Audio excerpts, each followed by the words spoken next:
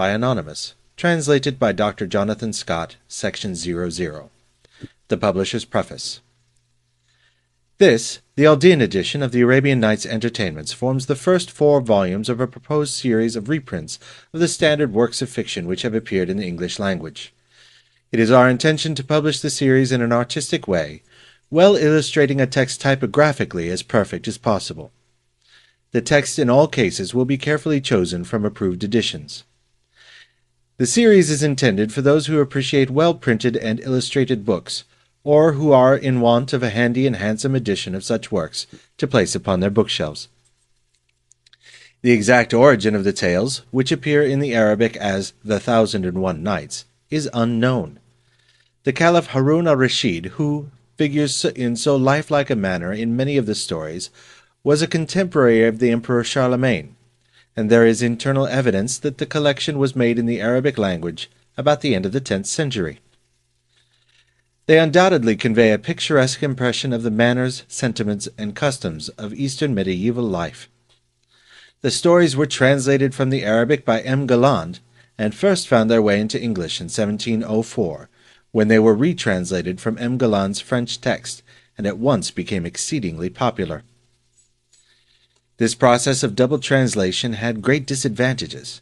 It induced Dr. Jonathan Scott, Oriental professor, to publish in 1811 a new edition, revised and corrected from the Arabic. It is upon this text that the present edition is formed. It will be found free from that grossness which is unavoidable in a strictly literal translation of the original into English, and which has rendered the splendid translations of Sir R. Burton and Mr. J. Payne quite unsuitable as the basis of a popular edition, though at the same time stamping the works as the 2 most perfect editions for the students. The scholarly translation of Lane, by the too strict an adherence to Oriental forms of expression and somewhat pedantic rendering of the spelling of proper names, is found to be tedious to a very large number of readers, attracted by the rich imagination, romance, and humor of these tales. End of Section 00. Recording by Tim Gregory, Seattle, Washington.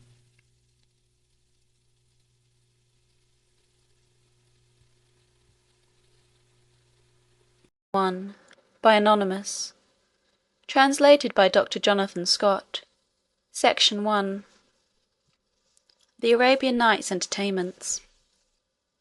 The chronicles of the Sassanians, ancient kings of Persia, who extended their empire into the Indies, over all the adjacent islands, and a great way beyond the Ganges as far as China, acquaint us that there was formerly a king of that potent family, who was regarded as the most excellent prince of his time. He was as much beloved by his subjects for his wisdom and prudence, as he was dreaded by his neighbours on account of his valour and well-disciplined troops. He had 2 sons, the elder, Shahryar, the worthy heir of his father, and endowed with all his virtues; the younger, Shaw-Zummaun, a prince of equal merit. After a long and glorious reign, this king died, and Shahryar mounted his throne. Shaw-Zummaun, being excluded from all share in the government by the laws of the empire, and obliged to live a private life, was so far from envying the happiness of his brother, that he made it his whole business to please him, and in this succeeded without much difficulty. Shahryar, who had naturally a great affection for the prince his brother, gave him the kingdom of Great Tartary. Shaw-Zummaun went immediately and took possession of it, and fixed the seat of his government at Samarcand, the metropolis of the country. After they had been separated 10 years, Shahryar, being very desirous of seeing his brother, resolved to send an ambassador to invite him to his court. He made choice of his prime vizier for the embassy, and sent him to Tartary, with a retinue answerable to his dignity. The vizier proceeded with all possible expedition to Samarcand. When he came near to the city, Shaw-Zummaun was informed of his approach, and went to meet him, attended by the principal lords of his court, who, to show the greater honour to the sultan's minister, appeared in magnificent apparel. The king of Tartary received the ambassador with the greatest demonstrations of joy, and immediately asked him concerning the welfare of the sultan his brother. The vizier, having acquainted him that he was in health, informed him of the purpose of his embassy. Shaw-zummaun was much affected, and answered, "Sage vizier, the sultan my brother does me too much honour. Nothing could be more agreeable to me, for I as ardently long to see him as he does to see me. Time has not diminished my friendship more than his. My kingdom is in peace, and I want no more than 10 days to get myself ready to return with you. There is therefore no necessity for your entering the city for so short a period. I pray you to pitch your tents here, and I will order everything necessary to be provided for yourself and your attendants." The vizier readily complied, and as soon as the king returned to the city, he sent him a prodigious quantity of provisions of all sorts, with presents of great value. In the meanwhile Shaw-zummaun prepared for his journey, gave orders about his most important affairs, appointed a council to govern in his absence, and named a minister, of whose wisdom he had sufficient experience, and in whom he had entire confidence to be their president. At the end of 10 days, his equipage being ready, he took leave of the queen his wife, and went out of town in the evening with his retinue. He pitched his royal pavilion near the vizier's tent, and conversed with him till midnight.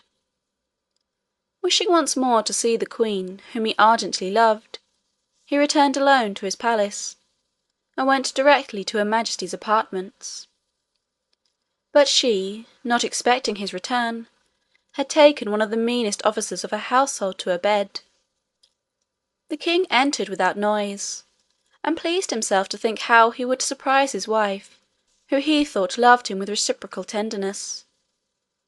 But how great was his astonishment, when, by the light of the flambeau, he beheld a man in her arms!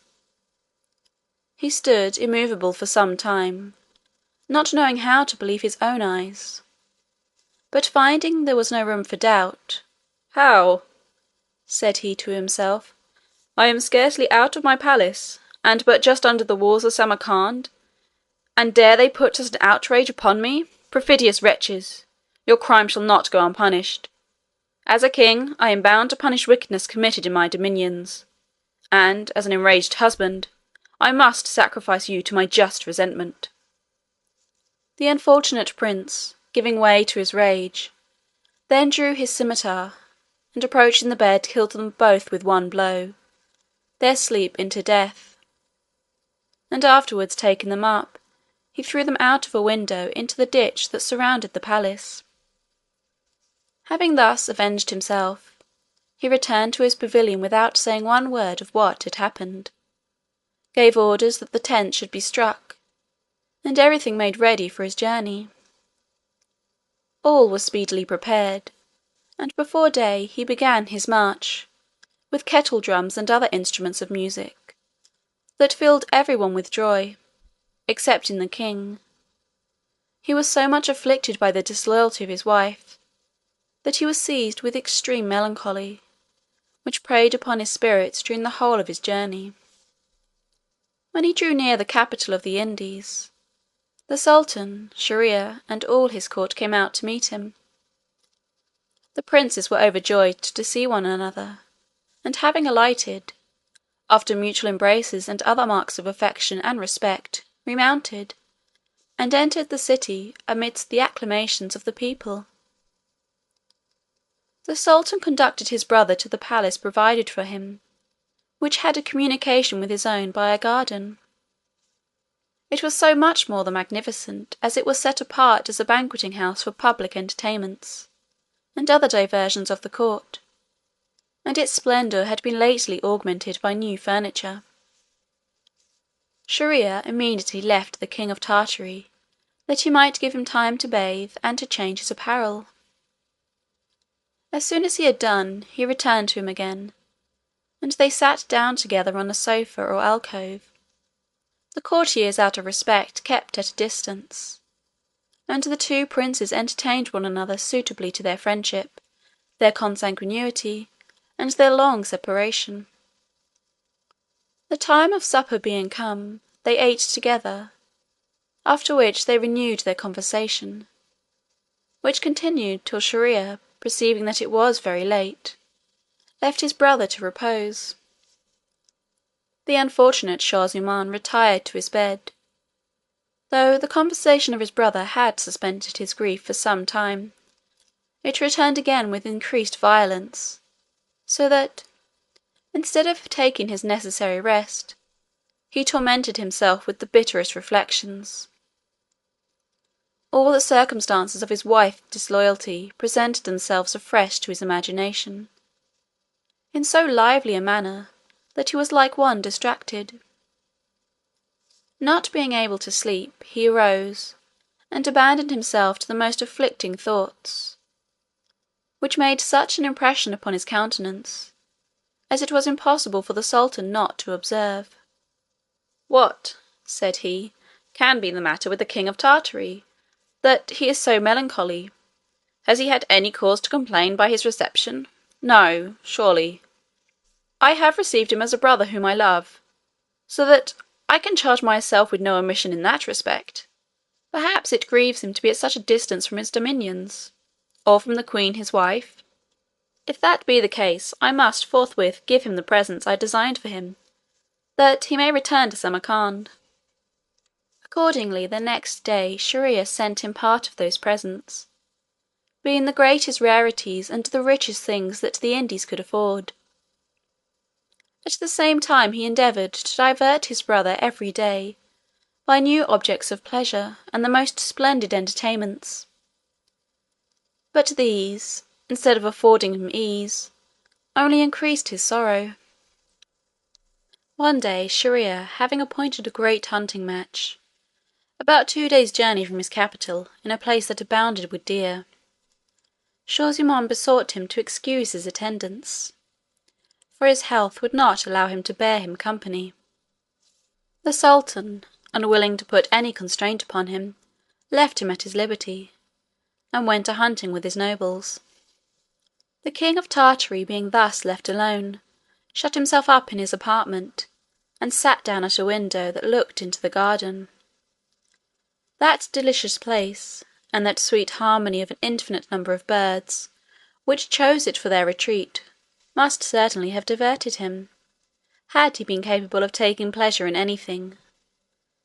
But being perpetually tormented with the fatal remembrance of his queen's infamous conduct, his eyes were not so much fixed upon the garden, as lifted up to heaven to bewail his misfortune. While he was thus absorbed in grief, a circumstance occurred which attracted the whole of his attention. A secret gate of the Sultan's palace suddenly opened, and there came out of it 20 women, in the midst of whom walked the Sultaness, who was easily distinguished from the rest by her majestic air. This princess, thinking that the King of Tartary was gone a-hunting with his brother the Sultan, came with her retinue near the window of his apartment, for the prince had so placed himself that he could see all that passed in the garden without being perceived himself. He observed that the persons who accompanied the Sultaness threw off their veils and long robes, that they might be more at their ease. But he was greatly surprised to find that 10 of them were black men, and that each of these took his mistress.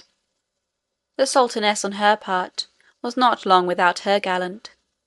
She clapped her hands and called, "Masoud, Masoud!"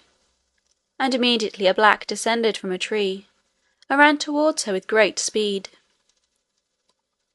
Modesty will not allow, nor is it necessary, to relate what passed between the blacks and the ladies. It is sufficient to say that Shah Zuman saw enough to convince him that his brother was as much to be pitied as himself. This amorous company continued together till midnight, and having bathed together in a great piece of water, which was one of the chief ornaments of the garden, they dressed themselves, and re-entered the palace by the secret door, all except Masoud, who climbed up his tree, and got over the garden wall as he had come in.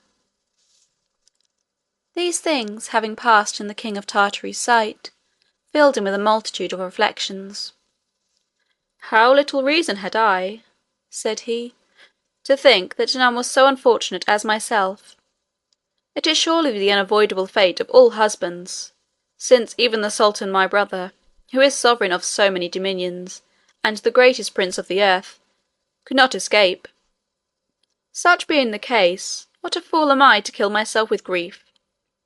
I am resolved that the remembrance of a misfortune so common shall never more disturb my peace."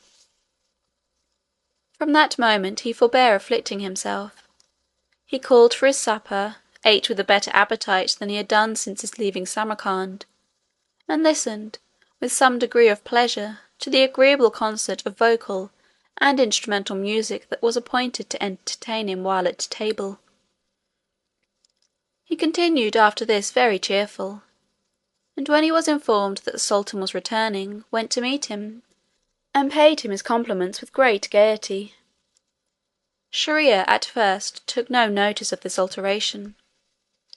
He politely expostulated with him for not bearing him company, and without giving him time to reply, entertained him with an account of the great number of deer and other game they had killed, and the pleasure he had received in the chase.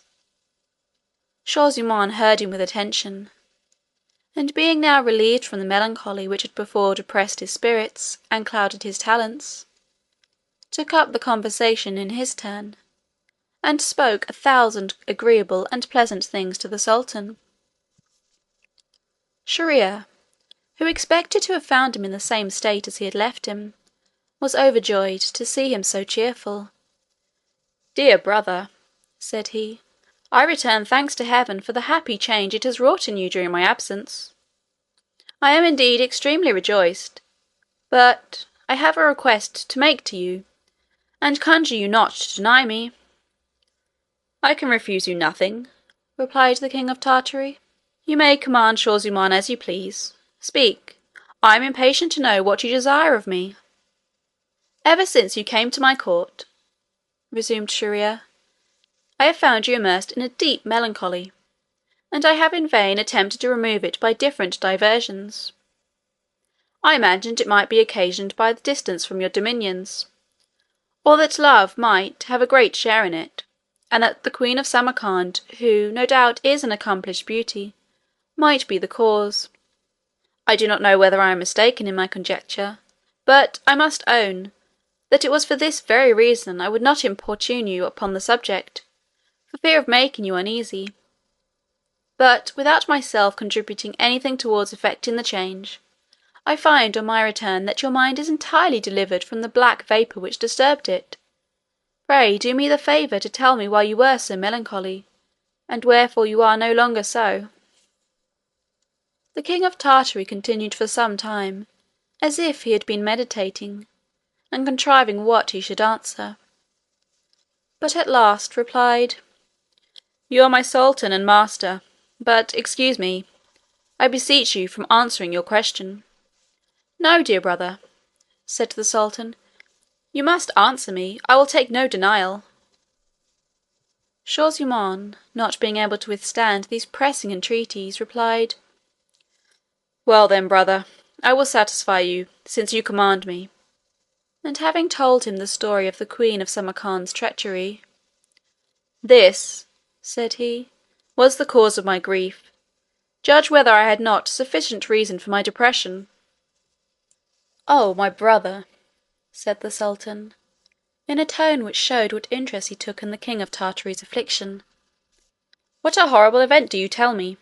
I commend you for punishing the traitors who offered you such an outrage. None can blame you for what you have done. It was just, and for my part, had the case been mine, I should scarcely have been so moderate. I could not have satisfied myself with the life of one woman. I should have sacrificed 1,000 to my fury. I now cease to wonder at your melancholy.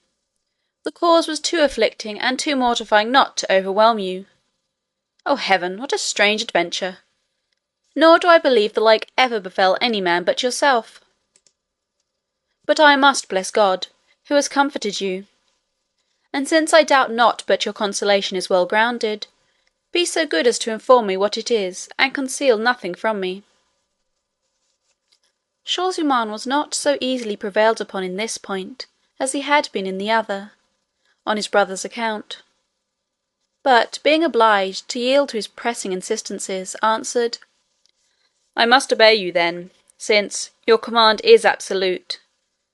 Yet I am afraid that my obedience will occasion your trouble to be greater than my own.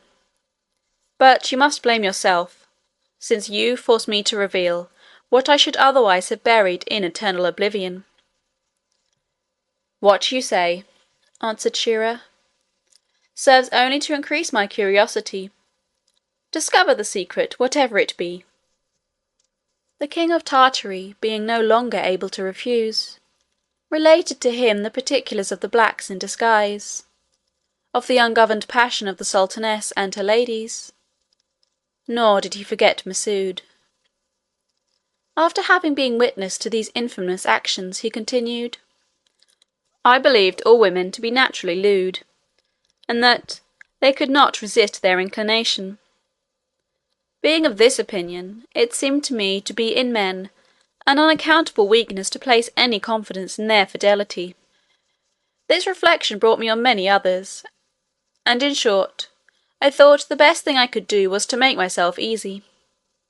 It cost me some pains indeed, but at last I grew reconciled, and if you will take my advice, you will follow my example."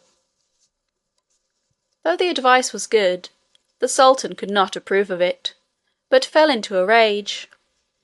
"What!" said he, "is the sultaness of the Indies capable of prostituting herself in so base a manner? No, brother, I cannot believe what you state, unless I beheld it with my own eyes. Yours must needs have deceived you. The matter is so important that I must be satisfied of it myself." "Dear brother," answered Shaw-zummaun, "that you may, without much difficulty. Appoint another hunting match, and when we are out of town with your court and mine, we will rest under our tents, and at night let you and I return unattended to my apartments. I am certain the next day you will see a repetition of the scene." The sultan approved the stratagem, immediately appointed another hunting match, and that same day the tents were pitched at the place appointed. The next day the two princes set out with all their retinue. They arrived at the place of encampment, and stayed there till night. Shier-ear then called his grand vizier, and without acquainting him with his design, commanded him during his absence to suffer no person to quit the camp on any presence whatever. As soon as he had given this order, the king of Grand Tartary and he took horse, passed through the camp incognito, returned to the city, and went to Shaw-zummaun's apartment. They had scarcely placed themselves in the window whence the king of Tartary had beheld the scene of the disguised blacks, when the secret gate opened, and the sultaness and her ladies entered the garden with the blacks. And she, having called to Masoud, the sultan saw more than enough fully to convince him of his dishonour and misfortune. "Oh heavens!" he exclaimed, "what indignity! What horror! Can the wife of a sovereign be capable of such infamous conduct? After this, let no prince boast of being perfectly happy. Alas, my brother!"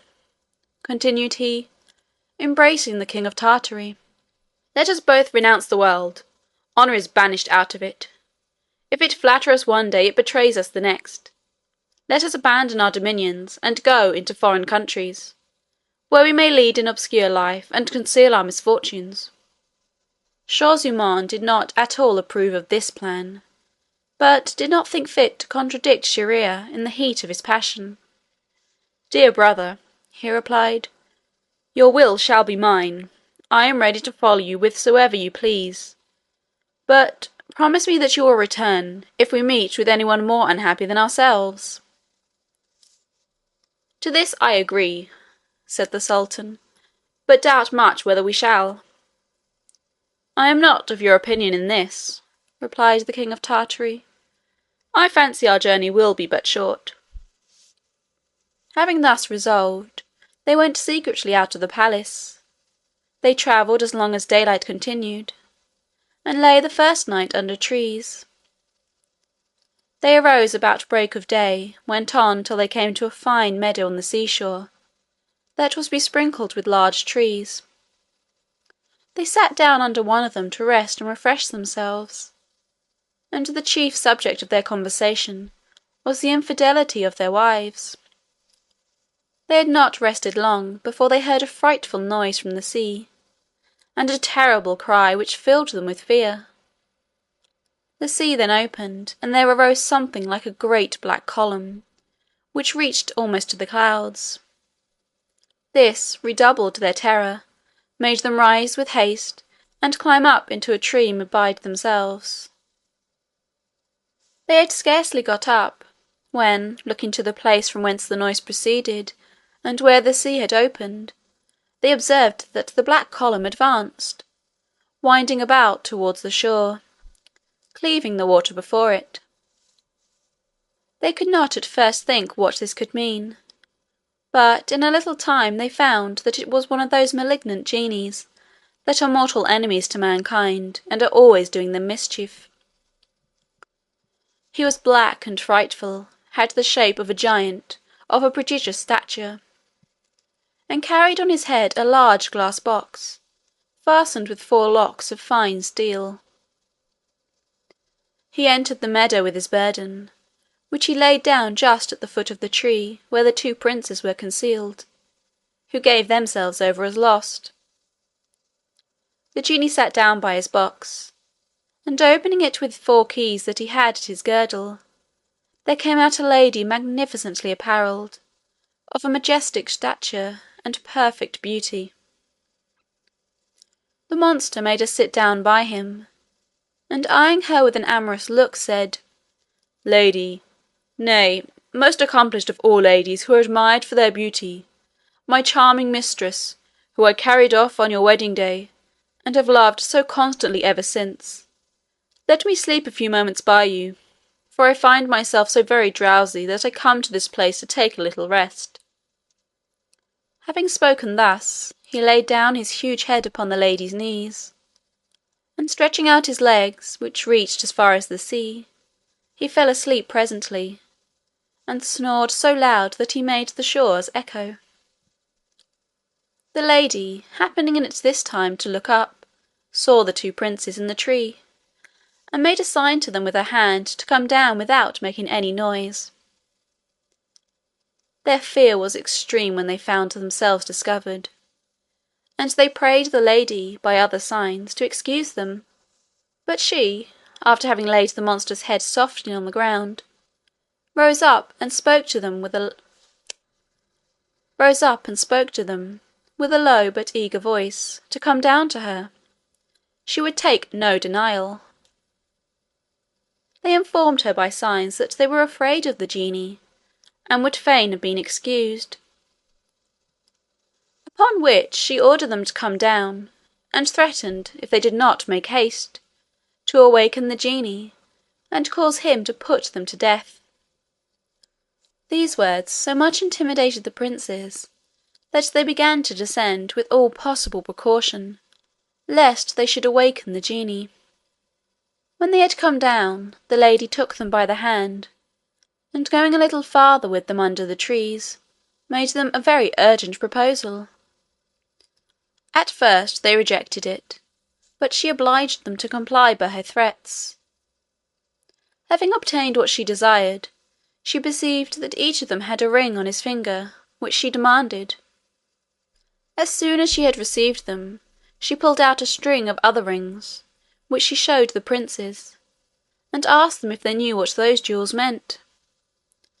"No," said they, "we hope you will be pleased to inform us." "These are," she replied, "the rings of all the men to whom I have granted my favours. There are 18, which I keep as memorials of them, and I asked for yours to make up the 100. So that I have 100 gallants already, notwithstanding the vigilance of this wicked genie, who never leaves me.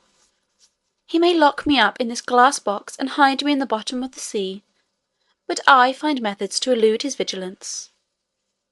You may see this, that when a woman has formed a project, there is no husband or lover that can prevent her from putting it in execution. Men had better not put their wives under such restraint, as it only serves to teach them cunning." Having spoken thus to them, she put their rings on the same string with the rest, and sitting down by the monster, as before, laid his head upon her lap, and made a sign to the princes to depart.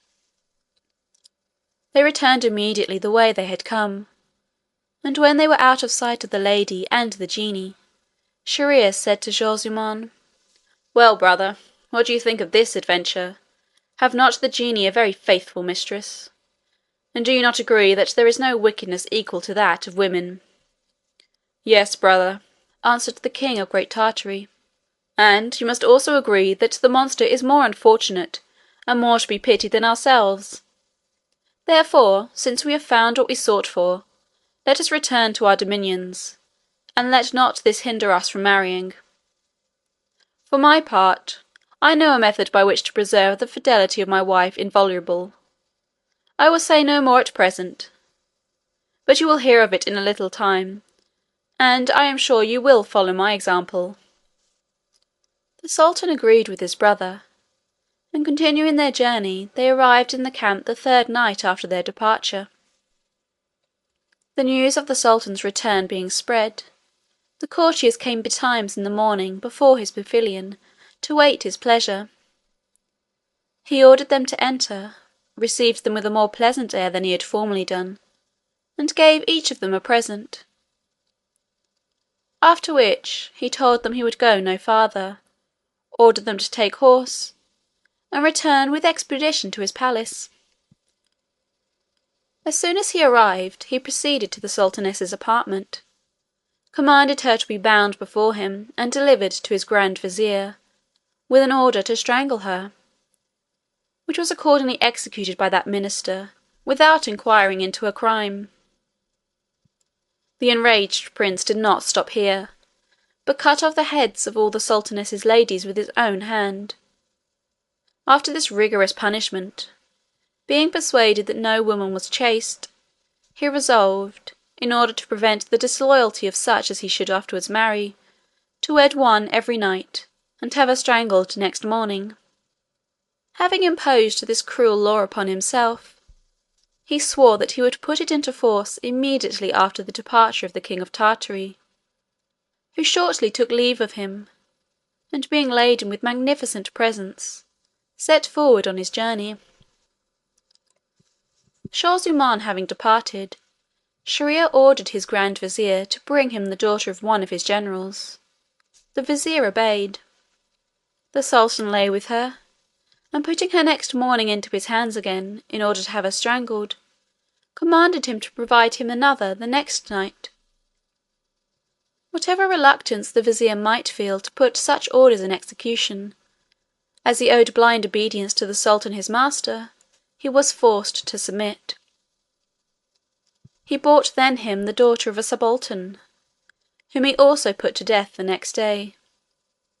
After her he brought a citizen's daughter, and, in a word, there was every day a maid married and a wife murdered. The rumour of this unparalleled barbarity occasioned a general consternation in the city, where there was nothing but crying and lamenting.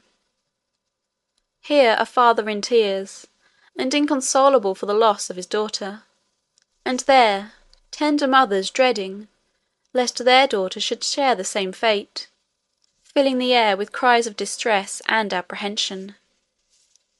So that, instead of the commendation and blessings which the Sultan had hitherto received from his subjects, their mouths were now filled with imprecations. The Grand Vizier, who, as has already been observed, was the unwilling executioner of this horrid course of injustice, had two daughters. The elder, called Scheherazade, and the younger Dinarzade. The latter was highly accomplished, but the former possessed courage, wit, and penetration, infinitely above her sex. She had read much, and had so admirable a memory, that she never forgot anything she had read. She had successfully applied herself to philosophy, medicine, history, and the liberal arts, and her poetry excelled the compositions of the best writers of her time. Besides this, she was a perfect beauty, and all her accomplishments were crowned by solid virtue. The vizier loved this daughter, so worthy of his affection.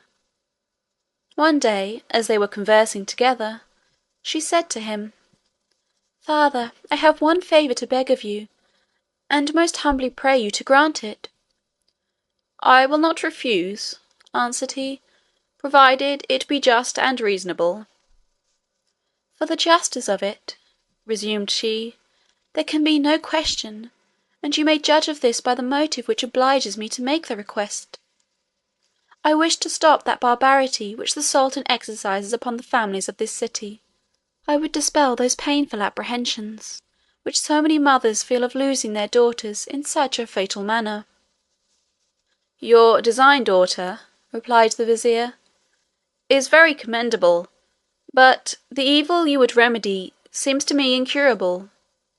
How do you propose to effect your purpose?" "Father," said Scheherazade, "since by your means the Sultan makes every day a new marriage, I conjure you, by the tender affection you bear me, to procure me the honour of his bed."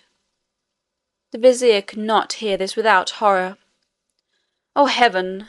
he replied in a passion, "have you lost your senses, daughter, that you make such a dangerous request? You know the Sultan has sworn that he will never lie above one night with the same woman, and to command her to be killed the next morning. Would you then have me propose you to him? Consider well to what your indiscreet zeal will expose you." "Yes, dear father," replied the virtuous daughter, "I know the risk I run, but that does not alarm me. If I perish, my death will be glorious, and if I succeed, I shall do my country an important service." "No, no," said the vizier. "Whatever you may offer to induce me to let you throw yourself into such imminent danger, do not imagine that I will ever consent. When the Sultan shall command me to strike my poniard into your heart, alas, I must obey. And what an employment will that be for a father! Ah, if you do not dread death, at least cherish some fears of afflicting me with the mortal grief of imbuing my hands in your blood." "Once more, father," replied Scheherazade, "grant me the favour I solicit." "Your stubbornness," resumed the vizier, "will rouse my anger. Why will you run headlong to your ruin? They who do not foresee the end of a dangerous enterprise can never conduct it to a happy issue. I am afraid the same thing will happen to you as befell the ass, which was well off, but could not remain so." "What misfortune befell the ass?" demanded Scheherazade.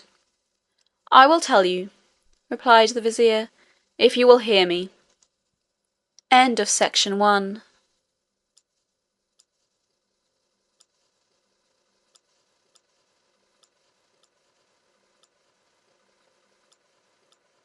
Section 2.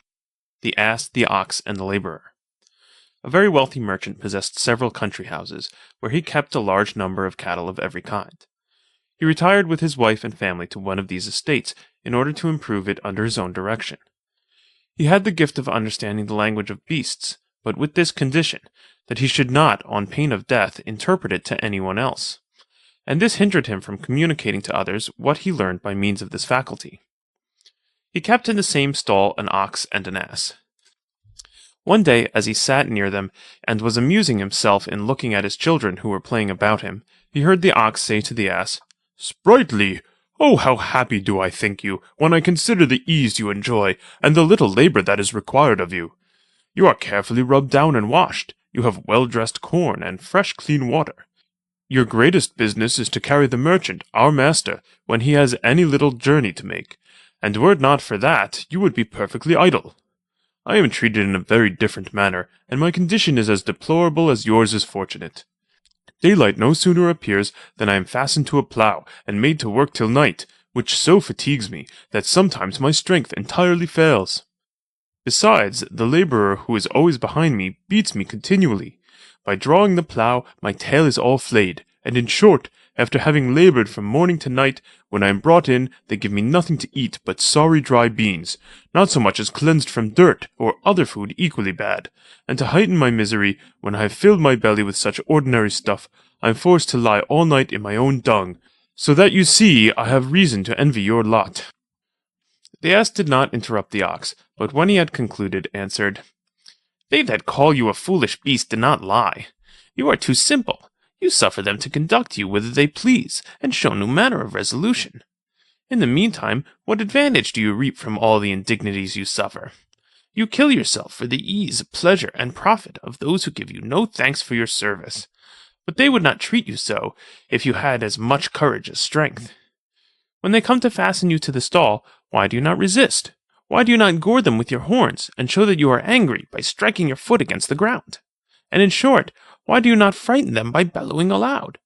Nature has furnished you with means to command respect, but you do not use them. They bring you sorry beans and bad straw. Eat none of them, only smell and then leave them.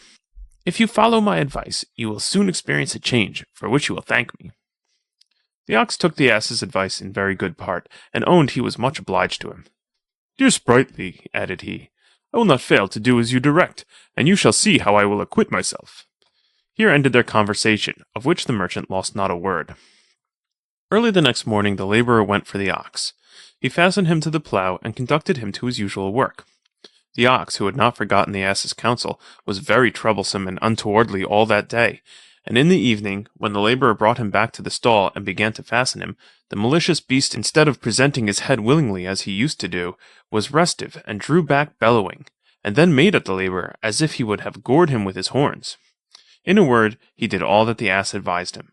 The day following, the labourer came as usual to take the ox to his labour, but finding the stall full of beans, the straw that he had put in the night before not touched, and the ox lying on the ground with his legs stretched out, and panting in a strange manner, he believed him to be unwell, pitied him, and thinking that it was not proper to take him to work, went immediately and acquainted his master with his condition. The merchant, perceiving that the ox had followed all the mischievous advice of the ass, determined to punish the latter, and accordingly ordered the labourer to go and put him in the ox's place, and to be sure to work him hard. The labourer did as he was desired. The ass was forced to draw the plough all that day, which fatigued him so much the more, as he was not accustomed to that kind of labour. Besides, he had been so soundly beaten that he could scarcely stand when he came back. Meanwhile the ox was mightily pleased. He ate up all that was in his stall, and rested himself the whole day. He rejoiced that he had followed the ass's advice, blessed him 1,000 times for the kindness he had done him, and did not fail to express his obligations when the ass had returned. The ass made no reply, so vexed was he at the ill treatment he had received, but he said within himself, It is by my own imprudence that I have brought this misfortune upon myself. I lived happily, everything smiled upon me. I had all that I could wish, and it is my own fault that I am brought to this miserable condition, and if I cannot contrive some way to get out of it, I am certainly undone. As he spoke, his strength was so much exhausted that he fell down in his stall, as if he had been half dead. Here the Grand Vizier himself to Scheherazade, and said, Daughter, you act just like this ass. You will expose yourself to destruction by your erroneous policy. Take my advice. Remain quiet, and do not seek to hasten your death. Father, replied Scheherazade, the example you have set before me will not induce me to change my resolution. I will never cease importuning you until you present me to the Sultan as his bride. The Vizier, perceiving that she persisted in her demand, replied, Alas! Then, since you will continue obstinate, I shall be obliged to treat you in the same manner as the merchant whom I before referred to treated his wife a short time after. The merchant, understanding that the ass was in a lamentable condition, was desirous of knowing what passed between him and the ox. Therefore, after supper, he went out by moonlight and sat down by them, his wife bearing him company. After his arrival, he heard the ass say to the ox, Comrade, tell me, I pray you, what you intend to do tomorrow when the labourer brings you meat. What will I do? Replied the ox. I will continue to act as you taught me. I will draw back from him and threaten him with my horns, as I did yesterday. I will feign myself ill and at the point of death. Beware of that, replied the ass. It will ruin you, For as I came home this evening, I heard the merchant, our master, say something that makes me tremble for you." "Alas, what did you hear?" demanded the ox. "As you love me, withhold nothing from me, my dear Sprightly." "Our master," replied the ass, "addressed himself thus to the laborer. Since the ox does not eat and is not able to work, I would have him killed tomorrow, and we will give his flesh as an alms to the poor for God's sake. As for the skin, that will be of use to us, and I would have you give it to the courier to dress. Therefore, be sure to send for the butcher." "This is what I had to tell you," said the ass. "The interest I feel in your preservation and my friendship for you obliged me to make it known to you and to give you new advice. As soon as they bring you your bran and straw, rise up and eat heartily. Our master will by this think that you are recovered, and no doubt will recall his orders for killing you. But if you act otherwise, you will certainly be slaughtered." This discourse had the effect which the ass designed. The ox was greatly alarmed and bellowed for fear. The merchant, who heard the conversation very attentively, fell into a loud fit of laughter. His wife was greatly surprised, and asked, "Pray, husband, tell me what you laugh at so heartily that I may laugh with you." "Wife," replied he, "you must content yourself with hearing me laugh." "No," returned she, "I will know the reason." "I cannot afford you that satisfaction," he, "and can only inform you that I laugh at what our ass just now said to the ox. The rest is a secret, which I am not allowed to reveal." "What," demanded she, "hinders you from revealing the secret?" "If I tell it you," replied he, "I shall forfeit my life." "You only jeer me," cried his wife.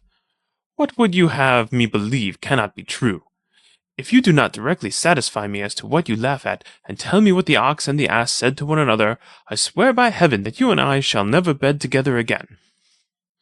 Having spoken thus, she went into the house, and seating herself in a corner, cried there all night. Her husband lay alone, and finding next morning that she continued in the same humour, told her she was very foolish to afflict herself in that manner, that the thing was not worth so much, that it concerned her very little to know, while it was of the utmost consequence to him to keep the secret. "Therefore," continued he, "I conjure you to think no more of it."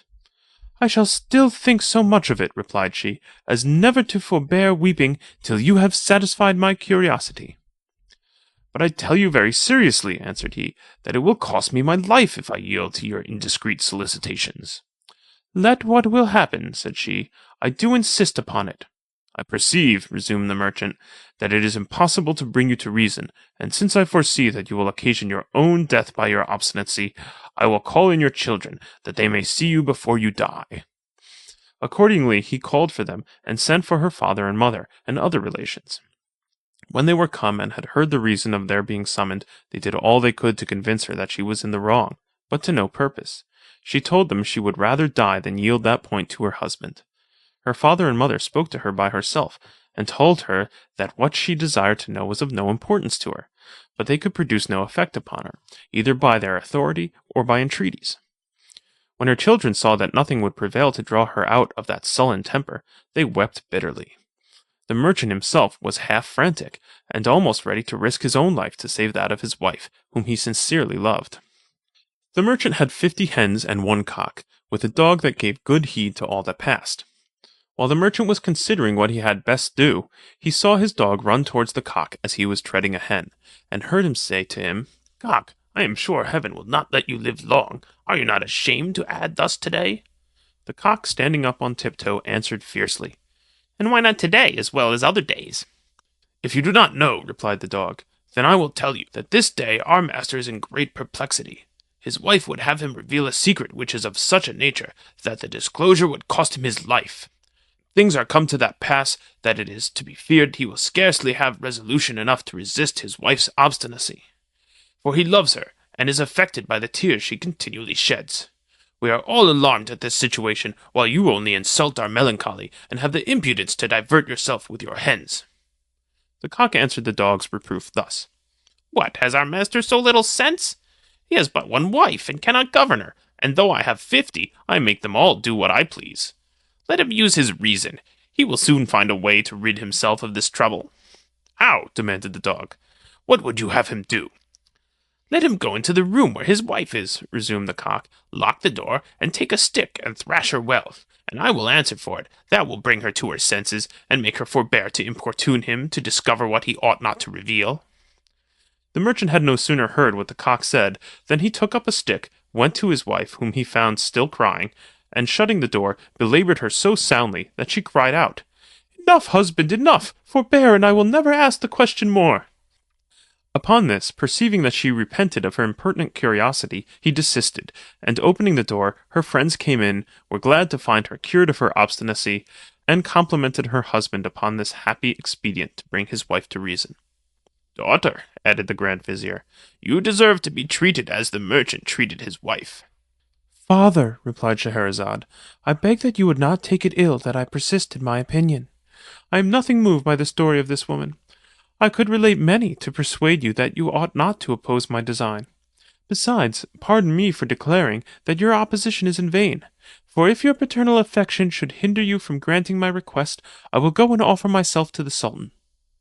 In short, the father, being overcome by the resolution of his daughter, yielded to her importunity, and though he was much grieved that he could not divert her from so fatal a resolution, he went instantly to acquaint the Sultan that next night he would bring him Scheherazade. The Sultan was much surprised at the sacrifice which the Grand Vizier proposed to make. "How could you," said he, "resolve to bring me your own daughter?" "Sir," answered the Vizier, "it is her own offer. The sad destiny that awaits her could not intimidate her. She prefers the honor of being your Majesty's wife for one night to her life." "But do not act under a mistake, Vizier," said the Sultan. "Tomorrow, when I place Scheherazade in your hands, I expect you will put her to death, and if you fail, I swear that your own life shall answer." "Sir," rejoined the Vizier, "my heart without doubt will be full of grief to execute your commands, but it is to no purpose for nature to murmur. Though I am her father, I will answer for the fidelity of my hand to obey your order." Shier-ear accepted his minister's offer, and told him he might bring his daughter when he pleased. The Grand Vizier went with the intelligence to Scheherazade, who received it with as much joy as if it had been the most agreeable information she could have received. She thanked her father for having so greatly obliged her, and perceiving that he was overwhelmed with grief, told him for his consolation that she hoped he would never repent of having married her to the Sultan, and that, on the contrary, he should have reason to rejoice at his compliance all his days. Her business now was to adorn herself to appear before the Sultan. But before she went, she took her sister Dinarzade apart, and said to her, "My dear sister, I have need of your assistance in a matter of great importance, and must pray you not to deny it me. My father is going to conduct me to the Sultan. Do not let this alarm you, but hear me with patience. As soon as I am in his presence, I will pray him to allow you to lie in the bride chamber, that I may enjoy your company this one night more. If I obtain that favour, as I hope to do, remember to awake me tomorrow an hour before day, and to address me in these or some such words.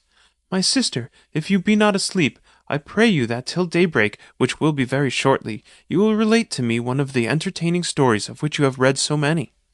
I will immediately tell you one, and I hope by this means to deliver the city from the consternation it is under at present."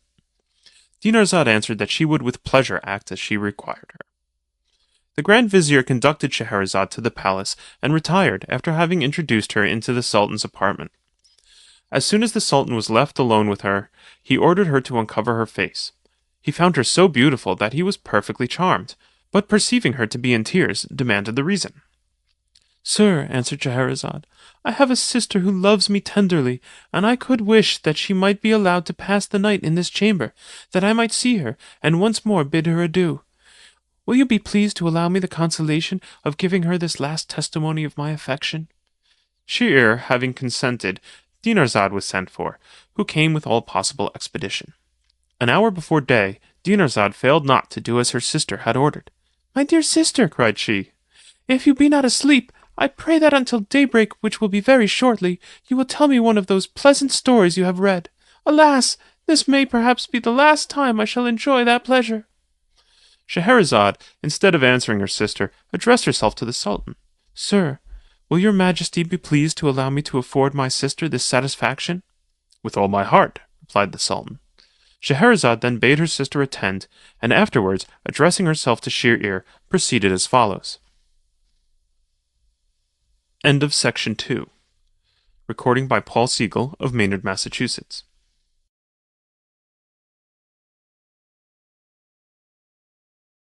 Arabian Nights Entertainments, Volume 1, by Anonymous, translated by Dr. Jonathan Scott, Section 3.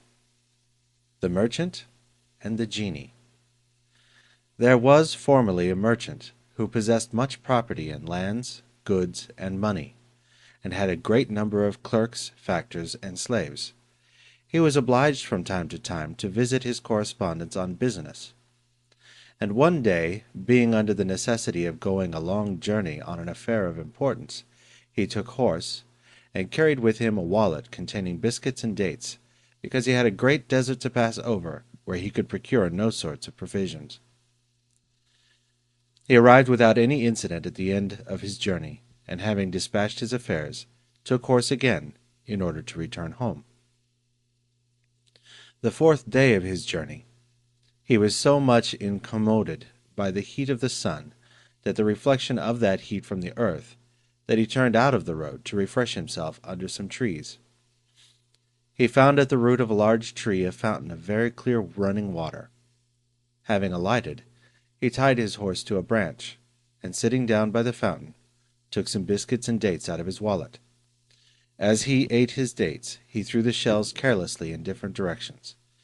When he had finished his repast, being a good Mussulman, he washed his hands, face, and feet, and said his prayers. Before he had finished, and while he was yet on his knees, he saw a genie, white with age, and of monstrous bulk, advancing toward him with a scimitar in his hand. The genie spoke to him in a terrible voice. "Rise, that I may kill thee with this scimitar, as thou hast killed my son," and accompanied these words with a frightful cry. The merchant, being as much alarmed at the hideous shape of the monster as at his threatening language, answered him, trembling, "Alas, my good lord, of what crime can I be guilty toward you, that you should take away my life?" "I will," replied the genie, "kill thee as thou hast killed my son." "Heavens!" exclaimed the merchant, "how could I kill your son? I never knew, and never saw him." "Did you not sit down when you came hither?" demanded the genie. "Did you not take dates out of your wallet? And as you ate them, did you not throw the shells about in different directions?"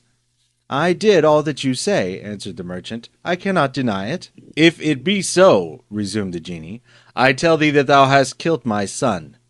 And in this manner, when thou wert throwing the shells about, my son was passing by, and thou didst throw one into his eye, which killed him.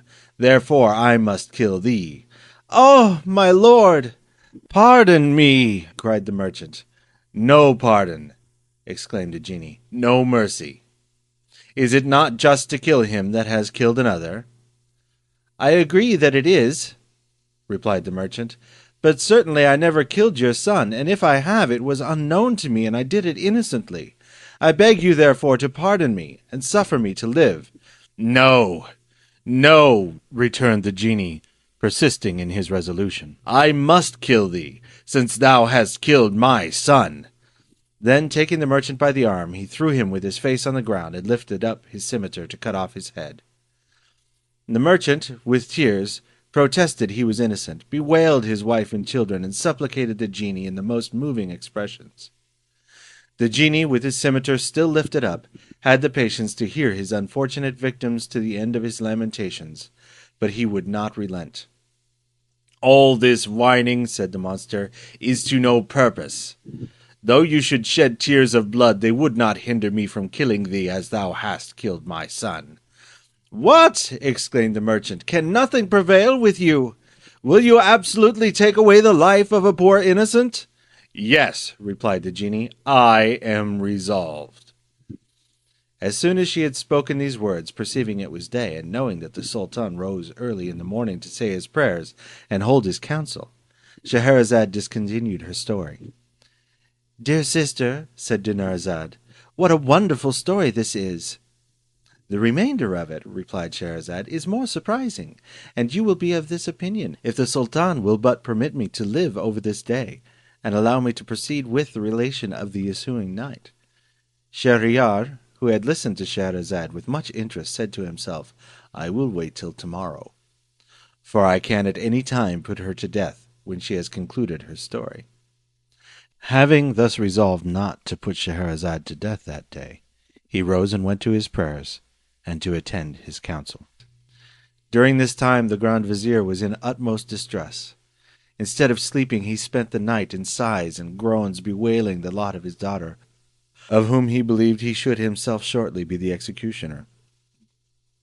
As, with this melancholy prospect before him, he dreaded to meet the Sultan, he was agreeably surprised when he found the prince enter the council chamber without giving him the fatal orders he expected. The Sultan, according to his custom, spent the day in regulating his affairs, and when the night had closed in, retired with Scheherazade. The next morning before day, Dinarzade failed not to call to her sister, "My dear sister, if you be not asleep, I pray you till daybreak, which is very near, to go on with the story you began last night." The Sultan, without waiting for Scheherazade to ask his permission, bade her proceed with the story of the genie and the merchant, upon which Scheherazade continued her relation as follows. F.N. In the original work, Scheherazade continually breaks off to ask the Sultan to spare her life for another day, that she may finish the story she is relating.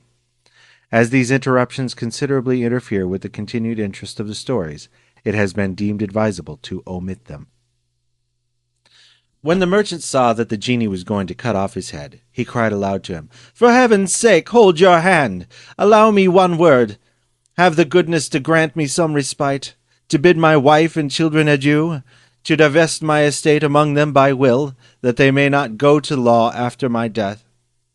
When I have done this, I will come back and submit to whatever you shall please to command."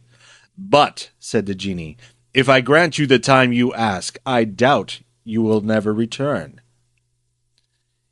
"If you will believe my oath," answered the merchant, "I swear by all that is sacred, that I will come and meet you here without fail." "What time do you require, then?" demanded the genie. "I ask a year," said the merchant. "I cannot, in less, settle my affairs, and prepare myself to die without regret. But I promise you that this day, 12 months, I will return under these trees, to put myself into your hands." "Do you take heaven to be witness to this promise?" said the genie. "I do," answered the merchant, "and you may rely upon my oath." Upon this the genie left him near the fountain, and disappeared. The merchant, being recovered from his terror, mounted his horse, and proceeded on his journey, glad on the one hand that he escaped so great a danger, but grieved on the other when he reflected on his fatal oath. When he reached home, his wife and children received him with all the demonstrations of perfect joy. But he, instead of returning their caresses, wept so bitterly that his family apprehended something calamitous had befallen him.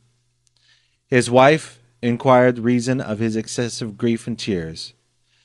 "We are all overjoyed," said she, "at your return. But you alarm us by your lamentations. Pray tell us the cause of your sorrow." "Alas," replied the husband, "I have but a year to live."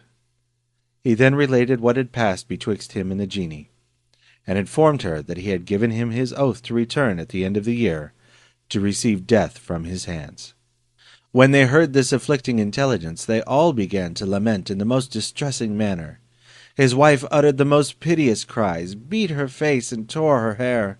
The children, all in tears, made the house resound with their groans, and the father, not being able to resist the impulse of nature, mingled his tears with theirs, so that, in a word, they exhibited the most affecting spectacle possible. On the following morning the merchant applied himself to put his affairs in order, and first of all to pay his debts. He made presents to his friends, gave liberal alms to the poor, set his slaves of both sexes at liberty, divided his property among his children, appointed guardians for that such of them as were not of age, and after restoring to his wife all that was due her by their marriage contract, he gave her in addition as much as the law would allow him. At last the year expired, and he was obliged to depart. He put his burial clothes in his wallet, but when he came to bid his wife and children adieu, their grief surpassed description. They could not reconcile their minds to the separation, but resolved to go and die with him. When, however, it became necessary for him to tear himself from these dear objects, he addressed them in the following terms: "My dear wife and children, I obey the will of heaven in quitting you. Follow my example, submit with fortitude to this necessity, and consider that it is the destiny of man to die." Having thus spoke, he went out of the hearing of the cries of his family, and pursuing his journey, arrived on the day appointed at the place where he had promised to meet the genie. He alighted, and seating himself down by the fountain, waited the coming of the genie with all the sorrow imaginable. Whilst he languished under this painful expectation, an old man, leading a hind, appeared and drew near him. After they had saluted one another, the old man said to him, "Brother, may I ask why you are come into this desert place, which is possessed solely by evil spirits, and where consequently you cannot be safe? From the beautiful trees which are seen here, one might indeed suppose the place inhabited, but it is in reality a wilderness, where it can be dangerous to remain long." The merchant satisfied his curiosity, and related to him the adventure which obliged him to be there. The old man listened with astonishment, and when he had done, exclaimed, "This is the most surprising thing in the world, and you are bound by the most inviolable oath. However, I will be the witness of your interview with the genie." He then seated himself by the merchant, and they entered into conversation. "But I see day," said Scheherazade, "and must leave off. Yet the best of the story is to come." The Sultan, resolving to hear the end of it, suffered her to live that day also. The next morning Dinarzade made the same request to her sister as before. "My dear sister," said she, "if you be not asleep, tell me one of the pleasant stories that you have read." But the Sultan, wishing to learn what followed betwixt the merchant and the genie, bade her proceed with that, which she did as follows. "Sir, while the merchant and the old man who led the hind were conversing, they saw another old man coming towards them, followed by 2 black dogs. And after they had saluted one another, he asked them what they did in that place. The old man with the hind told him the adventure of the merchant and genie, with all that had passed between them, particularly the merchant's oath. He added that it was the day agreed on, and that he was resolved to stay and see the issue. The second old man, thinking it was also worth his curiosity, resolved to do the same, and took his seat beside them. They had scarcely begun to converse together when there arrived a third old man leading a mule. He addressed himself to the 2 former, and asked why the merchant who sat with them looked so melancholy. They told him the reason, which appeared to him so extraordinary that he also resolved to witness the result. For that purpose sat down with them. In a short time they perceived a thick vapor, like a cloud of dust raised by a whirlwind, advancing towards them. When it had come to them, it suddenly vanished, and the genie appeared, who, without saluting them, went to the merchant with a drawn scimitar, taking him by the arm, said, "Get thee up, that I may kill thee as thou didst my son." The merchant and the 3 old men began to lament and fill the air with their cries. When the old man who led the hind saw the genie lay hold of the merchant and about to kill him, he threw himself at the feet of the monster, and kissing them said, "Prince of genies, I most humbly request you to suspend your anger and do me the favor to hear me. I will tell you the history of my life, and of the hind you see, and if you think it more wonderful and surprising than the adventure of the merchant, I hope you will pardon the unfortunate man a third of his offense." The genie took some time to deliberate on this proposal, but answered at last, "Well then, I agree." End of Section 3. Recording by Tim Gregory, Seattle, Washington.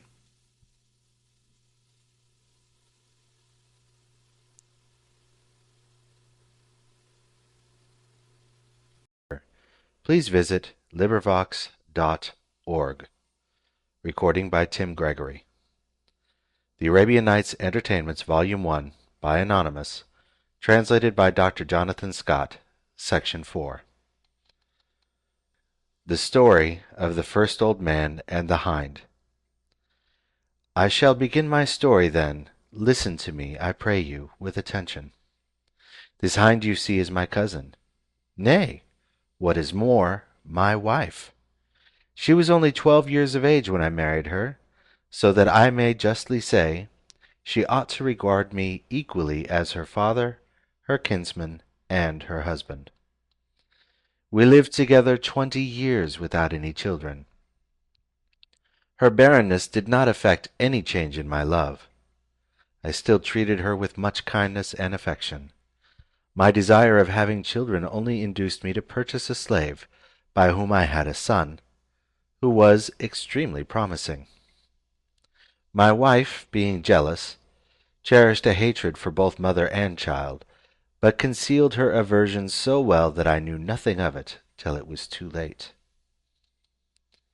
Meantime, my son grew up, and was 10 years old, when I was obliged to undertake a long journey.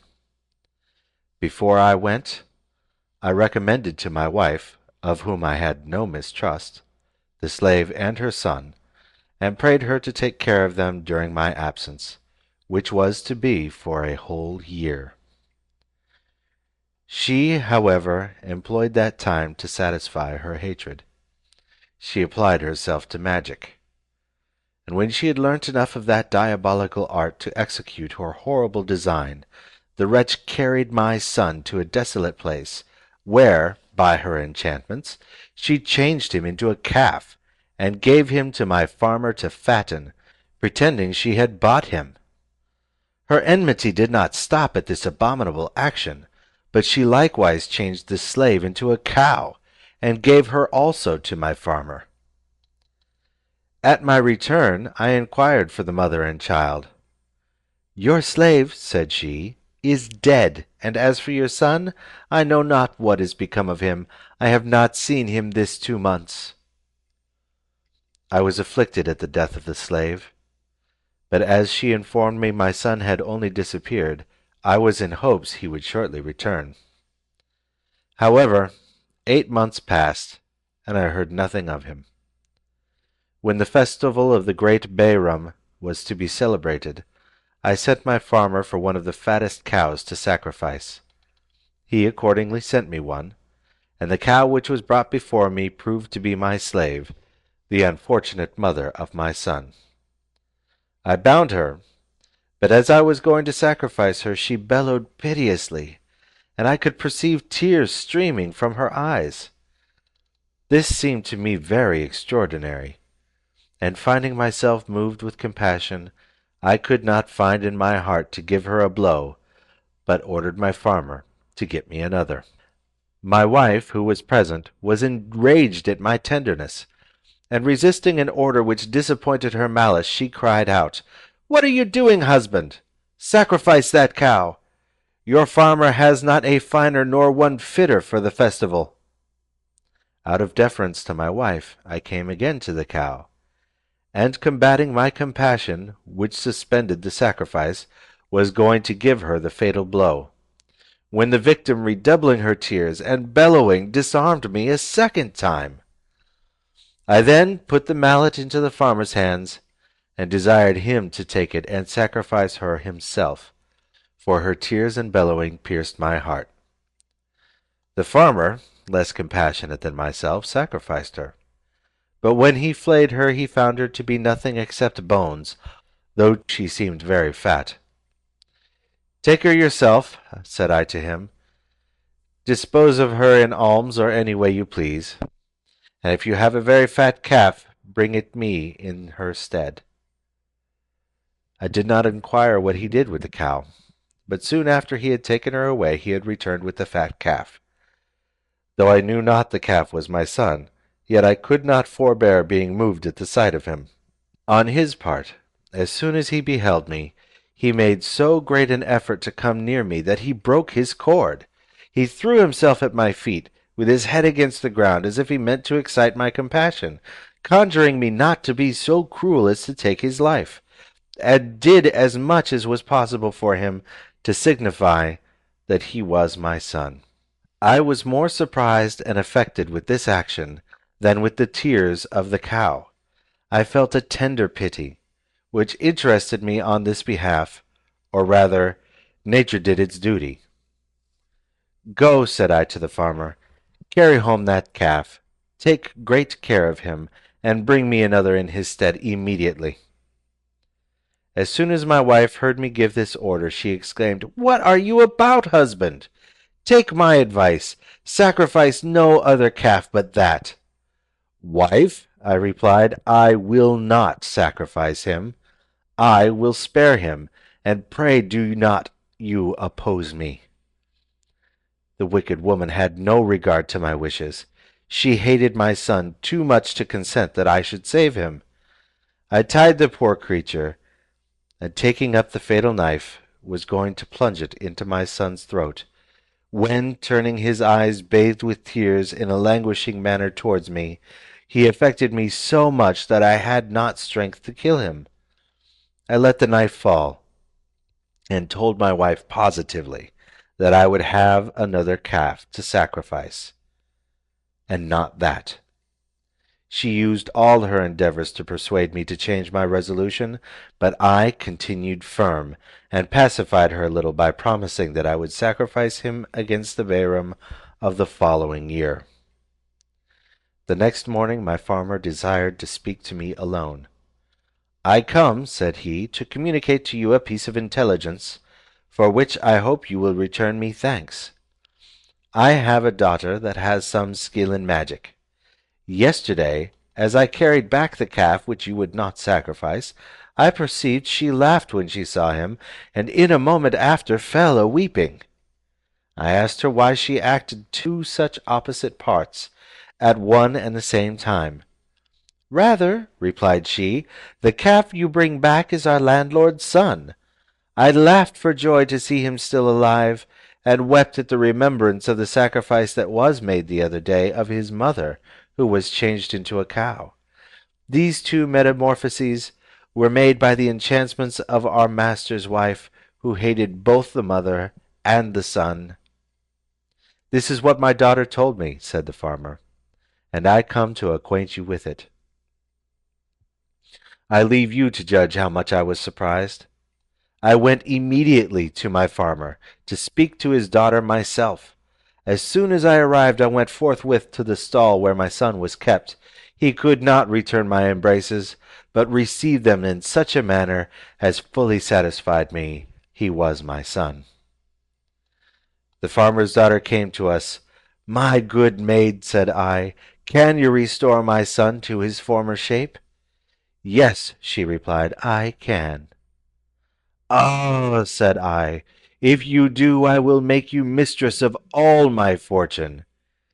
She answered me, smiling, "You are our master, and I well know what I owe to you, but I cannot restore your son to his former shape except on two conditions. The first is, that you give him to me for my husband, and the second, that you allow me to punish the person who changed him into a calf." "As to the first," I replied, "I agree with all my heart. Nay, I promise you more, a considerable fortune for yourself, independently of what I design for my son. In a word, you shall see how I will reward the great service I expect from you. As to what relates to my wife, I also agree. A person who has been capable of committing such a criminal action justly deserves to be punished. I leave her to your disposal, only I must pray you not to take her life." "I am going, then," answered she, "to treat her as she treated your son." "To this I consent," said I, "provided you first of all restore to me my son." The damsel then took a vessel full of water, pronounced over it words that I did not understand, and addressing herself to the calf, "O calf, if thou wast created by the Almighty and Sovereign Master of the world, such as thou appearest at this time, continue in that form. But if thou be a man, and art changed into a calf by enchantment, return to thy natural shape, by the permission of the Sovereign Creator." As she spoke, she threw water upon him, and in an instant he recovered his natural form. "My son! My dear son, cried I, immediately embracing him with such a transport of joy that I knew not what I was doing, it is heaven that has sent us this young maid, to remove the horrible charm by which you were enchanted, and to avenge the injury done to you and your mother. I doubt not but in acknowledgment you will make your deliverer your wife as I have promised. He joyfully consented, but before they married, she changed my wife into a hind, and this is she whom you see here. I desired she might have this shape, rather than another less agreeable, that we might see her in the family without honour. Since that time my son is become a widower, and gone to travel. It being now several years since I heard of him, I am come abroad to inquire after him, and not being willing to trust anybody with my wife till I should return home, I thought fit to take her everywhere with me. This is the history of myself in this hind. Is it not one of the most wonderful and surprising? I admit it is, said the genie, and on that account forgive the merchant 1/3 of his crime.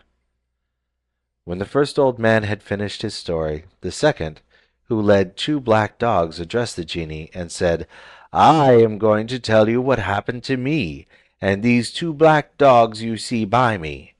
I am certain you will say that my story is yet more surprising than that which you have just heard, but when I have done this, I hope you will be pleased to pardon the merchant another third of his offence. I will, replied the genie, provided your story surpass that of the hind. Then the second old man began in this manner. End of section 4.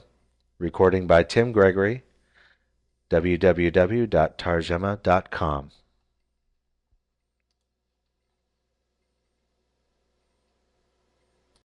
The Arabian Nights Entertainments, Volume 1, by Anonymous, translated by Dr. John Nathan Scott, Section 5. The Story of the Second Old Man and the 2 Black Dogs. Great Prince of Genies, you must know that we are 3 brothers, the 2 black dogs and myself. Our father, when he died, left each of us 1,000 sequins. With that sum, we all became merchants. A little time after we had opened shop, my eldest brother, one of these 2 dogs, resolved to travel and trade in foreign countries. With this view, he sold his estate and bought goods suited to the trade intended to follow. He went away and was absent a whole year. At the expiration of this time, a poor man who I thought has come to ask alms presented himself before me in my shop. I said to him, God help you.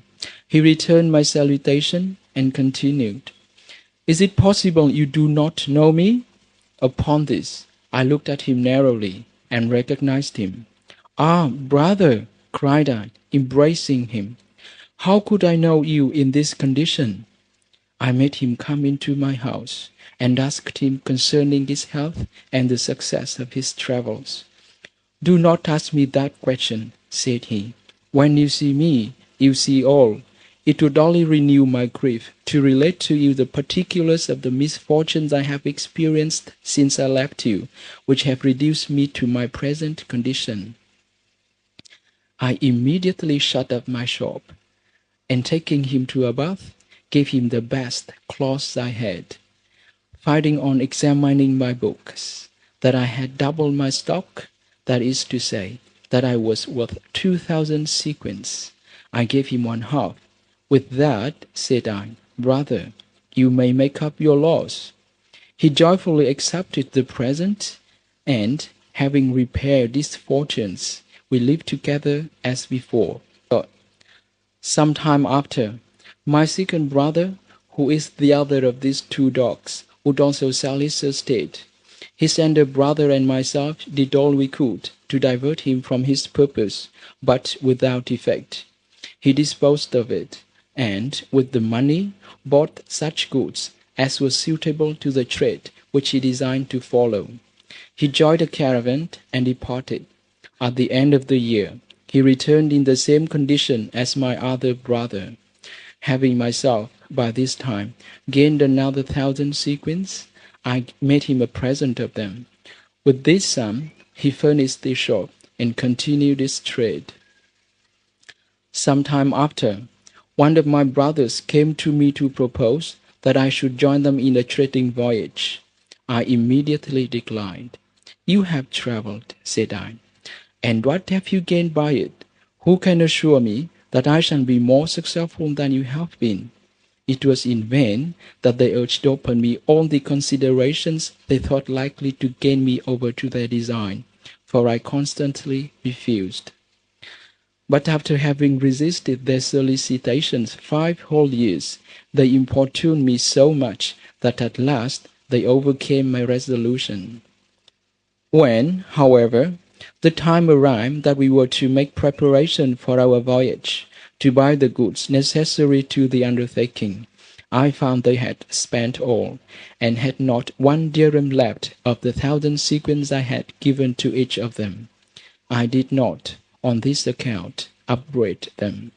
On the contrary, my stock being still 6,000 sequins, I shared the half of it with them, telling them, "My brothers, we must venture these 3,000 sequins, and hide the rest in some secure place, that in case our voyage be not more successful than yours was formerly, we may have wherewith to assist us, and to enable us to follow our ancient way of living." I gave each of them 1,000 sequins, and, keeping as much for myself, I buried the other 3,000 in a corner of my house.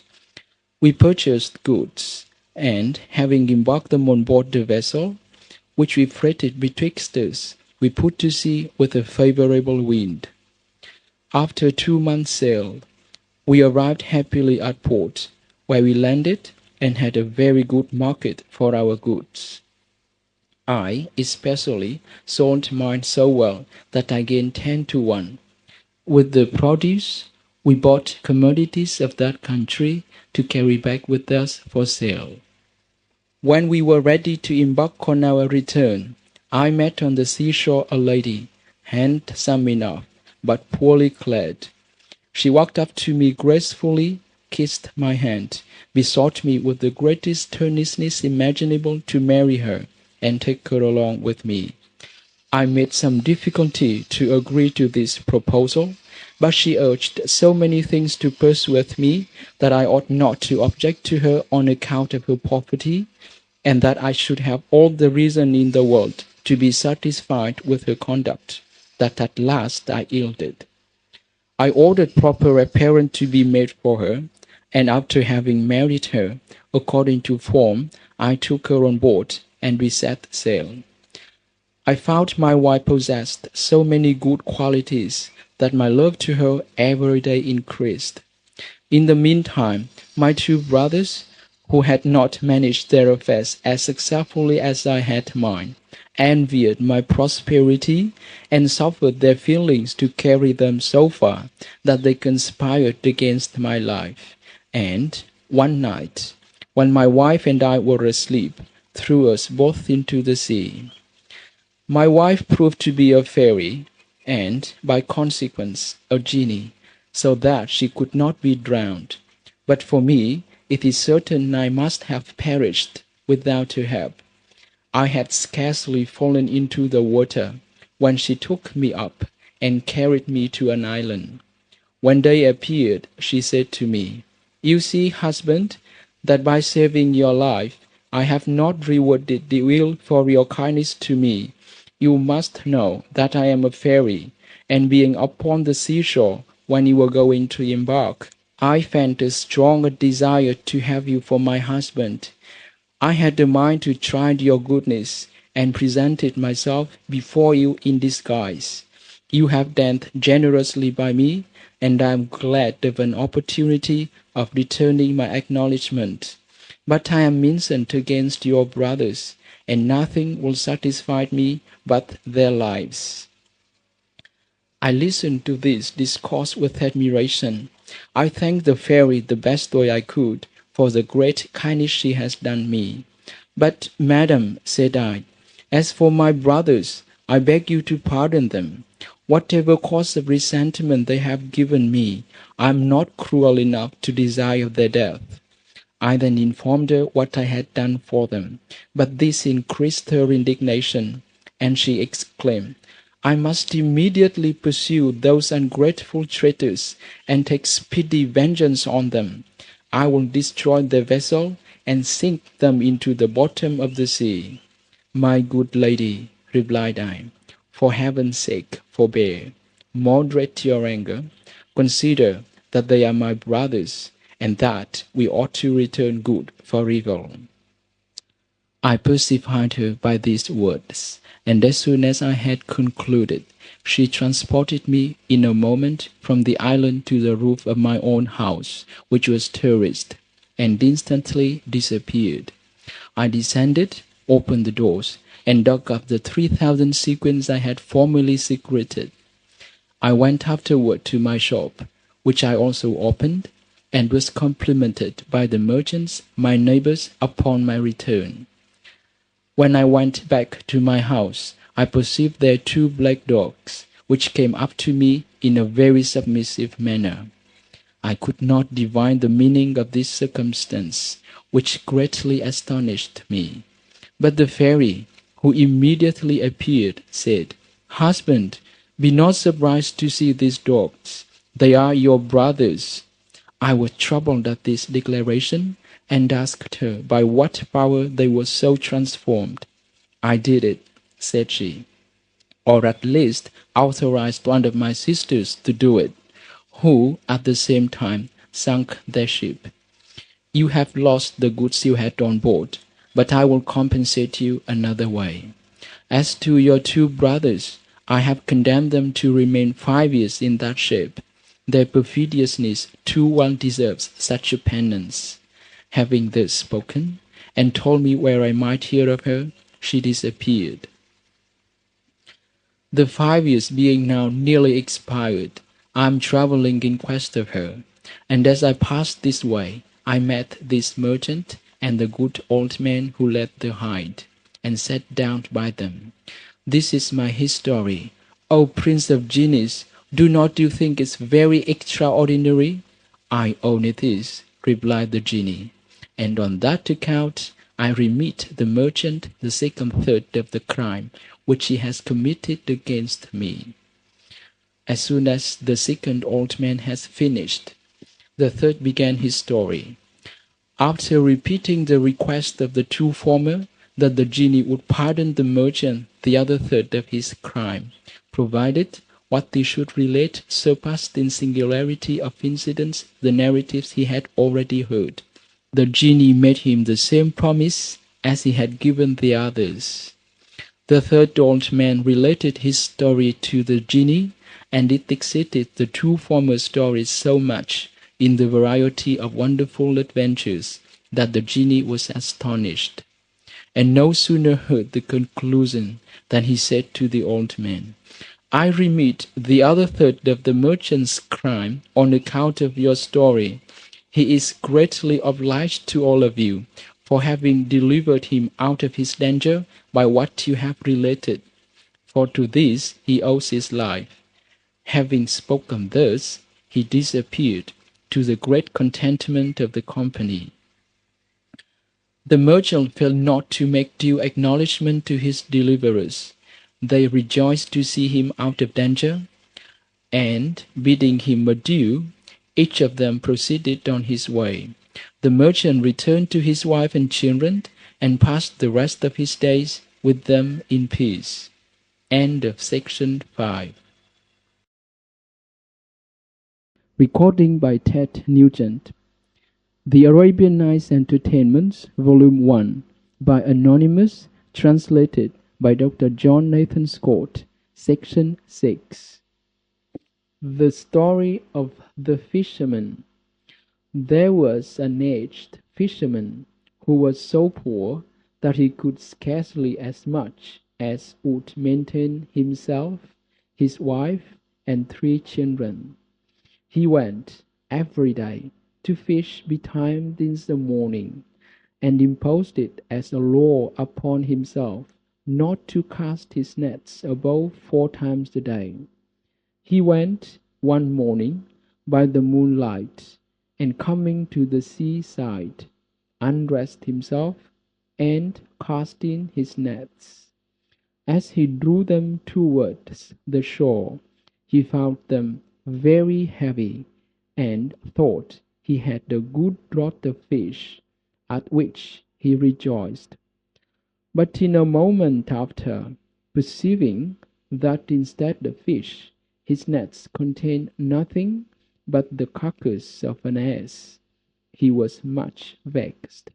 When the fisherman had mended his nets, which the carcass of the ass had broken in several places, he threw them in a second time, and when he drew them, found a great deal of resistance, which made him think he had taken abundance of fish.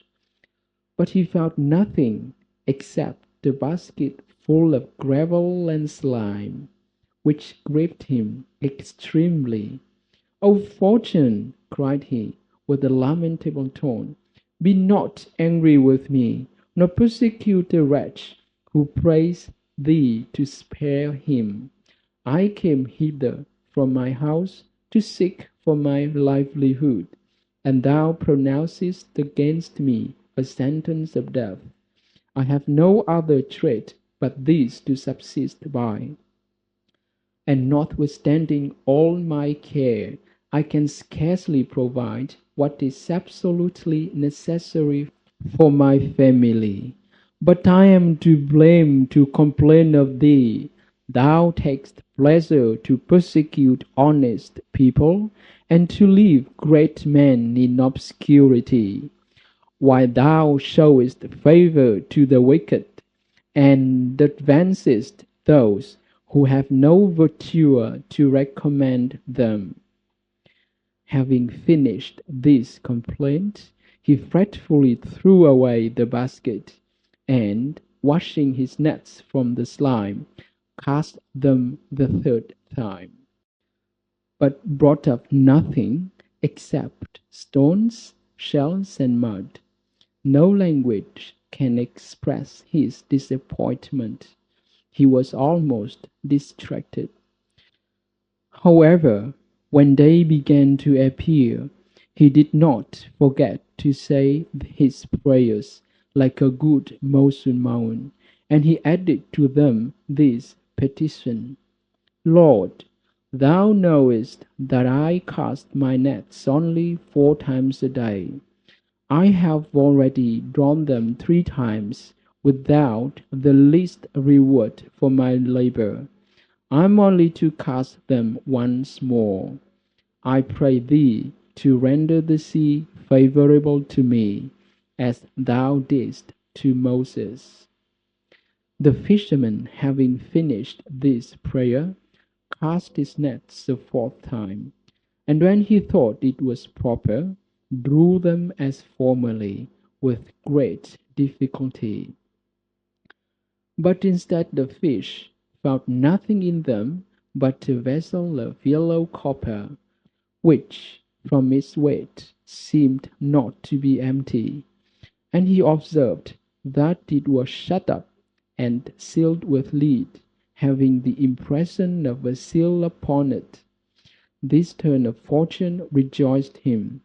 "I will sell it," said he, "to the founder, and with the money buy a measure of corn."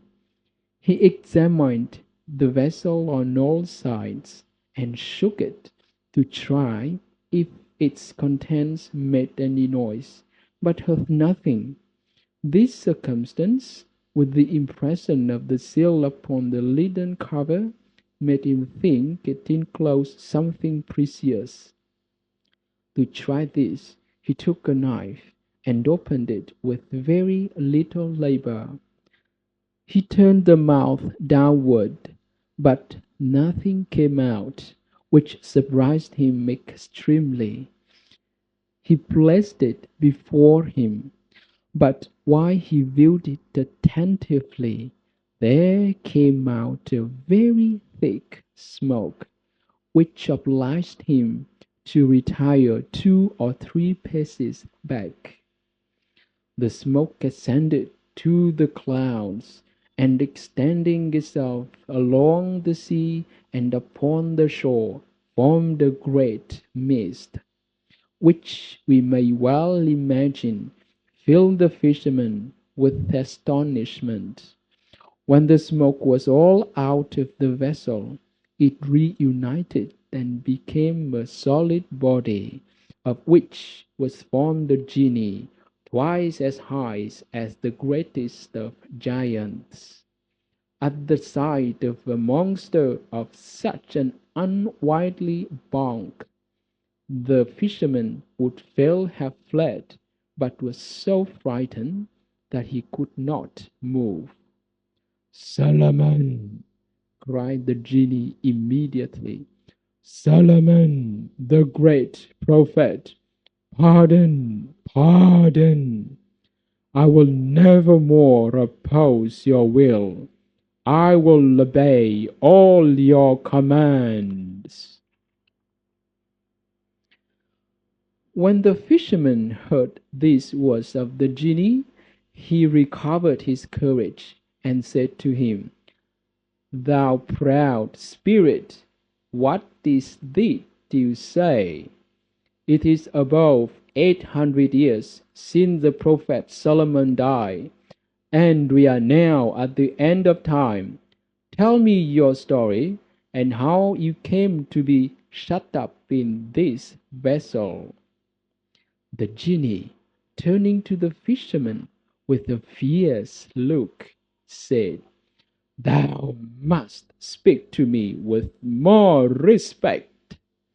Thou art a presumptuous fellow to call me the proud spirit."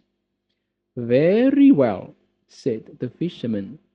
"Shall I speak to you more civilly, and call you the owl of good luck?" "I say," answered the genie, "speak to me more respectfully, or I will kill thee." "Ah!" replied the fisherman, "why would you kill me? Did I not just now set you at liberty? And have you already forgotten my services?" "Yes, I remember it," said the genie, "but that shall not save thy life. I have only one favor to grant thee." "And what is that?" asked the fisherman. "It is," answered the genie, "to give thee thy choice in what manner thou wouldst have me put thee to death." "But wherein have I offended you?" demanded the fisherman. "Is that your reward for the service I have rendered you?" "I cannot treat thee otherwise," said the genie, "and that thou mayst know the reason, hearken to my story. I am one of those rebellious spirits that oppose the will of heaven. Nearly all other genies owed Solomon, the great prophet, and yielded to his authority. Shabir and I were the only two that would never be guilty of a mean submission, and to avenge himself, that great monarch sent us off, the son of Barakia, his chief minister, to apprehend me. That was accordingly done. Asaph seized my person and brought me by force before his master's throne. Solomon, the son of David, commanded me to acknowledge his power and to submit to his commands. I bravely refused, and told him that I would rather expose myself to his resentment than swear fealty as he required. To punish me, he shut me up in this copper vessel, and that I might not break my prison, He himself stamps upon this leaden cover his seal with the great name of God engraver upon it. He then gave the vessel to one of the genies who had submitted, with orders to throw me into the sea, which, to my sorrow, were executed. During the first 100 years of my imprisonment, I swore that if anyone should deliver me before the expiration of that period, I would make him rich even after his death. But that century ran out, and nobody did me that good office. During the second, I made an oath that I would open all the treasures of the earth to anyone that might set me at liberty, but with no better success. In the third, I promised to make my deliverer a potent monarch, to be always near him in spirit, and to grant him every day 3 requests, of what nature soever they might be. But this century passed as well as the 2 former, and I continued in prison. At last, being angry, or rather mad, to find myself a prisoner so long, I swore that if afterwards any one should deliver me, I would kill him without mercy, and grant him no other favor but to choose the manner of his death. And therefore, since thou hast delivered me today, I give thee that choice. This discourse afflicted the fisherman extremely. I am very unfortunate, cried he, to come hither to do such a kindness to one that is so ungrateful. I beg you to consider your injustice, and revoke such an unreasonable oath. Pardon me, and heaven will pardon you. If you grant me my life, heaven will protect you from all attempts against your own. No, thy death is resolved on, said the genie. Only choose in what manner you will die. The fisherman, perceiving the genie to be resolute, was extremely grieved, not so much for himself as on account of his 3 children, and bewailed the misery they must be reduced by his death. He endeavored still to appease the genie, and said, Alas, be pleased to take pity on me, in consideration of the service I have done you. I have told thee already, replied the genie. It is for that very reason I must kill thee. That is strange, said the fisherman. Are you resolved to reward good with evil? The proverb says that he who does good to one who deserves it not is always ill rewarded. I must confess, I thought it was false, for certainly there can be nothing more contrary to reason or the laws of society. Nevertheless, I find now by cruel experience that it is but too true. Do not lose time, interrupted the genie. All thy reasoning shall not divert me from my purpose. Make haste, and tell me what kind of death thou preferest. Necessity is the mother of invention. The fisherman bethought himself of a stratagem. Since I must die then, said he to the genie, I submit to the will of heaven. But before I choose the manner of my death, I conjure you, by the great name which was engraved upon the seal of the prophet Solomon, the son of David, to answer me truly the question I am going to ask you." The genie, finding himself obliged to a positive answer by this adjuration, trembled, and replied to the fisherman, "Ask what thou wilt, but make haste."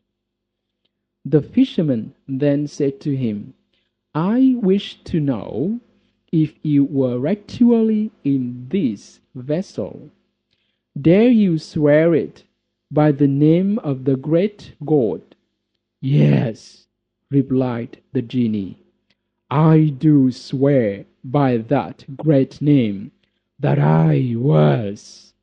"In good faith," answered the fisherman, "I cannot believe you. The vessel is not capable of holding one of your size. And how should it be possible that your whole body should lie in it?" "I swear to thee, notwithstanding," replied the genie, "that I was there, just as you see me here. Is it possible that thou canst not believe me after the solemn oath that I have taken?" "Truly not I," said the fisherman, "nor will I believe you, unless you go into the vessel again." Upon which the body of the genie dissolved and changed itself into smoke, extending as before upon the sea shore. And at last, being collected, it began to re-enter the vessel, which it continued to do by a slow and equal motion, till no part remained out, when immediately a voice came forth, which said to the fisherman, "Well now, incredulous fellow, I am in the vessel.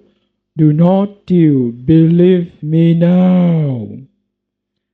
The fisherman, instead of answering the genie, took the cover of lead, and having speedily replaced it on the vessel, "Genie," cried he, "now it is your turn to beg my favor, and to choose which way I shall put you to death. But not so. It is better that I should throw you into the sea whence I took you, and then I will build a house upon the shore, where I will reside, and give notice to all fishermen who come to throw in their nets, to beware of such a wicked genie as thou art, who hast made an oath to kill him that shall set thee at liberty." The genie, enraged at these expressions, struggled to set himself at liberty, but it was impossible, for the impression of Solomon's seal prevented him.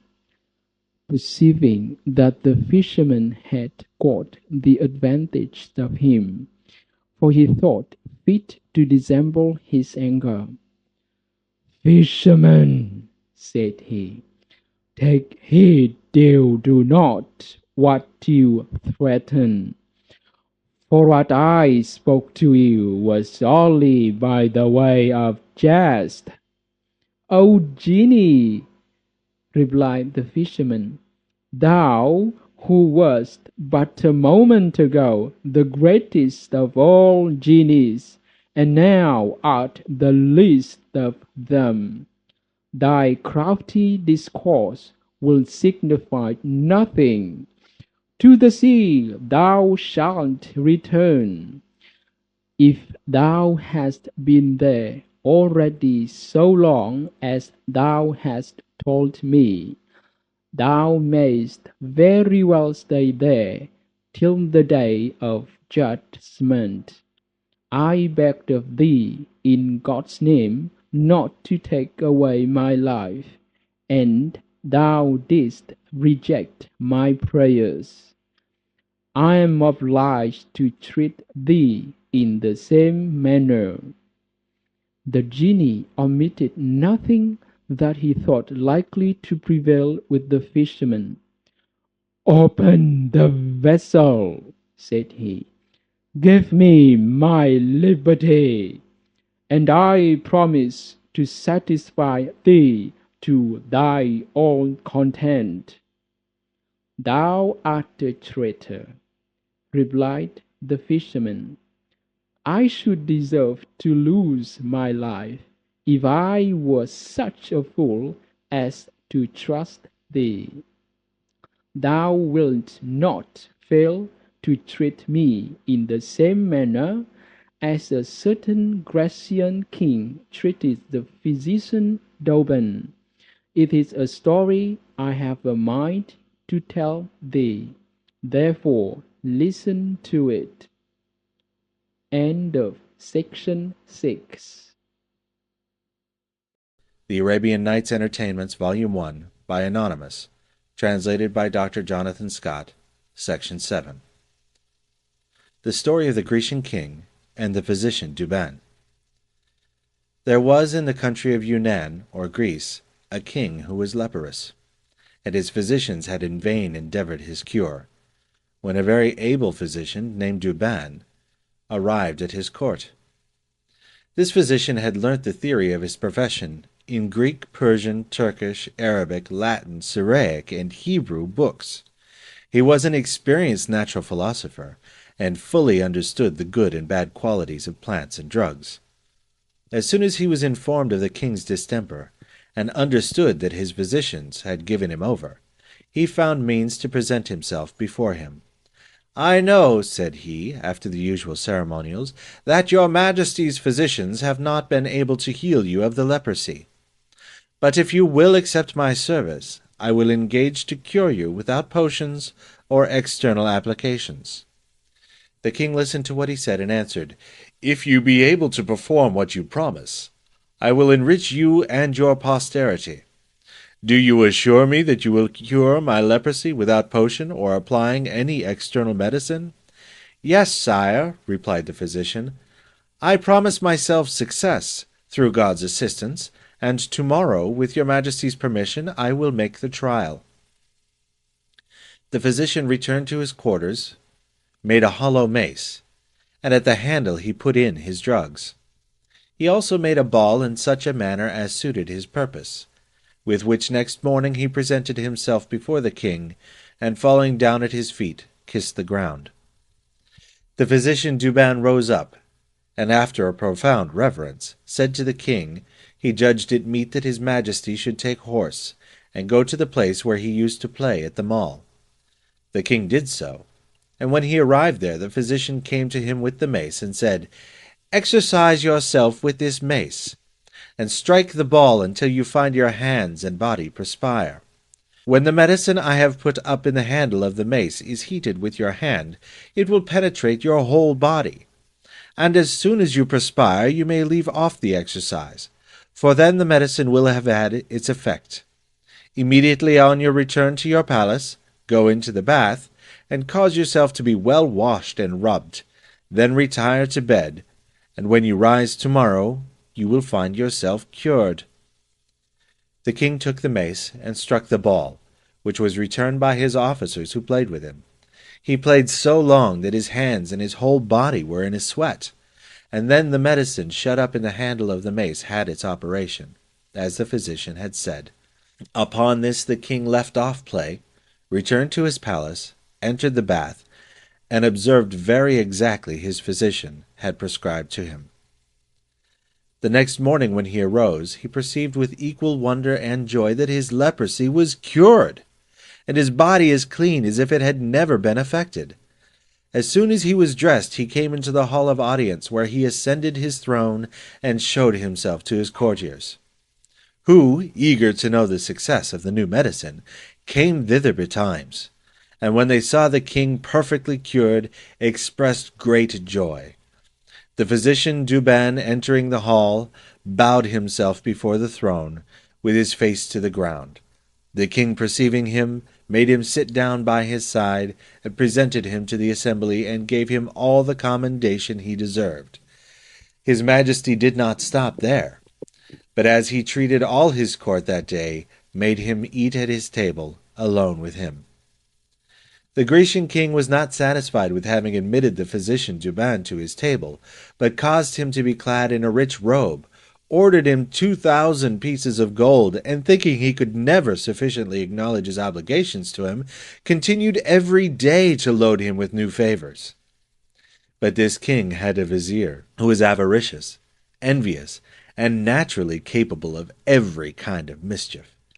He could not behold without envy the presents that were given to the physician, whose other merits had already begun to make him jealous, and therefore resolved to lessen him in the king's esteem. To effect this, he went to the king, and told him in private that he had some information of the greatest consequence to communicate. The king having asked what it was, "Sire," said he, "it is highly dangerous for a monarch to confide in a man whose fidelity he has never tried. Though you heap favors upon the physician Douban, your Majesty does not know that he is a traitor, sent by your enemies to take away your life." "From whom," demanded the king, "have you the suggestion which you dare pronounce? Consider to whom you are speaking, and that you are advancing what I shall not easily believe." "Sire," replied the vizier, "I am well informed of what I have had the honor to reveal to your Majesty. Therefore do not rest in dangerous security. If your Majesty be asleep, be pleased to awake. For I once more repeat that the physician Douban left his native country, and came to settle himself at your court, for the sole purpose of executing the horrible design which I have intimated." "No, no, vizier," interrupted the king. "I am certain that this physician, whom you suspect to be a villain and a traitor, is one of the best and most virtuous of men. You know by what medicine, or rather by what miracle, he cured me of my leprosy. If he had had a design upon my life, why did he save me then? He needed only to have left me to my disease. I could not have escaped it, as life was fast decaying. Forbear then to fill me with unjust suspicions. Instead of listening to you, I tell you that from this day forward I will give that great man a pension of 1,000 pieces of gold per month for his life. Nay, though I were to share with him all my riches and dominions, I should never pay him sufficiently for what he has done. I perceive it to be his virtue that raises your envy. But do not think I will be unjustly prejudiced against him. I remember too well what a vizier said to King Sinbad, his master, to prevent his putting to death the prince, his son." What the Grecian king said about King Sinbad raised the vizier's curiosity, who said, "I pray your Majesty to pardon me, if I have the boldness to ask what the vizier of King Sinbad said to his master to divert him from putting the prince, his son, to death." The Grecian king had the condescension to satisfy him. "That vizier," said he, "after having represented to King Sinbad that he ought to beware, lest on the accusation of a mother-in-law he should commit an action of which he might afterwards repent, told him this story." End of Section 7. Recording by Tim Gregory, Seattle, Washington.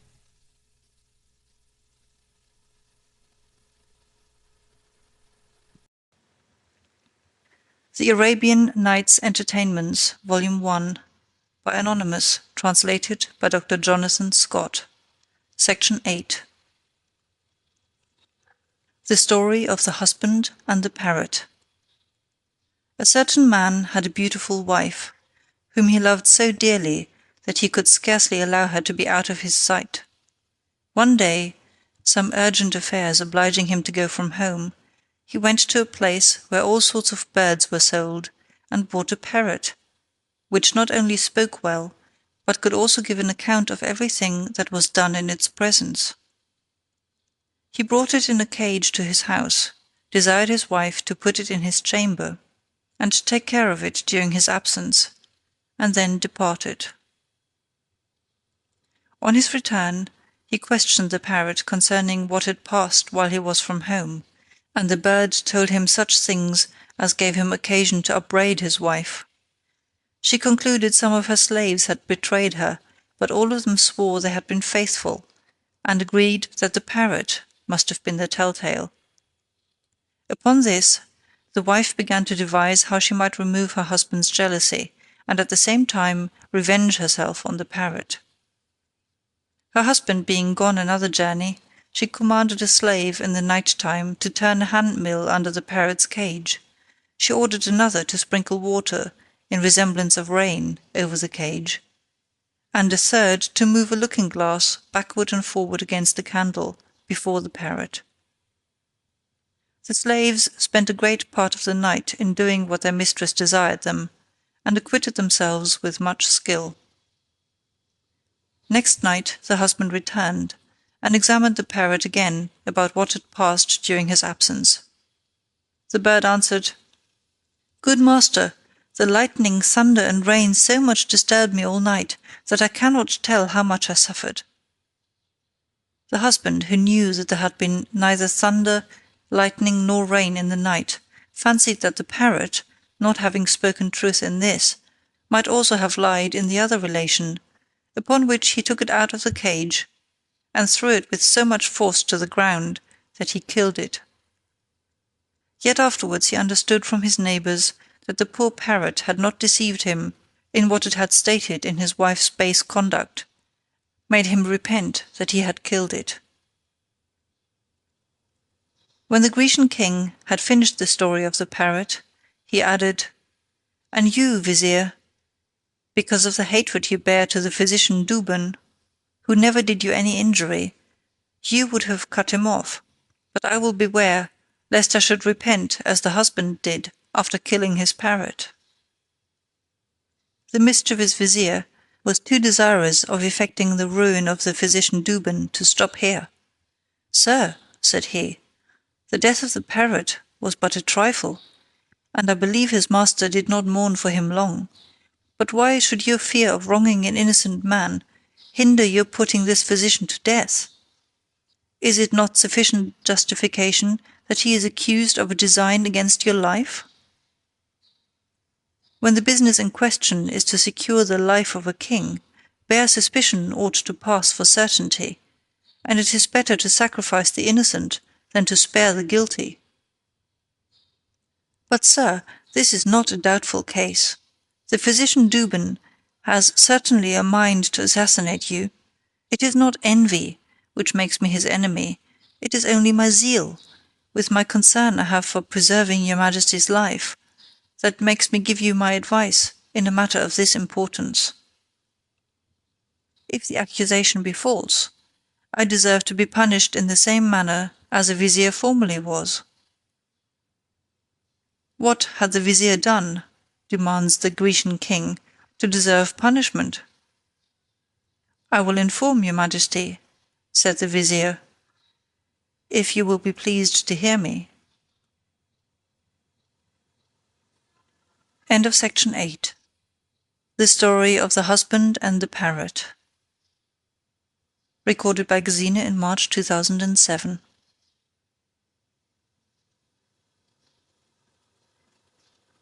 Entertainments, Volume 1, by Anonymous, translated by Dr. Jonathan Scott. Section 9. The Story of the Vizier that was Punished. There was a king who had a son that loved hunting. He allowed him to pursue that diversion often, but gave orders to his grand vizier always to attend him. One hunting day, the huntsman having roused a deer, the prince, who thought the vizier followed him, pursued the game so far, and with so much earnestness, that he separated himself from the company. Perceiving he had lost his way, he stopped, and endeavoured to return to the vizier, but not knowing the country, he wandered farther. Whilst he was thus riding about, he met on his way a handsome lady, who wept bitterly. He stopped his horse, and inquired who she was, how she came to be alone in that place, and what she wanted. "I am," replied she, "the daughter of an Indian king.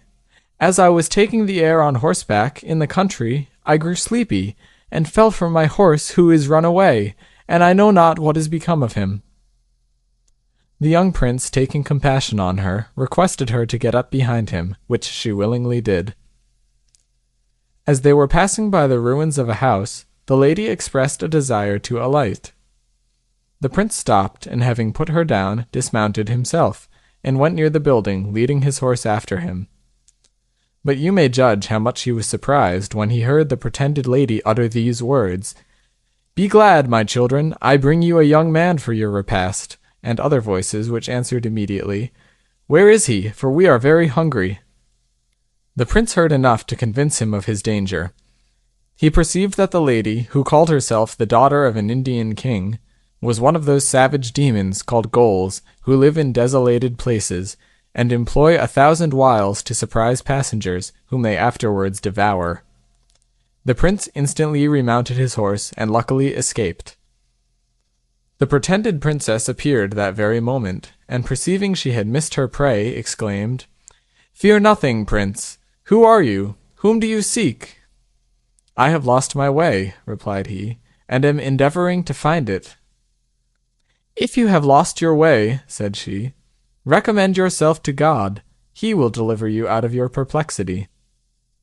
After the counterfeit Indian princess had bidden the young prince recommend himself to God, he could not believe she spoke sincerely, but thought herself sure of him, and therefore lifting up his hands to heaven, said, "Almighty Lord, cast thine eyes upon me, and deliver me from this enemy." After this prayer, the ghoul entered the ruins again, and the prince rode off with all possible haste. He happily found his way, and arrived safe at the court of his father, to whom he gave a particular account of the danger he had been in through the vizier's neglect, upon which the king, being incensed against that minister, ordered him to be immediately strangled. "Sir," continued the Grecian king's vizier, "to return to the physician Douban, if you do not take care, the confidence you put in him will be fatal to you. I am very well assured that he is a spy sent by your enemies to attempt your majesty's life. He has cured you, you will say, but alas, who can assure you of that? He has perhaps cured you only in appearance, and not radically. Who knows but the medicine he has given you may, in time, have pernicious effects?" The Grecian king was not able to discover the wicked design of his vizier, nor had he firmness enough to persist in his first opinion. This discourse staggered him. "Vizier," said he, "thou art in the right. He may be come on purpose to take away my life, which he may easily do by the smell of his drugs." When the vizier found the king in such a temper as he wished, "Sir," said he, "the surest and speediest method you can take to secure your life is to send immediately for the physician Douban, and order his head to be struck off." "In truth," said the king, "I believe that is the way we must take to frustrate his design." When he had spoken thus, he called for one of his officers, and ordered him to go for the physician, who, knowing nothing of the king's purpose, came to the palace in haste. "Knowest thou," said the king when he saw him, "why I sent for thee?" "No, sir," answered he. "I wait till your majesty be pleased to inform me." "I sent for thee," replied the king, "to rid myself of thee by taking away thy life." No man can express the surprise of the physician when he heard the sentence of death pronounced against him. "Sir," said he, "why would your majesty take my life? What crime have I committed?" "I am informed," replied the king, "that you came to my court only to attempt my life, but to prevent you I will be sure of yours. Give the blow," said he to the executioner who was present, "and deliver me from a perfidious wretch who came hither on purpose to assassinate me." When the physician heard this cruel order, he readily judged that the honors and presents he had received from the king had procured him enemies, and that the weak prince was imposed on. He repented that he had cured him of his leprosy, but it was now too late. "Is it thus," asked the physician, "that you reward me for curing you?" The king would not hearken to him, but a second time ordered the executioner to strike the fatal blow. The physician then had recourse to his prayers. "Alas, sir," cried he, "prolong my days, and God will prolong yours. Do not put me to death, lest God treat you in the same manner." The fisherman broke off his discourse here, to apply it to the genie. "Well, genie," said he, "you see that what passed betwixt the Grecian king and his physician Douban is acted just now by us." "The Grecian king," continued he, "instead of having regard to the prayers of the physician, who begged him to spare his life, cruelly replied, 'No, no, I must of necessity cut you off, otherwise you may assassinate with as much art as you cured me.' The physician, without bewailing himself for being so ill rewarded by the king, prepared for death. The executioner tied his hands and was going to draw his scimitar. The courtiers who were present, being moved with compassion, begged the king to pardon him, assuring his majesty that he was not guilty of the crime laid to his charge, and that they would answer for his innocence, but the king was inflexible. The physician being on his knees, his eyes tied up, and ready to receive the fatal blow, addressed himself once more to the king. "Sir," said he, "since your majesty will not revoke the sentence of death, I beg, at least, that you would give me leave to return to my house, to give orders about my burial, to bid farewell to my family, to give alms, and to bequeath my books to those who are capable of making good use of them.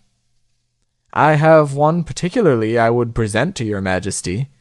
It is a very precious book, and worthy of being laid up carefully in your treasury."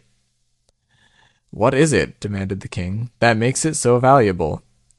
"Sir," replied the physician, "it possesses many singular and curious properties, of which the chief is, that if your majesty will give yourself the trouble to open it at the 6th leaf, and read the 3rd line of the left page, my head, after being cut off, will answer all the questions you ask it."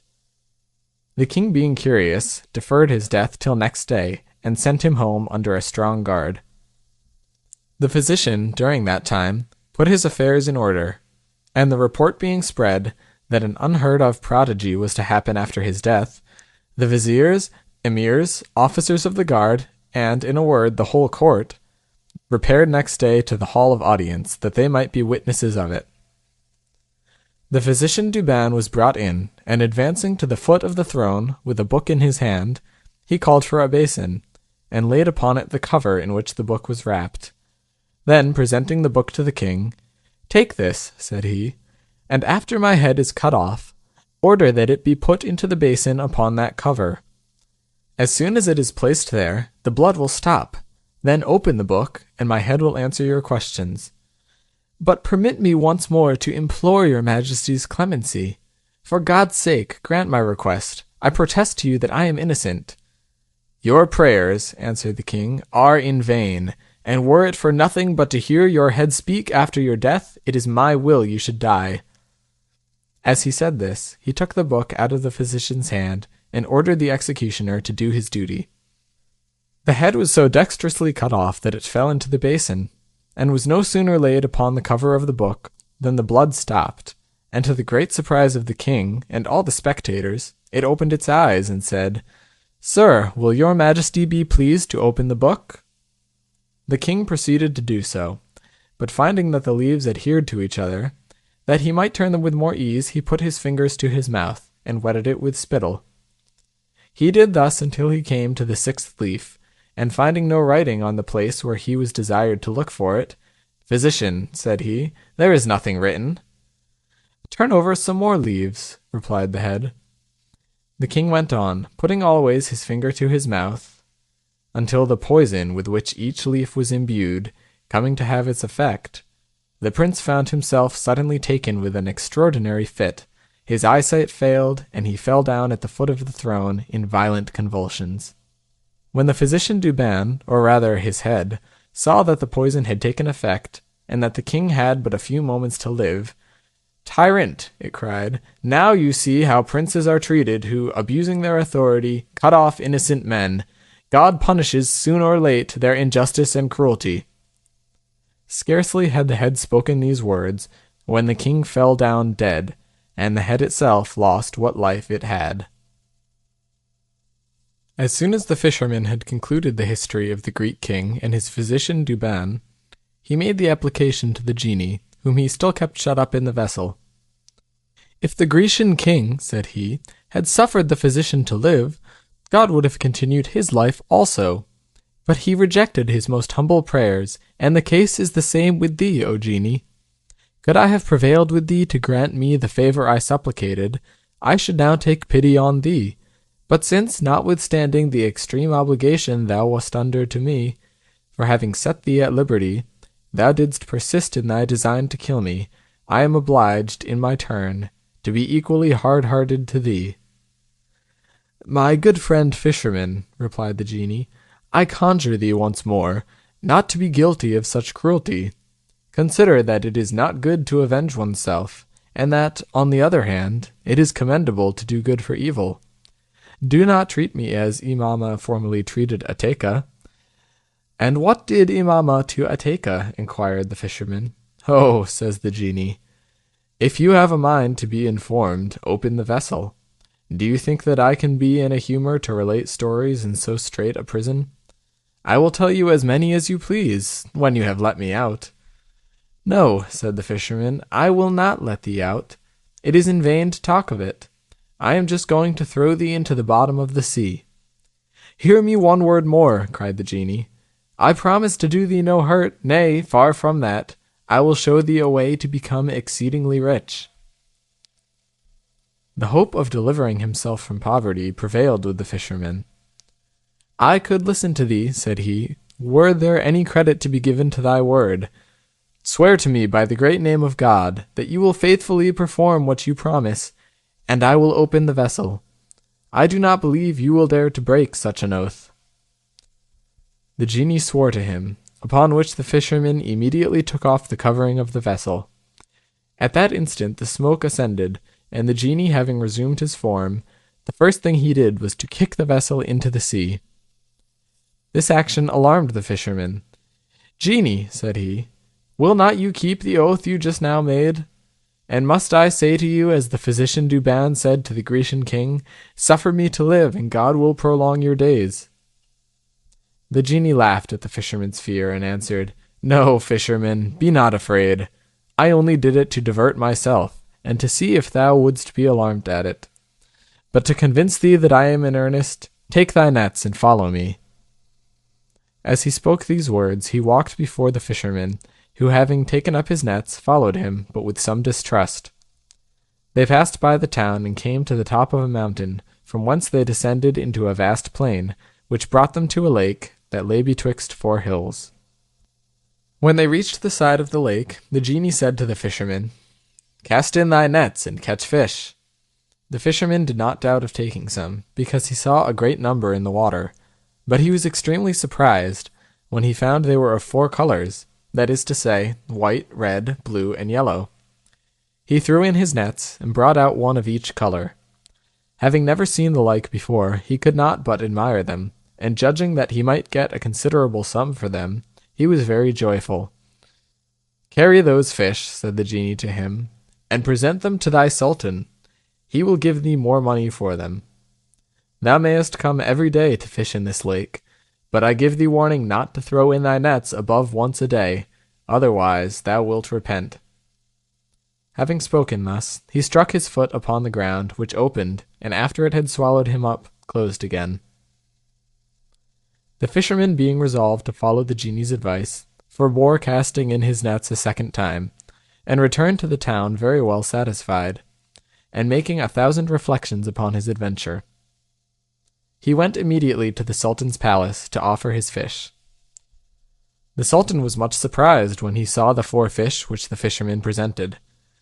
He took them up one after another, and viewed them with attention, and after having admired them a long time, Take those fish, said he to his vizier, and carry them to the cook, whom the Emperor of the Greeks has sent me. I cannot imagine but that they must be as good as they are beautiful. The vizier carried them as he was directed, and delivering them to the cook, said, Here are 4 fish just brought to the Sultan. He orders you to dress them. He then returned to the Sultan his master, who ordered him to give the fisherman 400 pieces of gold of the coin of that country, which he did accordingly. The fisherman, who had never seen so much money, could scarcely believe his good fortune, but thought the whole must be a dream, until he found it otherwise by being able to provide necessaries for his family with the produce of his fish.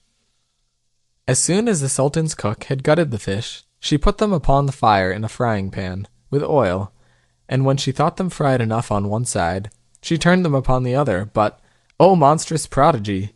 Scarcely were they turned, when the wall of the kitchen divided, and a young lady of wonderful beauty entered from the opening. She was clad in flowered satin, after the Egyptian manner, with pendants in her ears, a necklace of large pearls, and bracelets of gold set with rubies, with a rod in her hand. She moved towards the frying pan, to the great amazement of the cook, who continued fixed by the sight, and striking one of the fish with the end of the rod, said, "Fish, fish, are you in duty?" The fish having answered nothing, she repeated these words, and then the 4 fish lifted up their heads and replied, "Yes, yes. If you reckon, we reckon. If you pay your debts, we pay ours. If you fly, we overcome, and are content." As soon as they had finished these words, the lady overturned the frying pan, and returned into the open part of the wall, which closed immediately and became as it was before. The cook was greatly frightened at what had happened, and coming a little to herself, went to take up the fish that had fallen on the hearth, but found them blacker than coal, and not fit to be carried to the Sultan. This grievously troubled her, and she fell to weeping most bitterly.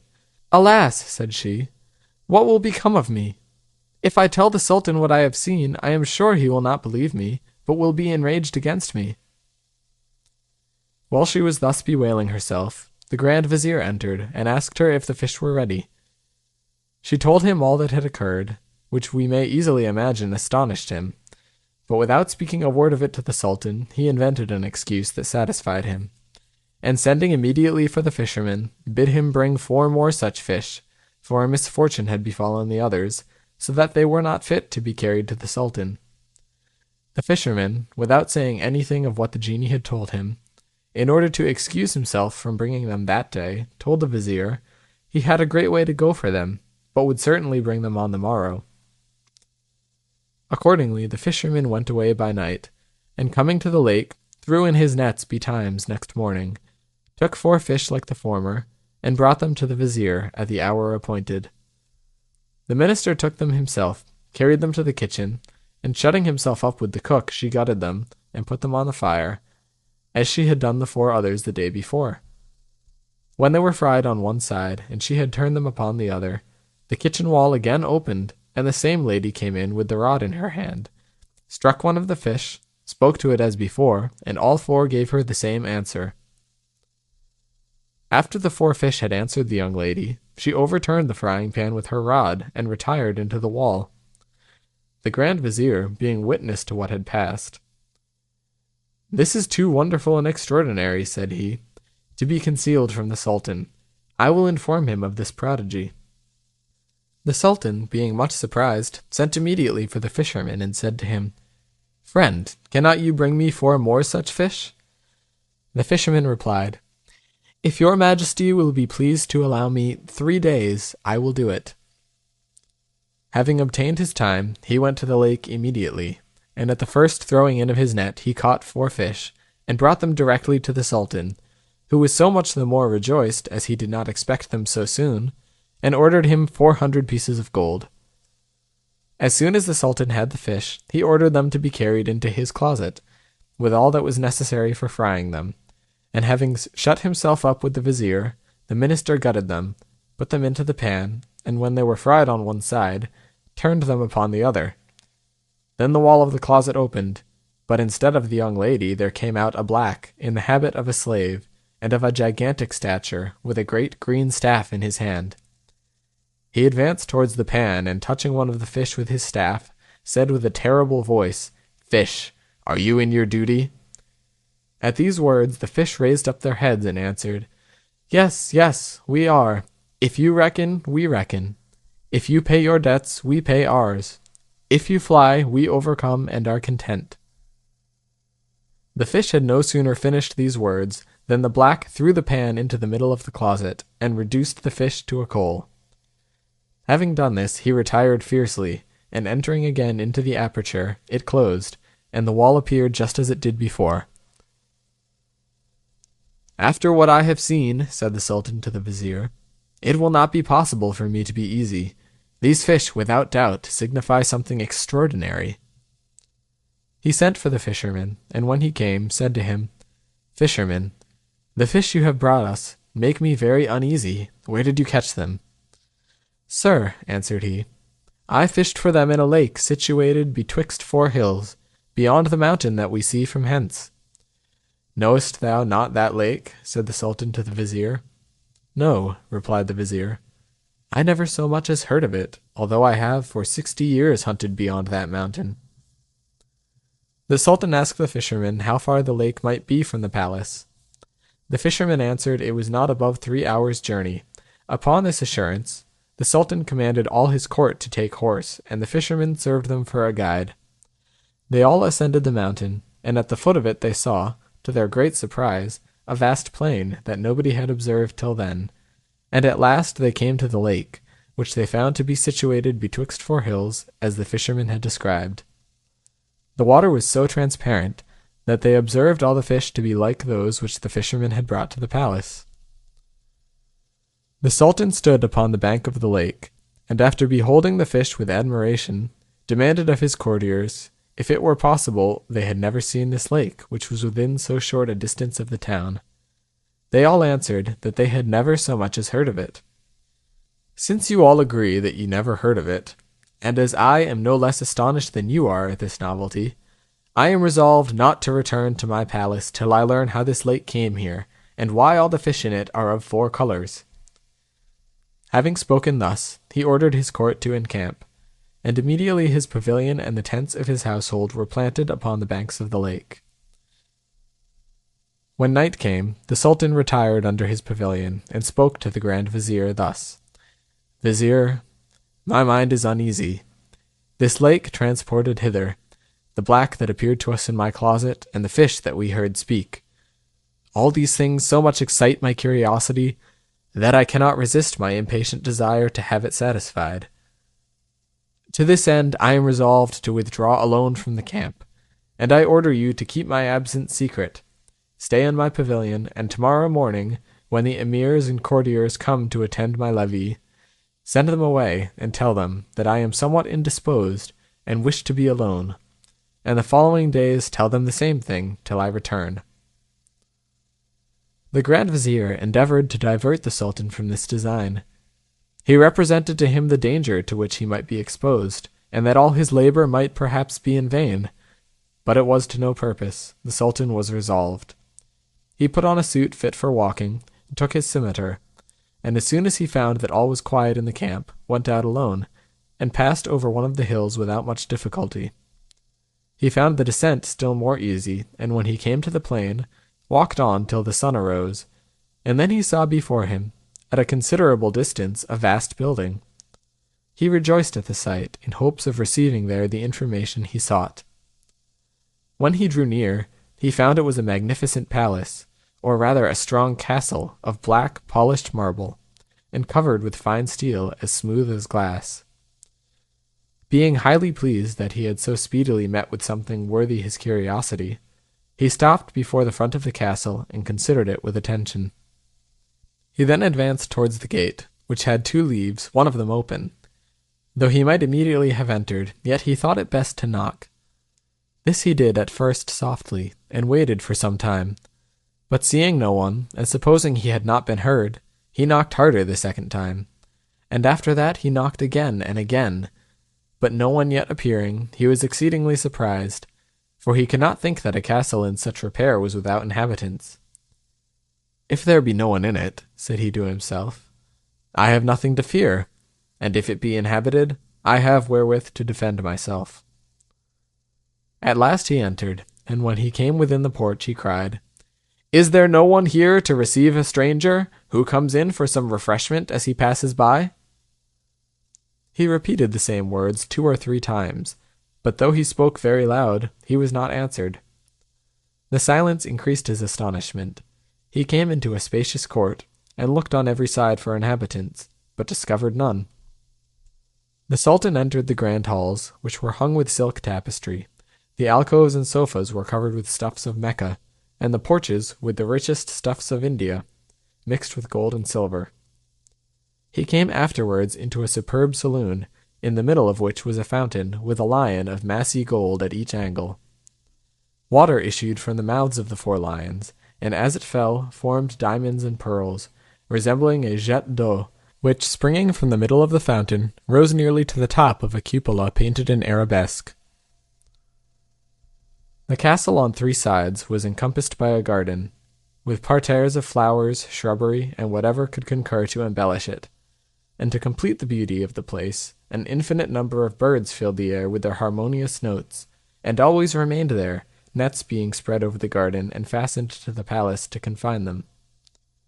The Sultan walked from apartment to apartment, where he found everything rich and magnificent. Being tired with walking, he sat down in a veranda or arcade closet, which had a view over the garden, reflecting what he had already seen, and then beheld, when suddenly he heard the voice of one complaining, in lamentable tones. He listened with attention, and heard distinctly these words: "O Fortune, thou who wouldst not suffer me longer to enjoy a happy lot, forbear to persecute me, and by a speedy death put an end to my sorrows. Alas, is it possible that I am still alive, after so many torments as I have suffered?" The Sultan rose up, advanced towards the place whence he heard the voice, and coming to the door of a great hall, opened it, and saw a handsome young man, richly habited, seated upon a throne raised a little above the ground. Melancholy was painted on his countenance. The Sultan drew near and saluted him. The young man returned his salutation by an inclination of his head, not being able to rise, at the same time saying, "My lord, I should rise to receive you, but am hindered by sad necessity, and therefore hope you will not be offended." "My lord," replied the Sultan, "I am much obliged to you for having so good an opinion of me. As to the reason of your not rising, whatever your apology be, I heartily accept it. Being drawn hither by your complaints, and afflicted by your grief, I come to offer you my help. Would to God that it lay in my power to ease you of your trouble. I would do my utmost to effect it. I flatter myself that you will relate to me the history of your misfortunes, but inform me first of the meaning of the lake near the palace, where the fish are of 4 colors, whose this castle is, how you came to be here, and why you are alone." Instead of answering these questions, the young man began to weep bitterly. "How inconstant is fortune!" cried he. "She takes pleasure to pull down those she has raised. Where are they who enjoy quietly the happiness which they hold of her, and whose day is always clear and serene?" The Sultan, moved with compassion to see him in such a condition, prayed him to relate the cause of his excessive grief. "Alas, my lord," replied the young man, "how is it possible but I should grieve, and my eyes be inexhaustible fountains of tears?" At these words, lifting up his robe, he showed the Sultan that he was a man only from the head to the girdle, and that the other half of his body was black marble. The Sultan was much surprised when he saw the deplorable condition of the young man. "That which you show me," said he, "while it fills me with horror, excites my curiosity, so that I am impatient to hear your history, which no doubt must be extraordinary. And I am persuaded that the lake and the fish make some part of it. Therefore I conjure you to relate it. You will find some comfort in so doing, since it is certain that the unfortunate find relief in making known their distresses." "I will not refuse your request," replied the young man, "though I cannot comply without renewing my grief. But I give you notice beforehand to prepare your ears, your mind, and even your eyes, for things which surpass all that the imagination can conceive." End of section 9.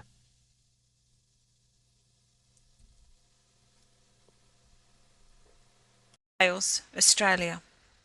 The Arabian Nights Entertainments, Volume 1, by Anonymous. Translated by Dr. Jonathan Scott. Section 10. You must know that my father, named Mahmud, was king of this country. This is the kingdom of the Black Isles, which takes its name from the 4 small neighbouring mountains, for these mountains were formerly isles. The capital where the king my father resided, was situated on the spot now occupied by the lake you have seen. The sequel of my history will inform you of those changes. The king my father died when he was 70 years of age. I had no sooner succeeded him than I married, and the lady I chose to share the royal dignity with me was my cousin. I had so much reason to be satisfied with her affection, and, on my part, loved her with so much tenderness that nothing could surpass the harmony and pleasure of our union. This lasted 5 years, at the end of which time I perceived the queen, my cousin, ceased to delight in my attentions. One day after dinner, while she was at her bath, I found myself inclined to repose and lay down upon a sofa. Two of her ladies, who were then in my chamber, came and sat down, one at my head and the other at my feet, with fans in their hands to moderate the heat, and to prevent the flies from disturbing me. They thought I was asleep, and spoke in whispers, but as I only closed my eyes, I heard all their conversation. One of them said to the other, "Is not the queen wrong not to love so amiable a prince?" "Certainly," replied the other. "I do not understand the reason, neither can I conceive why she goes out every night and leaves him alone." "Is it possible that he does not perceive it?" "Alas," said the first, "how should he? She mixes every evening in his liquor the juice of a certain herb, which makes him sleep so sound all night that she has time to go where she pleases, and as day begins to appear, she comes and lies down by him again, and wakes him by the smell of something she puts under his nostrils."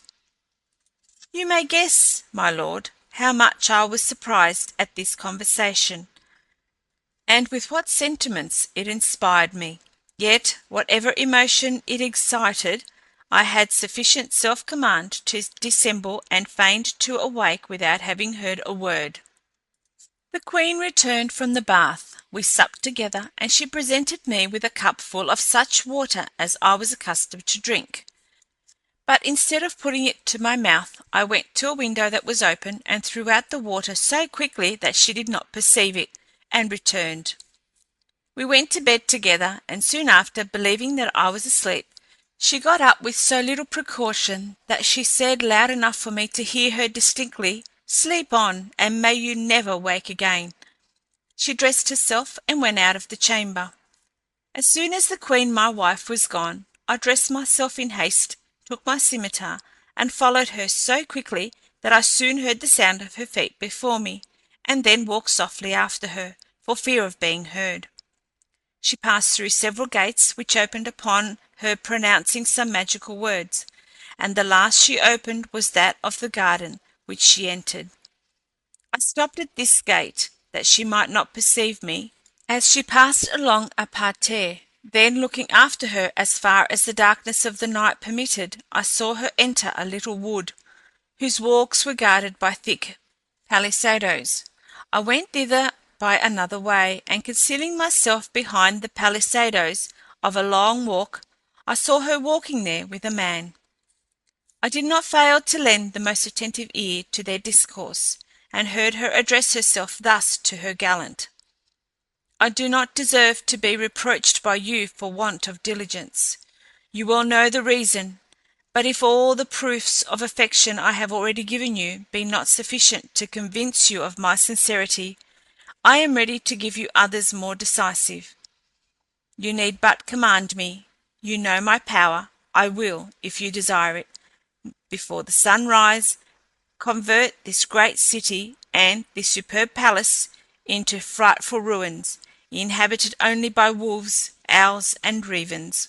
If you would have me transport all the stones of those walls so solidly built beyond Mount Caucasus, or the bounds of the habitable world, speak but the word, and all shall be changed." As the queen finished these words, she and her lover came to the end of the walk, turned to enter another, and passed before me. I had already drawn my scimitar, and her lover being next to me, I struck him on the neck, and brought him to the ground. I concluded I had killed him, and therefore retired speedily without making myself known to the queen, whom I chose to spare because she was my kinswoman. The wound I had given her lover was mortal, but by her enchantments she preserved him in an existence in which he could not be said to be either dead or alive. As I crossed the garden to return to the palace, I heard the queen loudly lamenting, and judging by her cries how much she was grieved, I was pleased that I had spared her life. As soon as I had reached my apartment, I went to bed, and being satisfied with having punished the villain who had injured me, fell asleep, and when I awoke next morning, found the queen lying. I cannot tell you whether she slept or not, but I arose, went to my closet, and dressed myself. I afterwards held my council. At my return, the queen, clad in mourning, her hair dishevelled, and part of it torn off, presented herself before me, and said, "I come to beg your majesty not to be surprised to see me in this condition. My heavy affliction is occasioned by intelligence of 3 distressing events which I have just received." "Alas, what are they, madam?" said I. "The death of the queen, my dear mother," she replied, "that of the king, my father, killed in battle, and of one of my brothers, who has fallen down a precipice." I was not displeased that she used this to conceal the true cause of her grief, and I concluded she had not suspected me of being the author of her lover's death. "Madam," said I, "so far from blaming, I assure you I heartily commiserate your sorrow. I should feel surprised if you were insensible to such heavy calamities. Weep on, your tears are so many proofs of your tenderness, but I hope that time and reflection will moderate your grief." She retired into her apartment, where, giving herself wholly up to sorrow, she spent a whole year in mourning and lamentation. At the end of that period, she begged permission to erect a burying place for herself within the bounds of the palace, where she would continue, she told me, to the end of her days.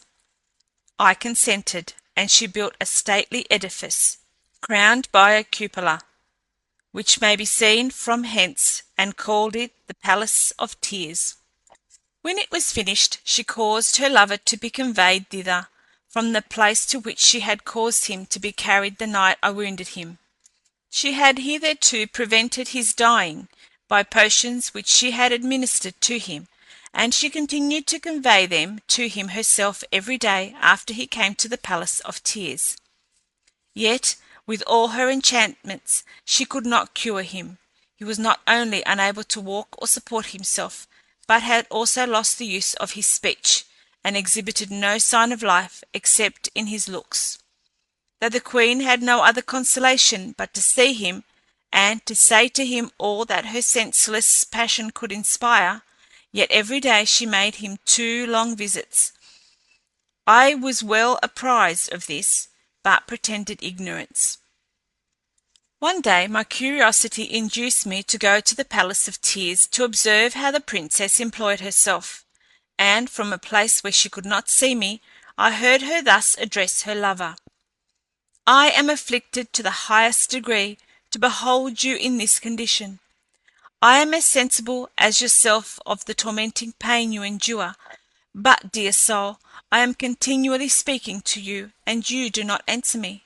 How long will you remain silent? Speak only one word. Alas, the sweetest moments of my life are these I spend here in partaking of your grief. I cannot live at a distance from you, and would prefer the pleasure of having you always before me to the empire of the universe." At these words, which were several times interrupted by her sighs and sobs, I lost all patience, and discovering myself, came up to her and said, "Madam, you have wept enough. It is time to give over this sorrow, which dishonours both. You have too much forgotten what you owe to me and to yourself." "Sire," said she, "if you have any kindness or compassion for me left, I beseech you to put no restraint upon me. Allow me to indulge my grief, which it is impossible for time to assuage." When I perceived that my remonstrance, instead of restoring her to a sense of duty, served only to increase her anguish, I gave over and retired. She continued every day to visit her lover, and for 2 whole years abandoned herself to grief and despair. I went a second time to the Palace of Tears. While she was there, I concealed myself again, and heard her thus address her lover. "It is now 3 years since you spoke one word to me. You answer not the proofs I give you of my love by my sighs and lamentations. Is it from insensibility or contempt? O tomb, hast thou destroyed that excess of affection which he bare me? Hast thou closed those eyes that evinced so much love, and were all my delight? No, no, this I cannot think. Tell me rather by what miracle thou becamest the depositary of the rarest treasure the world ever contained."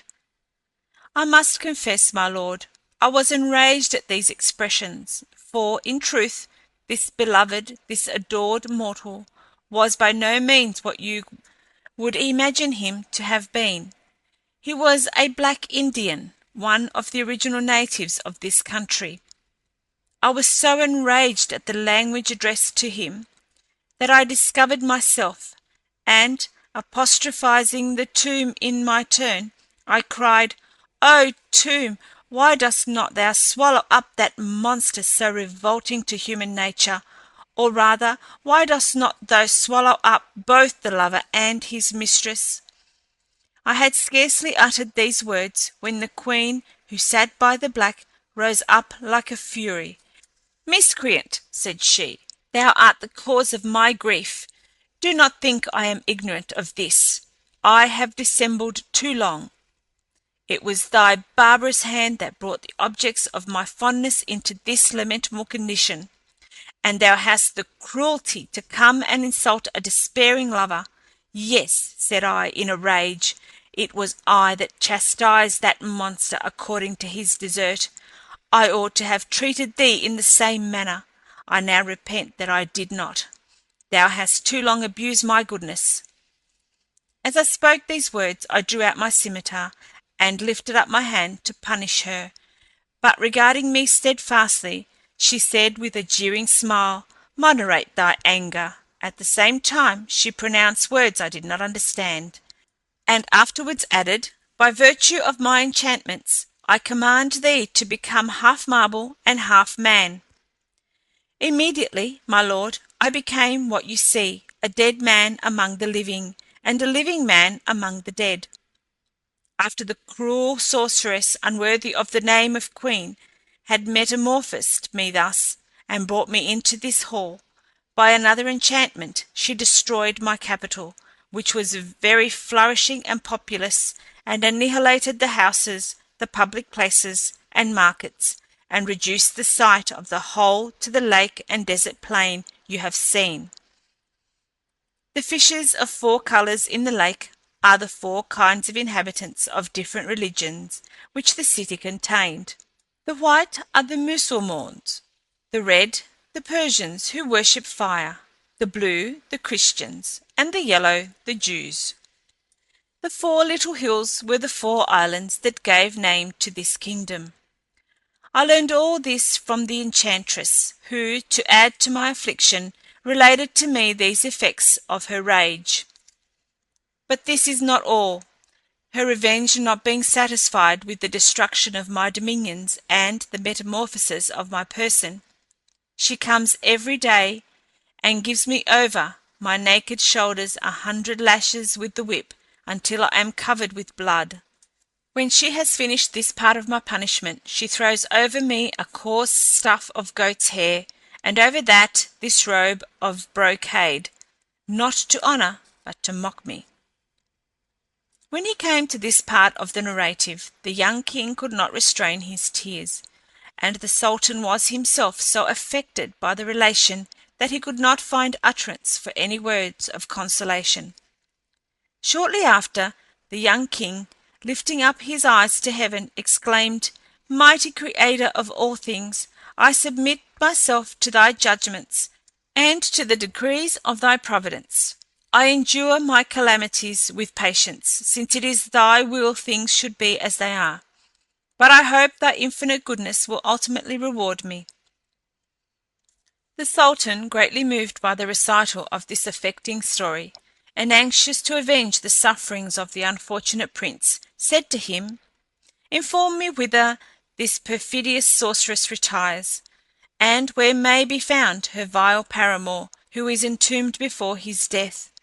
"My lord," replied the prince, "her lover, as I have already told you, is lodged in the Palace of Tears, in a superb tomb constructed in the form of a dome. This palace joins the castle on the side in which the gate is placed. As to the queen, I cannot tell you precisely whither she retires, but every day at sunrise she goes to visit her paramour, after having executed her bloody vengeance upon me, and you see I am not in a condition to defend myself. She carries to him the potion with which she has hitherto prevented his dying, and always complains of his never having spoken to her since he was wounded." "Prince," said the Sultan, "your condition can never be sufficiently deplored. No one can be more sensibly affected by your misfortunes than I am. Never did anything so extraordinary befall any man, and those who write your history will have the advantage of relating what surpasses all that has hitherto been recorded. One thing only is wanting, the revenge to which you are entitled, and I will omit nothing in my power to effect it." In his subsequent conversation with the young prince, the Sultan told him who he was, and for what purpose he had entered the castle, and afterwards informed him of a mode of revenge which he had devised. They agreed upon the measures they were to take for accomplishing their design, and deferred the execution of it till the following day. In the meantime, the night being far spent, the Sultan took some rest, but the young prince passed the night as usual without sleep, having never slept since he was enchanted, still indulging some hopes of being speedily delivered from his misery. Next morning the Sultan arose with the dawn, and prepared to execute his design. Hiding his upper garment, which might encumber him, he then proceeded to the Palace of Tears. He found it lighted up with an infinite number of flambeaux of white wax, and perfumed by a delicious scent issuing from several censers of fine gold of admirable workmanship. As soon as he perceived the bed where the black lay, he drew his scimitar, and without resistance deprived him of his wretched life, dragged his corpse into the court of the castle, and threw it into a well. After this he went and lay down in the black's bed, placed his scimitar under the covering, and waited to complete his design. The queen arrived shortly after. She first went into the chamber of her husband, the king of the Black Islands, stripped him, and with unexampled barbarity gave him 100 stripes. The unfortunate prince filled the palace with his lamentations, and conjured her in the most affecting tone to take pity on him, but the cruel wretch ceased not till she had given the usual number of blows. "You had no compassion on my lover," said she, "and you are to expect none from me." After the enchantress had given the king, her husband, 100 blows with the whip, she put on again his covering of goat's hair, and his brocade gown over all, and went afterwards to the Palace of Tears, and as she entered, renewed her tears and lamentations. Then, approaching the bed where she thought her paramour lay, "What cruelty," cried she, "was it to disturb the satisfaction so tender and passionate a lover as I am, O cruel prince, who reproachest me that I am inhuman, when I make thee feel the effects of my resentment? Does not thy barbarity surpass my vengeance, traitor, in attempting the life of the object which I adore? Hast thou not robbed me of mine? Alas!" said she, addressing herself to the Sultan, conceiving him to be the black, "my son, my life, will you always be silent? Are you resolved to let me die without affording me the comfort of hearing again from your own lips that you love me? My soul, speak one word to me at least. I conjure you." The Sultan, as if he had awakened out of a deep sleep, and, counterfeiting the pronunciation of the blacks, answered the queen with a grave tone: "There is no strength or power but in God alone, who is Almighty." At these words the enchantress, who did not expect them, uttered a loud exclamation of joy. "My dear lord," cried she, "do not I deceive myself? Is it certain that I hear you, and that you speak to me?" "Unhappy woman," said the Sultan, "art thou worthy that I should answer thee?" "Alas!" replied the queen, "why do you reproach me thus?" "The cries," returned the Sultan, "the groans and tears of thy husband, whom thou treatest every day with so much indignity and barbarity, prevent my sleeping night or day. Hadst thou disenchanted him, should long since have been cured, and have recovered the use of my speech. This is the cause of my silence, of which you complain." "Well," said the enchantress, "to pacify you I am ready to execute your commands. Would you have me restore him?" "Yes," replied the Sultan. "Make haste to set him at liberty, that I be no longer disturbed by his lamentations." The enchantress went immediately out of the Palace of Tears. She took a cup of water and pronounced some words over it, which caused it to boil as if it had been on the fire. She afterwards proceeded to the young king her husband, and threw the water upon him, saying, "If the Creator of all things did form thee as thou art at present, or if he be angry with thee, do not change, but if thou art in that condition merely by virtue of my enchantments, resume thy natural shape, and become what thou wast before." She had scarcely spoken these words when the prince, finding himself restored to his former condition, rose up and returned thanks to God. The enchantress then said to him, "Get thee from this castle, and never return on pain of death." The young king, yielding to necessity, went away from the enchantress without replying a word, and retired to a remote place, where he patiently awaited the event of the design which the Sultan had so happily begun. Meanwhile the enchantress returned to the Palace of Tears, and, supposing that she still spoke to the black, said, "Dear love, I have done what you required. Nothing now prevents your rising and giving me the satisfaction of which I have so long been deprived." The Sultan, still counterfeiting the pronunciation of the blacks, said, "What you have now done is by no means sufficient for my cure. You have only removed a part of the evil, you must cut it up by the root." "My lovely black," resumed the queen, "what do you mean by the root?" "Wretched woman," replied the Sultan, "understand you not that I allude to the town and its inhabitants, and the 4 islands destroyed by thy enchantments? The fish every night at midnight raise their heads out of the lake, and cry for vengeance against thee and me. This is the true cause of the delay of my cure. Go speedily, restore things to their former state, and at thy return I will give thee my hand, and thou shalt help me to arise." The enchantress, inspired with hope from these words, cried out in a transport of joy, "My heart, my soul, you shall soon be restored to your health, for I will immediately do as you command me." Accordingly she went that instant, and when she came to the brink of the lake, she took a little water in her hand, and sprinkling it, had no sooner pronounced some words over the fish and the lake, that the city was immediately restored. The fish became men, women, and children, Mohammedans, Christians, Persians, or Jews, freemen or slaves, as they were before, every one having recovered his natural form. The houses and shops were immediately filled with their inhabitants, who found all things as they were before the enchantment.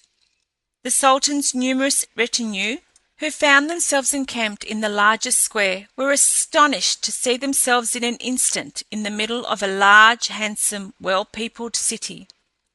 To return to the enchantress. As soon as she had effected this wonderful change, she returned with all expedition to the Palace of Tears, that she might receive her reward. "My dear lord," cried she, as she entered, "I have come to rejoice with you in the return of your health. I have done all that you required of me. Then pray rise and give me your hand." "Come near," said the Sultan, still counterfeiting the pronunciation of the blacks. She did so. "You are not near enough," he continued. "Approach nearer." She obeyed.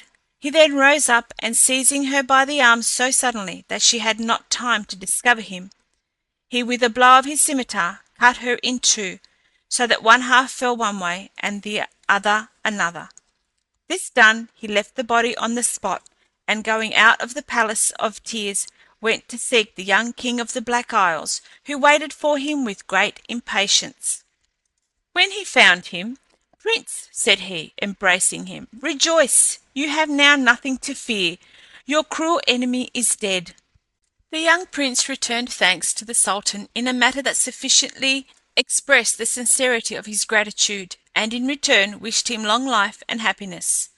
"You may henceforward," said the Sultan, "dwell peaceably in your capital, unless you will accompany me to mine, which is near. You shall there be welcome, and have as much honour and respect shown you as if you were in your own kingdom." "Potent monarch, to whom I am so much indebted," replied the king, "you think then that you are near your capital?" "Yes," said the Sultan. "I know it is not above 4 or 5 hours' journey." "It will take you a whole year to return," said the prince. "I do indeed believe that you came hither from your capital in the time you mention, because mine was enchanted, but since the enchantment is taken off, things are changed. However, this shall not prevent my following you. Were it to the utmost corners of the earth, you are my deliverer, and that I may give you proofs of my acknowledging this during my whole life, I am willing to accompany you and to leave my kingdom without regret." The Sultan was extremely surprised to understand that he was so far from his dominions, and could not imagine how it could be. But the young king of the Black Islands convinced him beyond a possibility of doubt that the Sultan replied, "It is no matter. The trouble of returning to my own country is sufficiently recompensed by the satisfaction of having obliged you, and by acquiring you for a son. For since you will do me the honour of accompanying me, as I have no child, I look upon you as such, and from this moment appoint you my heir and successor." The conversation between the Sultan and the King of the Black Islands concluded with most affectionate embraces, after which the young prince employed himself in making preparations for his journey, which were finished in 3 weeks, to the great regret of his court and subjects, who agreed to receive at his hands one of his nearest kindred for their monarch. At length the Sultan and the young prince began their journey, with 100 camels laden with inestimable riches from the treasury of the young king, followed by 50 handsome gentlemen on horseback, perfectly well mounted and dressed. They had a pleasant journey, and when the Sultan, who had sent couriers to give advice of his delay, and of the adventure which had occasioned it, approached his capital, the principal officers came to receive him, and to assure him that his long absence had occasioned no alteration in his empire. The inhabitants also came out in great crowds, receiving him with acclamations, and made public rejoicings for several days. The day after his arrival, the Sultan gave all his courtiers a very ample account of the circumstances which, contrary to his expectation, had detained him so long. He acquainted them with his having adopted the king of the 4 Black Islands, who was willing to leave a great kingdom to accompany and live with him, and in reward for their loyalty he made each of them presents according to their rank. As for the fisherman, as he was the first cause of the deliverance of the young prince, the Sultan gave him a plentiful fortune, which made him and his family happy the rest of their lives.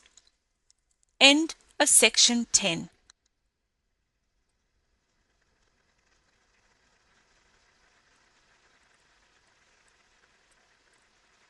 By John Pruden. The Arabian Nights Entertainments, Volume 1, by Anonymous, translated by Dr. Jonathan Scott, Section 11. Story of the 3 Calendars, Sons of Sultans, and of the 5 Ladies of Baghdad. In the reign of Caliph Harun al-Rashid, there was at Baghdad a porter who, notwithstanding his mean and laborious business, was a fellow of wit and good humor. One morning, as he was at the place where he usually plied, with a great basket, waiting for employment, a handsome young lady covered with a great muslin veil accosted him and said with a pleasant air, "Hark you, porter, take your basket and follow me." The porter, charmed with these words pronounced in so agreeable a manner, took his basket immediately, set it on his head, and followed the lady, exclaiming, "O happy day, O day of good luck!" In a short time the lady stopped before a gate that was shut and knocked. A Christian, with a venerable long white beard, opened it, and she put money into his hand without speaking. But the Christian, who knew what she wanted, went in, and in a little time brought a large jug of excellent wine. "Take this jug," said the lady to the porter, "and put it in your basket." This being done, she commanded him to follow her, and as she proceeded, the porter continued his exclamation, "O happy day! This is a day of agreeable surprise and joy." The lady stopped at a fruit shop where she bought several sorts of apples, apricots, peaches, quinces, lemons, citrons, oranges, myrtles, sweet basil, lilies, jessamine, and other flowers and fragrant plants. She bid the porter put all into his basket and follow her. As she went by a butcher's stall, she made him weigh her 25 pounds of his best meat, which she ordered the porter to put also into his basket. At another shop, she took capers, tarragon, cucumber, sassafras, and other herbs preserved in vinegar. At another, she bought pistachios, walnuts, filberts, almonds, kernels of pine apples, and such other fruits, and at another, all sorts of confectionery. When the porter had put all these things into his basket, and perceived that it grew full, "My good lady," said he, "you ought to have given me notice that you had so much provision to carry, and then I would have brought a horse, or rather a camel, for the purpose. For if you buy ever so little more, I shall not be able to bear it." The lady laughed at the fellow's pleasant humor and ordered him still to follow her. She then went to a druggist, where she furnished herself with all manner of sweet-scented waters, cloves, musk, pepper, ginger, and a great piece of ambergris, and several other Indian spices. This quite filled the porter's basket, and she ordered him to follow her. They walked till they came to a magnificent house whose front was adorned with fine columns and had a gate of ivory. There they stopped, and the lady knocked softly. While the young lady and the porter waited for the opening of the gate, the porter made 1,000 reflections. He wondered that such a fine lady should come abroad to buy provisions. He concluded that she could not be a slave, her air was too noble, and therefore he thought she must needs be a woman of quality. Just as he was about to ask her some questions upon this head, another lady came to open the gate, and appeared to him so beautiful that he was perfectly surprised, or rather so much struck with her charms, that he had nearly suffered his basket to fall, for he had never seen any beauty that equaled her. The lady who brought the porter with her perceived his disorder, and, knowing the cause, was greatly diverted, and took so much pleasure in watching his looks that she forgot the gate was opened. "Pray, sister," said the beautiful portress, "come in. What do you stay for? Do you not see this poor man so heavily laden that he is scarcely able to stand?" When she entered with the porter, the lady who had opened the gate shut it, and all three, having passed through a splendid vestibule, entered a spacious court, encompassed with an open gallery, which had a communication with several apartments of extraordinary magnificence. At the farther end of the court there was a platform richly furnished, with a throne of amber in the middle, supported by 4 columns of ebony enriched with diamonds and pearls of an extraordinary size, and covered with red satin embroidered with Indian gold of admirable workmanship. In the middle of the court there was a fountain, faced with white marble and full of clear water, which was copiously supplied out of the mouth of a lion of brass. The porter, though heavy laden, could not but admire the magnificence of this house, and the excellent order in which everything was placed. But what particularly captivated his attention was a third lady, who seemed to be more beautiful than the second, and was seated upon the throne just mentioned. She descended as soon as she saw the 2 others, and advanced towards them. He judged by the respect which the other ladies showed her that she was the chief, in which he was not mistaken. This lady was called Zabid, she who opened the gate, Safi, and she who went to buy the provisions was named Amin. Zabid said to the two ladies when she came to them, "Sisters, do you not see that this honest man is ready to sink under his burden? Why do you not ease him of it?" Then Amin and Safi took the basket, the one before and the other behind. Zabid also assisted, and the three together set it on the ground, then emptied it. And when they had done, the beautiful Amin took out money and paid the porter liberally. The porter was well satisfied with the money he had received, but when he ought to have departed, he could not summon sufficient resolution for the purpose. He was chained to the spot by the pleasure of beholding three such beauties, who appeared to him equally charming, for Amin, having now laid aside her veil, proved to be as handsome as either of the others. What surprised him most was that he saw no man about the house, yet most of the provisions he had brought in, as the dry fruits and the several sorts of cakes and confections, were adapted chiefly for those who could drink and make merry. Zabid thought at first that the porter stayed only to take breath, but perceiving that he remained too long, "What do you wait for?" she said. "Are you not sufficiently paid?" And turning to Amin, she continued, "Sister, give him something more that he may depart satisfied." "Madam," replied the porter, "it is not that which detains me. I am already more than paid for my services. I am sensible that I act rudely in staying longer than I ought, but I hope you will see the goodness to pardon me when I tell you that I am astonished not to see a man with three ladies of such extraordinary beauty, and you know that a company of women without men is as melancholy as a company of men without women." To this he added several other pleasant things to prove what he said, and did not forget the Baghdad proverb, that the table is not completely furnished, except there be four in company, and so concluded that since they were but three, they wanted another. The ladies fell a-laughing at the porter's reasoning, after which Zabid gravely addressed him, "Friend, you presume rather too much, and though you do not deserve that I should enter into any explanation with you, I have no objection to inform you that we are three sisters, who transact our affairs with so much secrecy that no one knows anything of them. We have but too much reason to be cautious of acquainting indiscreet persons with our counsel, and a good author that we have read says, 'Keep thy own secret and do not reveal it to anyone. He that makes his secret known is no longer its master. If thy own breast cannot keep thy counsel, how canst thou expect the breast of another to be more faithful?'" "My ladies," replied the porter, "by your very air, I judged at first that you were persons of extraordinary merit, and I conceive that I am not mistaken. Though fortune has not given me wealth enough to raise me above my mean profession, yet I have not omitted to cultivate my mind as much as I could by reading books of science and history. And allow me, I beseech you, to say that I have also read in another author a maxim which I have always happily followed. We conceal our secret from such persons only as are known to all the world to want discretion, and would abuse our confidence, but we hesitate not to discover it to the prudent, because we know that with them it is safe. A secret in my keeping is as secure as it were locked up in a cabinet, a key of which is lost, and the door sealed up." Zabid, perceiving that the porter was not deficient in wit, but thinking he wished to share in their festivity, answered him smiling, "You know that we have been making preparations to regale ourselves, and that, as you have seen, at a considerable expense.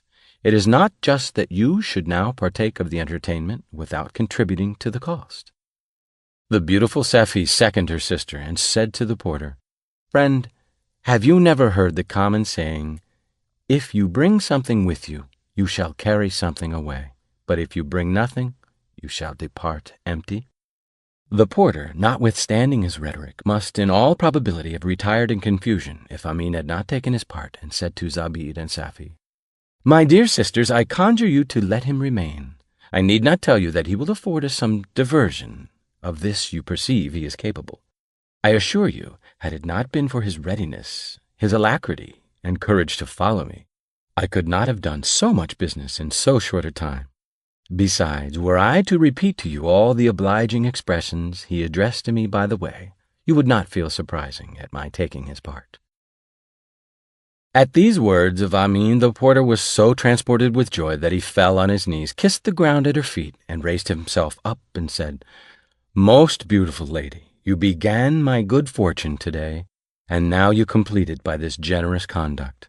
I cannot adequately express my acknowledgments.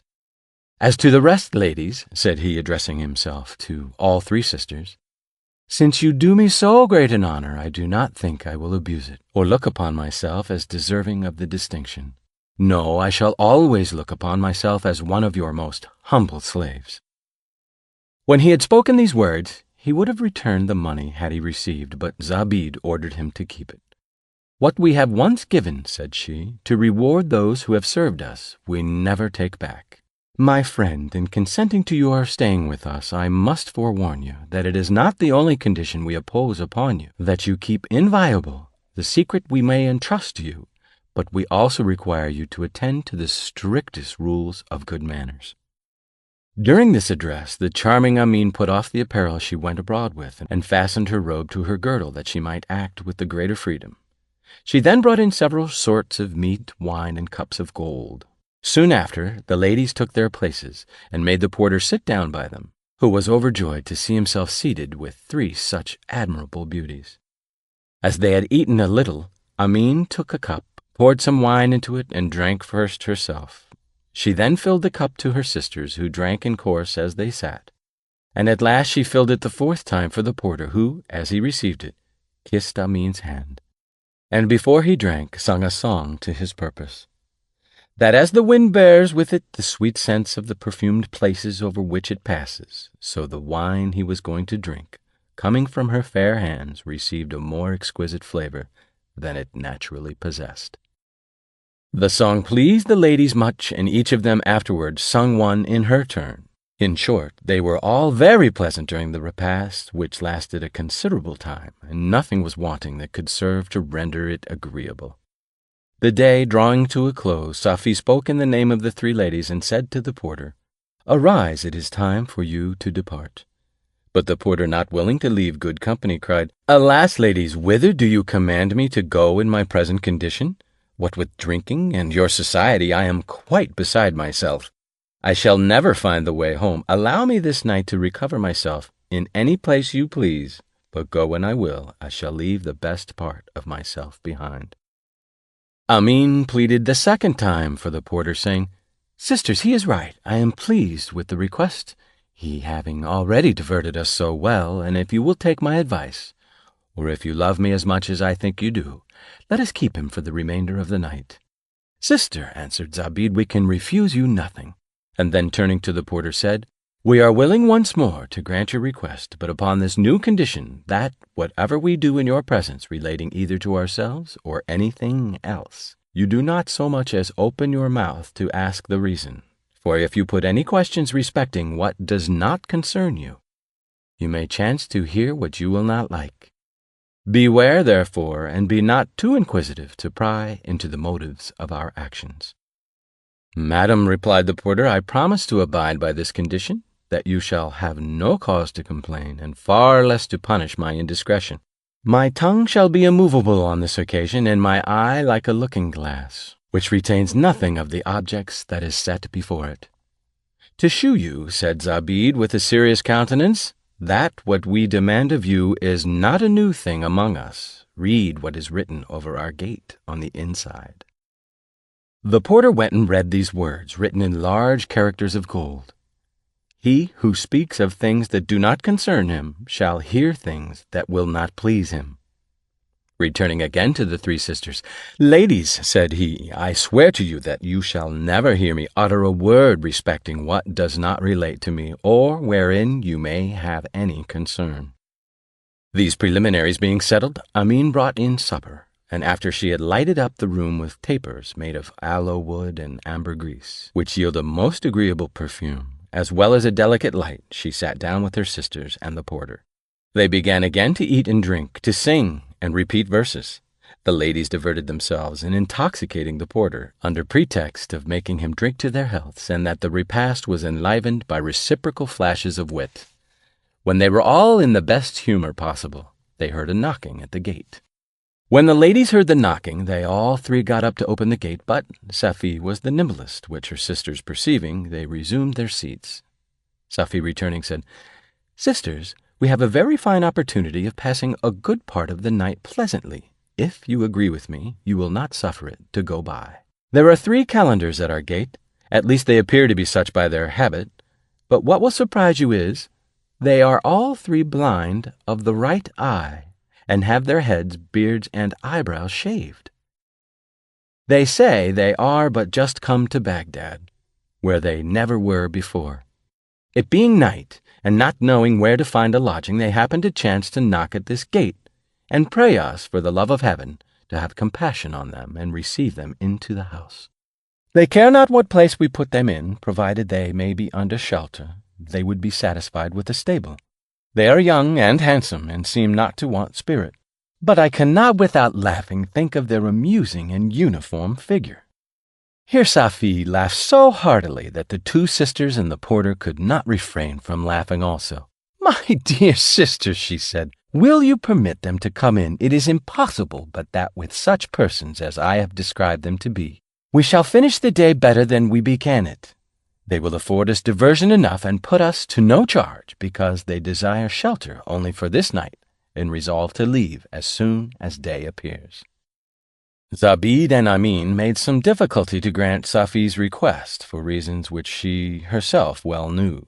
But being very desirous to obtain this favor, they could not refuse her. "Go then," said Zobeide, "and bring them in, but do not forget to acquaint them that they must not speak of anything which does not concern them, and cause them to read what is written over the gate." Safie ran out with joy, and in a little time returned with the 3 calendars. At their entrance they made a profound obeisance to the ladies, who rose up to receive them, and told them courteously that they were welcome, that they were glad of the opportunity to oblige them, and to contribute towards relieving the fatigues of their journey, and at last invited them to sit down with them. The magnificence of the place and the civility they received inspired the calendars with high respect for the ladies. But before they sat down, having by chance cast their eyes upon the porter, whom they saw clad almost like those devotees of whom they have continual disputes respecting several points of discipline, because they never shave their beards nor eyebrows, one of them said, "I believe we have got here one of our revolted Arabian brethren." The porter, having his head warm with wine, took offence, and with a fierce look, without stirring from his place, answered, "Sit you down, and do not meddle with what does not concern you. Have you not read the inscription over the gate? Do not pretend to make people live after your fashion, but follow others." "Honest man," said the calender, "do not put yourself in a passion. We should be sorry to give you the least occasion. On the contrary, we are ready to receive your commands." Upon which, to put an end to the dispute, the ladies interposed and pacified them. When the calendars were seated, the ladies served them with meat, and Safie, being highly pleased with them, did not let them want for wine. After the calendars had eaten and drunk liberally, they signified to the ladies that they wished to entertain them with a concert of music, if they had any instruments in the house, and would cause them to be brought. They willingly accepted the proposal, and fair Safie, going to fetch them, returned again in a moment, and presented them with a flute of her own country fashion, another of the Persian, and a tabor. Each man took the instrument he liked, and all 3 together began to play a tune. The ladies, who knew the words of a merry song that suited the air, joined the concert with their voices, but the words of the song made them now and then stop and fall into excessive laughter. In the height of this diversion, when the company were in the midst of their jollity, a knocking was heard at the gate. Safie left off singing and went to see who it was. The Caliph Harun al-Rashid was frequently in the habit of walking abroad in disguise by night, that he might discover if everything was quiet in the city, and see that no disorders were committed. This night the Caliph went out on his rambles, accompanied by Jafir, his grand vizier, and Mesrour, the chief of the eunuchs of his palace, all disguised in merchants' habits, and passing through the street where the 3 ladies dwelt, he heard the sound of music and fits of loud laughter, upon which he commanded the vizier to knock, as he wished to enter to ascertain the reason. The vizier in vain represented to him that the noise proceeded from some women who were merrymaking, that without question their heads were warm with wine, and that it would not be proper he should expose himself to be affronted by them. Besides, it was not yet an unlawful hour, and therefore he ought not to disturb them in their mirth. "No matter," said the Caliph, "I command you to knock."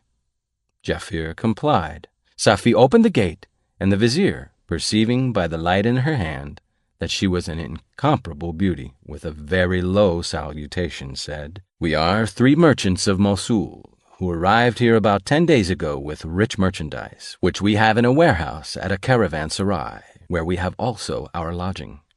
We happened this evening to be with a merchant of this city who invited us to his house, where we had a splendid entertainment, and the wine having put us in good humor, he sent us for a company of dancers. Night being come on, and the music and dancers making a great noise, the watch passing by caused the gate to be opened and some of the company to be taken up, but we had the good fortune to escape by getting over the wall.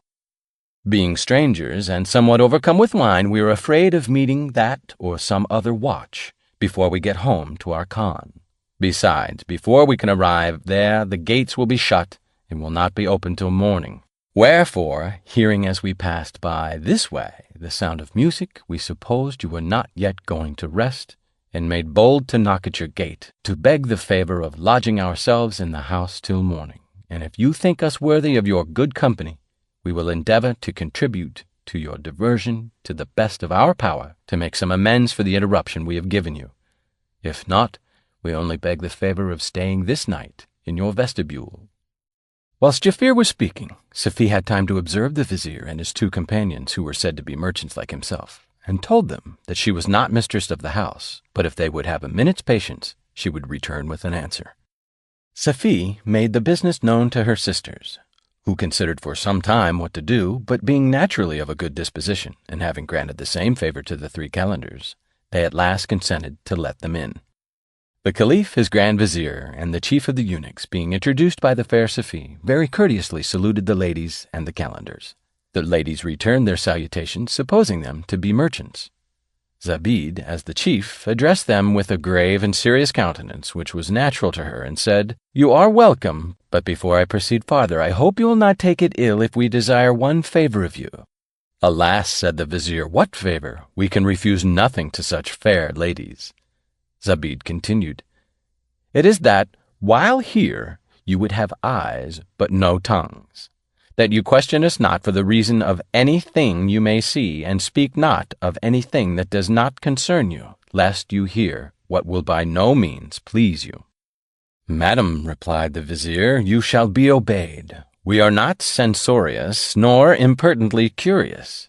It is enough for us to notice affairs that concern us, without meddling with what does not belong to us." Upon this they all sat down, and the company being united, they drank to the health of the newcomers. While the vizier entertained the ladies in conversation, the Caliph could not forbear admiring their extraordinary beauty, graceful behavior, pleasant humor, and ready wit. On the other hand, nothing struck him with more surprise than the calenders being all 3 blind of the right eye. He would gladly have learnt the cause of this singularity, but the condition so lately imposed upon himself and his companions would not allow him to speak. These circumstances, with the richness of the furniture, the exact order of everything, and the neatness of the house, made him think that they were in some enchanted place. Their conversation happening to turn upon diversions, and the different ways of making merry, the calenders arose and danced after their fashion, which augmented the good opinion the ladies had conceived of them, and procured them the esteem of the Caliph and his companions. When the 3 calenders had finished their dance, Zobeide arose, and, taking Amine by the hand, said, "Pray, sister, arise, for the company will not be offended if we use our freedom, and their presence need not hinder the performance of our customary exercise." Amine, understanding her sister's meaning, rose from her seat, carried away the dishes, the flasks, and cups, together with the instruments which the calenders had played upon. Safie was not idle, but swept the room, put everything again in its place, trimmed the lamps, and put fresh aloes and ambergris to them. This being done, she requested the 3 calenders to sit down upon the sofa at one side, and the Caliph and his companions on the other. Then, addressing herself to the porter, she said, Get up and prepare yourself to assist us in what we are going to do. A man like you, who is one of the family, ought not to be idle." The porter, being somewhat recovered from his wine, arose immediately, and having tied the sleeve of his gown to his belt, answered, "Here am I, ready to obey your commands." "Very well," replied Safie, "stay till you are spoken to, and you shall not be idle long." A little time after, Amin came in with a chair, which she placed in the middle of the room, and then went towards a closet. Having opened the door, she beckoned to the porter and said, "Come hither and assist me." He obeyed and entered the closet, and returned immediately, leading 2 black bitches, each of them secured by a collar and chain. They appeared as if they had been severely whipped with rods, and he brought them to the middle of the apartment. Zobeide, rising from her seat between the calendars and the caliph, moved very gravely towards the porter. "Come," she said, heaving a deep sigh, "let us perform our duty." She then tucked up her sleeves above her elbows, and receiving a rod from Safie, "Porter," she said, "deliver one of the bitches to my sister Amin, and bring the other to me." The porter did as he was commanded. Upon this, the bitch that he held in his hand began to howl, and turning towards Zobeide, held her head up in a supplicating posture. But Zobeide, having no regard to the sad countenance of the animal, which would have moved pity, nor to her cries that resounded through the house, whipped her with the rod till she was out of breath, and having spent her strength, threw down the rod, and taking the chain from the porter, lifted up the bitch by her paws, and looking upon her with a sad and pitiful countenance, they both wept. After which Zobeide, with her handkerchief, wiped the tears from the bitch's eyes, kissed her, returned the chain to the porter, desired him to carry her to the place whence he took her, and bring her the other. The porter led back the whipped bitch to the closet, and receiving the other from Amin, presented her to Zobeide, who requested him to hold her as he had done the first, took up the rod, and treated her after the same manner, and when she had wept over her, she dried her eyes, kissed her, and returned her to the porter. But Amin spared him the trouble of leading her back into the closet, and did it herself. The 3 calendars with the caliph and his companions were extremely surprised at this exhibition, and could not comprehend why Zobeide, after having so furiously beaten those 2 bitches, that by the Mussulman religion are reckoned unclean animals, should weep with them, wipe off their tears, and kiss them. They muttered among themselves, and the caliph, who, being more impatient than the rest, longed exceedingly to be informed of the cause of so strange a proceeding, could not forbear making signs to the vizier to ask the question. The vizier turned his head another way, but being pressed by repeated signs, he answered by others that it was not yet time for the caliph to satisfy his curiosity. Zobeide, still some time in the middle of the room, where she had whipped the 2 bitches, to recover herself of her fatigue, and Safie called to her, "Dear sister, will you not be pleased to return to your place, that I may also act my part?" "Yes, sister," replied Zobeide, and then went and sat down upon the sofa, having the caliph, Jafir, and Mesrour on her right side, and the 3 calendars with the porter on her left. After Zobeide had taken her seat, the whole company remained silent for some time. At last, Safie, sitting on the chair in the middle of the room, spoke to her sister Amin. "Dear sister, I conjure you to rise. You know what I would say." Amin rose and went to the other closet, near to that where the bitches were, and brought out a case covered with yellow satin, richly embroidered with gold and green silk. She went towards Safie and opened the case, from whence she took a lute, and presented it to her. And after some time spent in tuning it, Safie began to play, and accompanying the instrument with her voice, sang a song about the torments that absence creates to lovers with so much sweetness that it charmed the caliph and all the company. Having sung with much passion and action, she said to Amin, "Pray take it, sister, for my voice fails me. Oblige the company with a tune, and a song in my stead." "Very willingly," replied Amin, who, taking the lute from her sister, sat down in her place. Amin played and sung almost as long upon the same subject, but with so much vehemence, and was so much affected, or rather transported, by the words of the song, that her strength failed her as she finished. Zobeide, desirous of testifying her satisfaction, said, "Sister, you have done wonders, and we may easily see that you feel the grief you have expressed in so lively a manner."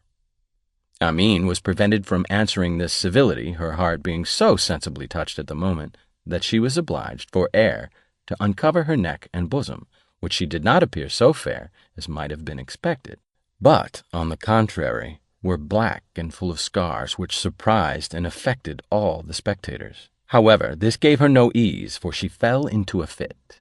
When Zobeide and Safie had run to help her sister, one of the calenders could not forbear saying, "We had better have slept in the streets than have come hither to behold such spectacles." The Caliph, who heard this, came to him and the other calenders and asked them what might be the meaning of all this. They answered, "We know no more than you do." "What?" said the Caliph, "are you not of the family? Can you not resolve us concerning the 2 black bitches and the lady that fainted away, who appears to have been so basely abused?" "Sir," said the calenders, "this is the first time of our being in this house. We came but a few minutes before you." This increased the Caliph's astonishment. "Probably," said he, "this man who is with you may know something of the matter." One of the calenders beckoned the porter to come near and asked him whether he knew why those 2 black bitches had been whipped and why the Amin's bosom was so scarred. "Sir," said the porter, "I can swear by heaven that if you know nothing of this, I know as little as you do. It is true, I live in this city, but I never was in this house until now, and if you are surprised to see me, I am as much so to find myself in your company. And that which increases my wonder is that I have not seen one man with these ladies." The Caliph and his company, as well as the calenders, had supposed the porter to be one of the family, and hoped he would have been able to give them the information they sought. But finding he could not, and resolving to satisfy his curiosity, the Caliph said to the rest, "We are 7 men, and have but 3 women to deal with. Let us try if we can oblige them to explain what we have seen, and if they refuse by fair means, we are in a condition to compel them by force." The Grand Vizier Jafir objected to this and shewed the Caliph what might be the consequence. Without discovering the prince to the calenders, he addressed him as he had been a merchant, and said, "Consider, I pray you, that our reputation is at stake. You know the conditions on which these ladies consented to receive us, and which we agreed to observe. What will they say if we break them? We shall be still more to blame if any mischief befall us, for it is not likely that they would have extorted such a promise from us without knowing themselves to be in a condition to punish us for its violation." Here the vizier took the Caliph aside and whispered to him, "The night will soon be at an end, and if your majesty will only be pleased to have so much patience, I will tomorrow bring these ladies before your throne, where you may be informed of all that you desire to know." Though this advice was very judicious, the Caliph rejected it, desired the vizier to hold his tongue, and said he would not wait so long, but would immediately have this curiosity satisfied. The next business was to settle who should carry the message. The Caliph endeavored to prevail with the calenders to speak first, but they excused themselves, and at last they agreed that the porter should be the man. As they were consulting how to word this fatal question, Zobeide returned from her sister Amin, who was recovered from her fit. She drew them near, and having overheard them speaking pretty loud, said, "Gentlemen, what is the subject of your conversation? What are you disputing about?" The porter answered immediately, "Madam, these gentlemen beseech you to inform them why you wept over your 2 bitches as you had whipped them so severely, and how the bosom of that lady who lately fainted away came to be so full of scars. These are the questions I am ordered to ask in their name." At these words Zobeide put on a stern countenance, and turning towards the Caliph and the rest of the company, "Is it true, gentlemen," she said, "that you desired him to ask me these questions?" All of them, except the Vizier Jafir, who spoke not a word, answered, "Yes." On which she exclaimed in a tone that sufficiently expressed her resentment, "Before we granted you the favor of receiving you into our house, and to prevent all occasion of trouble from you, because we are alone, we imposed the condition that you should not speak of anything that did not concern you, lest you might hear that which would not please you. And yet, after having received and entertained you, you make no scruple to break your promise. It is true that our uneasy temper has occasioned this, but that shall not excuse your rudeness." As she spoke these words, she gave 3 stamps with her foot, and clamping her hands as often together, cried, "Come quickly!" Upon this a door flew open, and 7 black slaves rushed in. Every one seized a man, threw him on the ground, and dragged him into the middle of the room, brandishing a scimitar over his head. We may easily conceive the Caliph then repented, but too late, that he had not taken the advice of his vizier, who, with Mesrour, the calenders, and porter, was from his ill-turned curiosity on the point of forfeiting his life.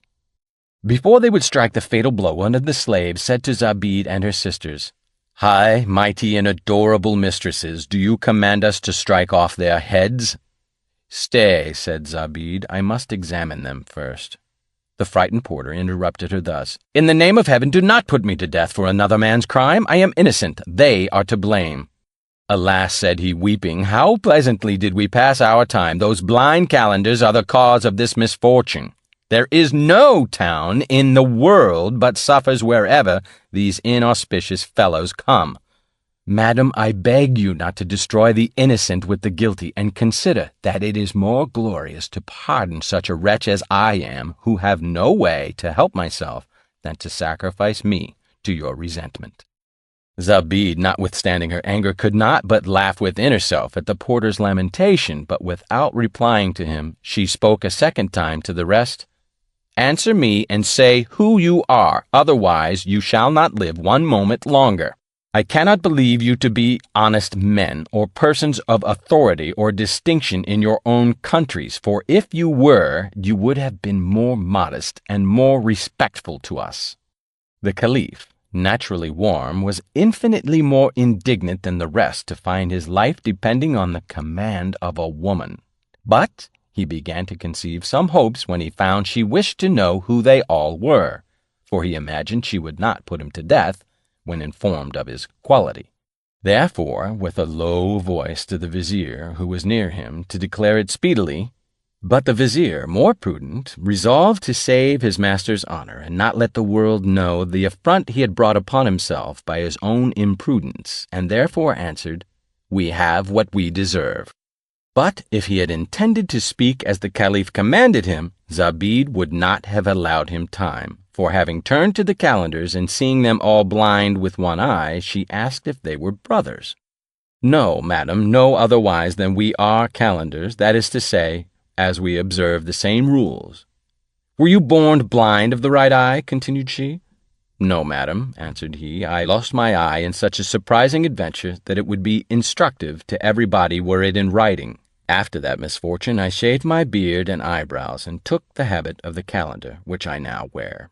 Zobeide asked the other 2 calendars the same question, and had the same answers. But the last who spoke added, Madam, to show you that we are no common fellows, and that you may have some consideration for us, be pleased to know that we are all 3 sons of sultans, and though we never met together till this evening, yet we have had enough time to make that known to one another, and I assured you that the sultans from whom we derive our being were famous in the world. At this discourse Zobeide suppressed her anger, and said to the slaves, Give them their liberty a while, but remain where you are. Those who tell us their history and the occasion of their coming, do them no hurt. Let them go where they please, but do not spare those who refuse to give us that satisfaction. The 3 calendars, the Caliph, the Grand Vizier, Jafir, and eunuch Mesrour, and the porter were all in the middle of the hall, seated upon a carpet in the presence of the 3 ladies, who reclined upon a sofa, and the slaves stood ready to do whatever their mistresses could command. The porter, understanding that he might extricate himself from danger by telling his history, spoke first, and said, Madam, you know my history already, and the occasion of my coming hither, so that what I have to say will be short. My lady, your sister, called me this morning at a place where I plied as porter to see if anybody would employ me, that I might get bread. I followed her to a vintner's, then to a herb shop, then to one where oranges, lemons, and citrons were sold, then to a grocer's, next to a confectioner's, and a druggist's, with my basket upon my head as full as I was able to carry it. Then I came hither, where you had the goodness to suffer me to continue till now, a favor that I shall never forget. This, madam, is my history. When the porter had done, Zobeide said to him, Depart, let us see you no more. Madam, replied the porter, I beg you to let me stay. It would not be just, after the rest have had the pleasure to hear my history, that I should not also have the satisfaction of hearing theirs. And, having spoken thus, he sat down at the end of the sofa, glad at heart to have escaped the danger that had frightened him so much. After him, one of the 3 calendars, directing his speech to Zobeide, as the principal of the 3 ladies, began thus. End of section 11. Recording by John Pruden of www.johnpruden.com.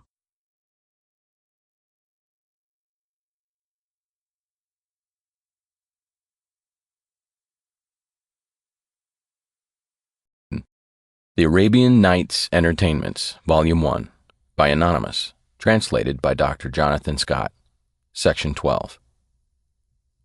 The History of the First Calendar. Madam, in order to inform you how I lost my right eye, and while I was obliged to put myself into a calendar's habit, I must tell you that I am a sultan's son born. My father had a brother who reigned over a neighboring kingdom, and the prince, his son, and I were nearly of the same age. After I had learned my exercises, the sultan, my father, granted me such liberty as suited my dignity. I went regularly every year to see my uncle, at whose court I amused myself for a month or two, and then returned again to my father's. These journeys cemented a firm and intimate friendship between the prince, my cousin, and myself. The last time I saw him, he received me with greater demonstrations of tenderness than he had done at any time before, and resolving one day to give me a treat, he made great preparations for that purpose. We continued a long time at table, and after we had both supped, "Cousin," said he, "you will hardly be able to guess how I have been employed since your last departure from hence, about a year past. I have had a great many men at work to perfect a design I have formed. I have caused an edifice to be built, which is now finished, so as to be habitable. You will not be displeased if I shew it you.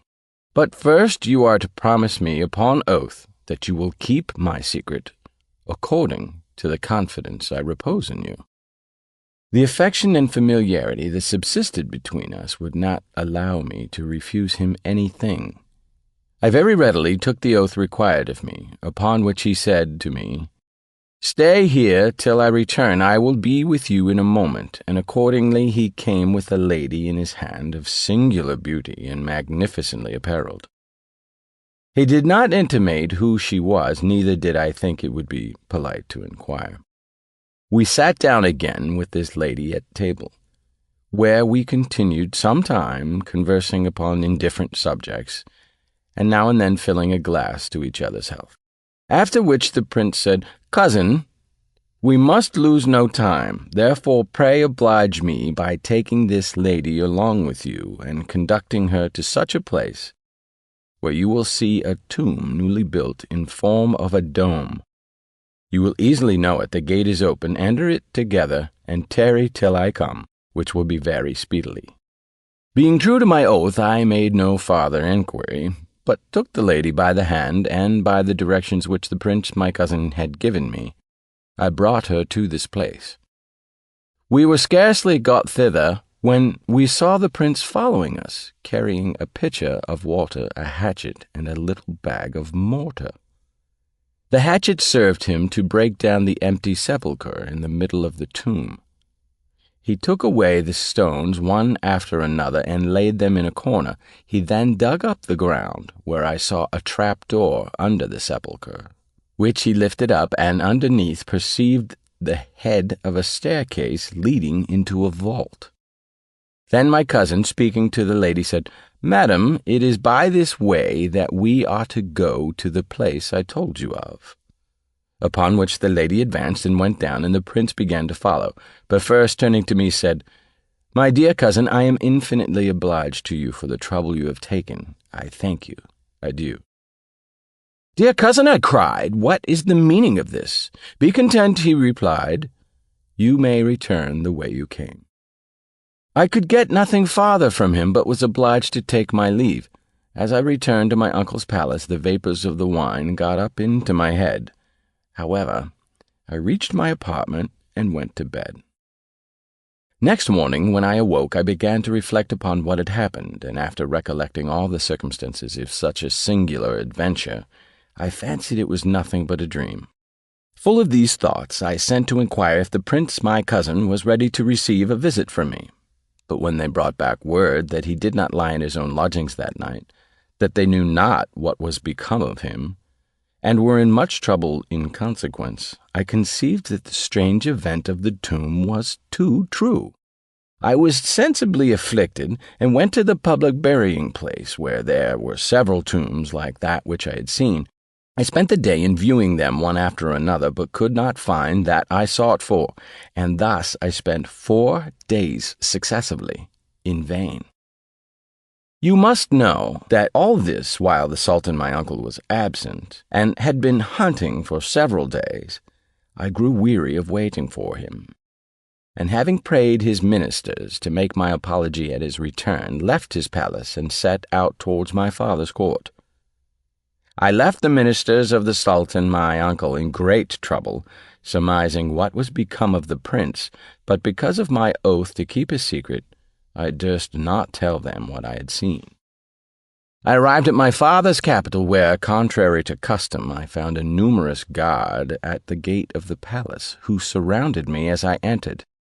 I asked the reason, and the commanding officer replied, "Prince, the army has proclaimed a grand vizier instead of your father, who is dead, and I take you prisoner in the name of the new sultan." At these words the guards laid hold of me and carried me before the tyrant. I leave you to judge, madam, how much I was surprised and grieved. This rebel vizier had long entertained a mortal hatred against me for this reason.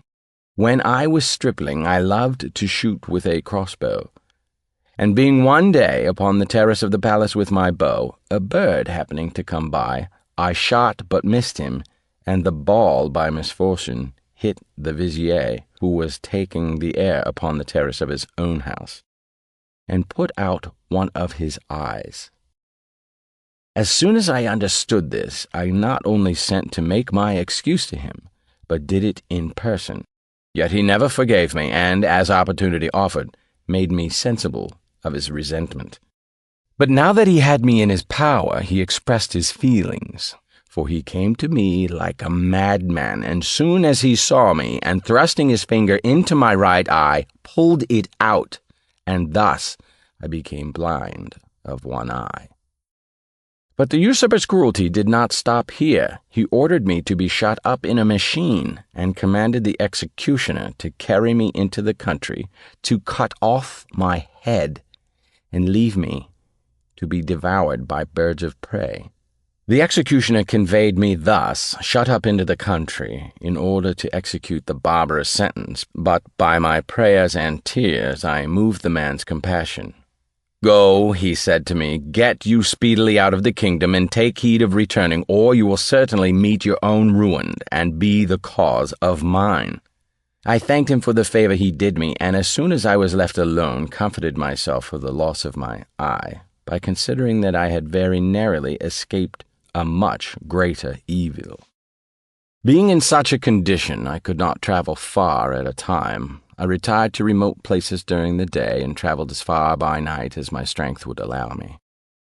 At last I arrived at the dominions of the Sultan my uncle, and came to his capital. I gave him a long detail of the tragical cause of my return, and of the sad condition he saw me in. "Alas," cried he, "was it not enough for me to have lost my son, but must I have also news of the death of a brother I love so dearly, and see you reduced to this deplorable condition?" He told me how uneasy he was that he could hear nothing of his son, notwithstanding all the inquiry he could make. At these words the unfortunate father burst into tears, and was so much afflicted that, pitying his grief, it was impossible for me to keep the secret any longer, so that, notwithstanding my oath to the prince my cousin, I told the Sultan all I knew. His Majesty listened to me with some sort of comfort, and when I had done, "Nephew," said he, "what you tell me gives me some hope. I knew that my son ordered that tomb to be built, and I can guess pretty nearly the place, and with the idea you still have of it, I fancy we shall find it. But since he ordered it to be built privately, and you took your oath to keep his secret, I am of opinion that we ought to go in quest of it without other attendants." But he had another reason for keeping the matter secret, which he did not then tell me, and an important one it was, as you will perceive by the sequel of my story. We disguised ourselves and went out by the door of the garden which opened into the fields, and soon found what we sought for.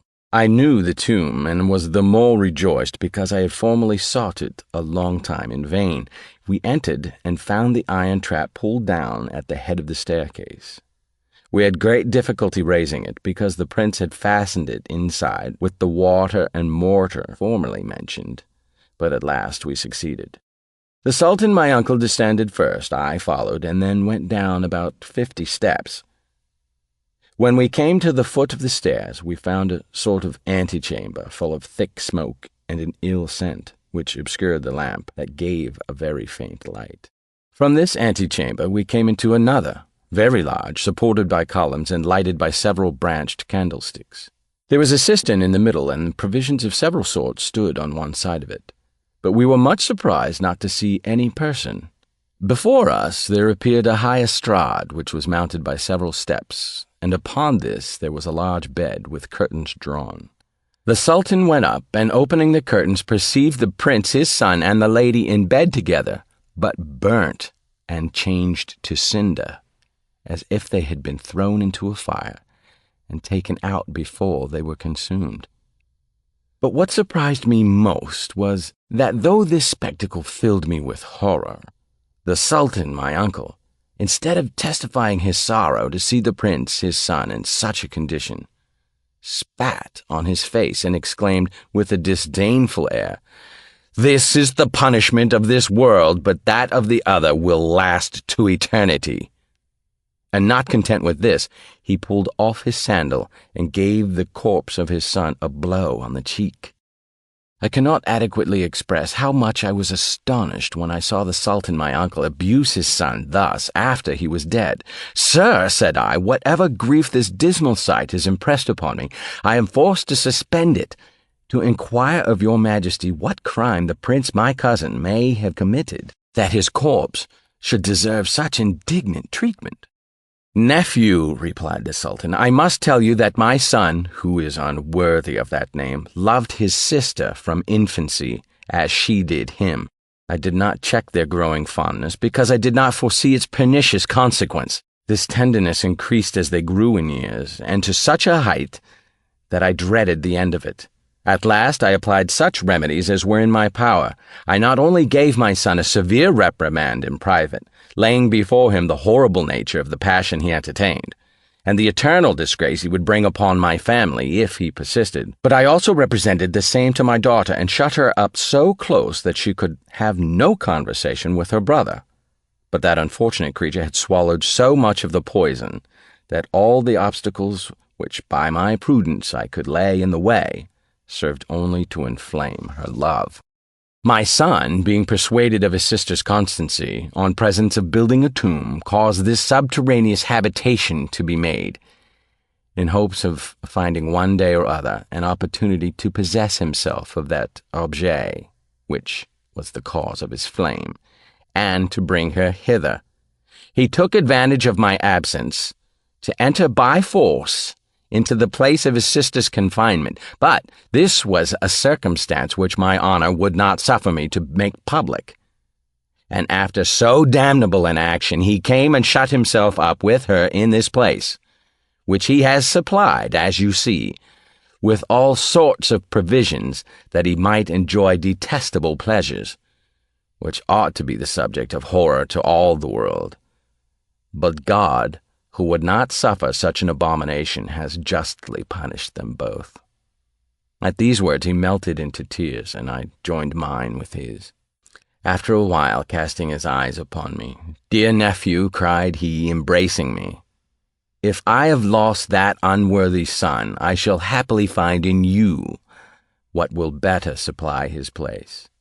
The reflections he made on the doleful end of the prince and princess, his daughter, made us both weep afresh. We ascended the stairs again and departed at last from that dismal place. We let down the trap-door and covered it with earth and such other materials as the tomb was built of, on purpose to hide as much to lay in our power so terrible an effect of the wrath of God. We had not been long returned to the palace unperceived by anyone, but we heard a confused noise of trumpets, drums, and other instruments of war.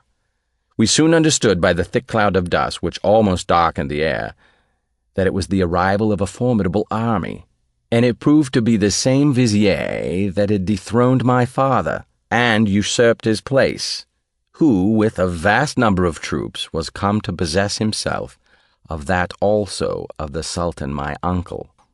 My uncle, who then had only his usual guards about him, could not resist so numerous an army. They invested the city, and the gates being opened to them without any resistance, soon became masters of it, and broke into the palace, where my uncle defended himself and sold his life at a dear rate. I fought as valiantly for a while, but seeing we were forced to submit to a superior power, I thought on my retreat, which I had the good fortune to effect by some back ways, and got to one of the Sultan's servants, whose fidelity I could depend. Being thus surrounded with sorrows and persecuted fortune, I had recourse to a stratagem, which was the only means left me to save my life. I caused my beard and eyebrows to be shaved, and putting on a calendar's habit, I passed unknown by any out of the city. After that, by degrees, I found it easy to quit my uncle's kingdom by taking the by-roads. I avoided passing through towns until I had reached the empire of the mighty governor of the Mussulmans, the glorious and renowned Caliph Harun al-Rashid, when I thought myself out of danger. And considering what I was to do, I resolved to come to Baghdad, intending to throw myself at the feet of that monarch, whose generosity is renowned throughout the world. I shall move him to compassion, said I to myself, by the relation of my uncommon misfortunes, and without doubt he will take pity on a persecuted prince, and not suffer me to implore his assistance in vain. In short, after a journey of several months, I arrived yesterday at the gate of this city, into which I entered about the dusk of evening, and stopping a little while to consider which way I was to turn, another calender came up. He saluted me, and I him. "You appear," said I, "to be a stranger, as I am." "You are not mistaken," replied he. He had no sooner returned this answer than a third calender overtook us. He saluted us and told us he was a stranger newly come to Baghdad, so that as brethren we joined together, resolving not to separate from one another. It was now late, and we knew not where to seek a lodging in the city, where we had never been before. But good fortune having brought us to your gate, we made bold to knock, when you received us with so much kindness that we are incapable of rendering suitable thanks. "This, madam," said he, "is, in obedience to your commands, the account I was to give how I lost my right eye, wherefore my beard and eyebrows are shaved, and how I came to be with you at this time." "It is enough," said Zobeide. "You may retire to what place you think fit." The calender begged the lady's permission to stay till he had heard the relations of his two comrades, "whom I cannot," said he, "leave with honor," and that he might also hear those of the three other persons in company. The story of the first calender seemed wonderful to the whole company, but especially to the Caliph, who, notwithstanding the slaves stood by with their scimitars drawn, could not forbear whispering to the vizier, "Many stories have I heard, but never any that equaled in surprising incident that of the calender."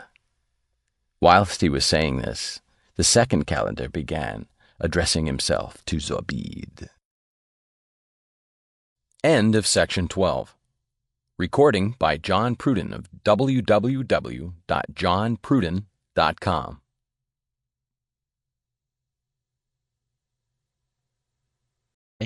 Reynard. The Arabian Nights Entertainments, Volume 1, by Anonymous, translated by Dr. Jonathan Scott, Section 13. The Story of the Second Calender. Madam, to obey your commands, and to show you by what strange accident I became blind of the right eye, I must of necessity give you the account of my life. I was scarcely past my infancy, when the Sultan my father, for you must know that I am a prince by birth, perceived that I was endowed with good natural ability, and spared nothing proper for improving it. No sooner was I able to read and write, but I learned the Koran, from beginning to end by heart, that admirable book which contains the foundation, the precepts, and the rules of our religion, and that I might be thoroughly instructed in it, I read the works of the most approved divines, by whose commentaries it had been explained.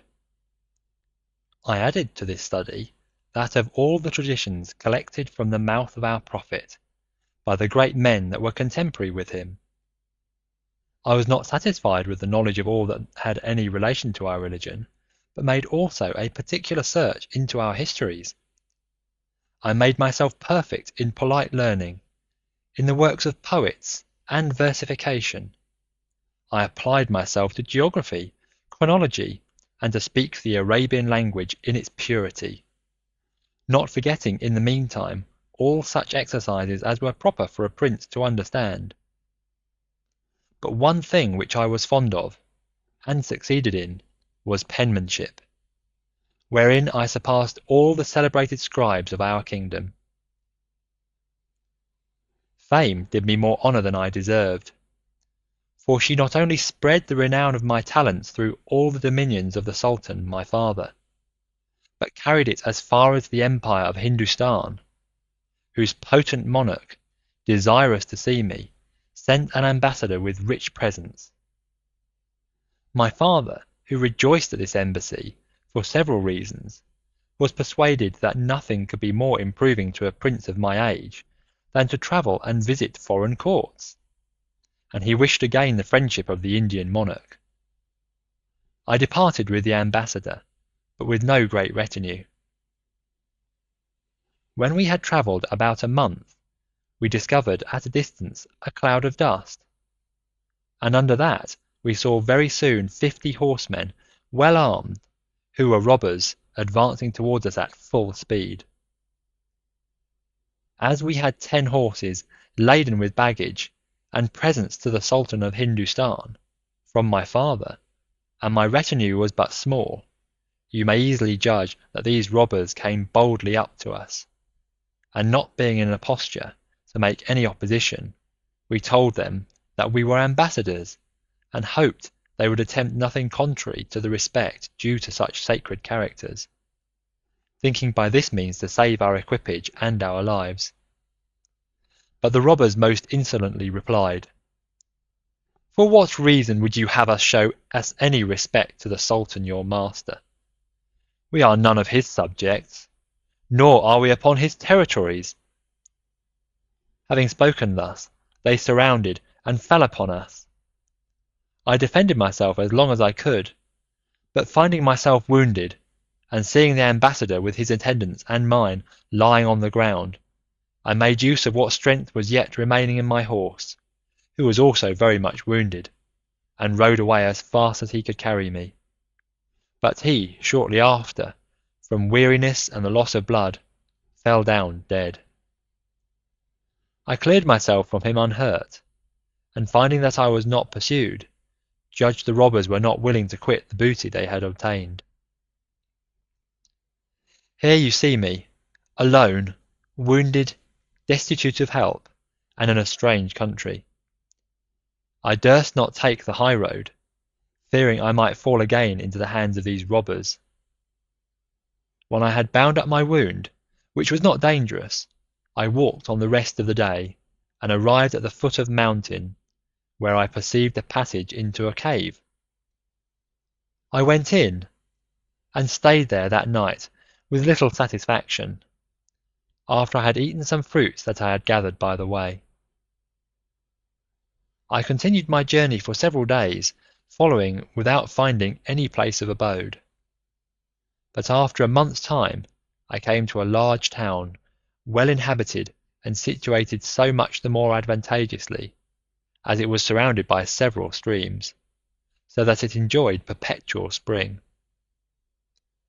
The pleasant objects which then presented themselves to my view afforded me some joy, and suspended for a time the sorrow with which I was overwhelmed.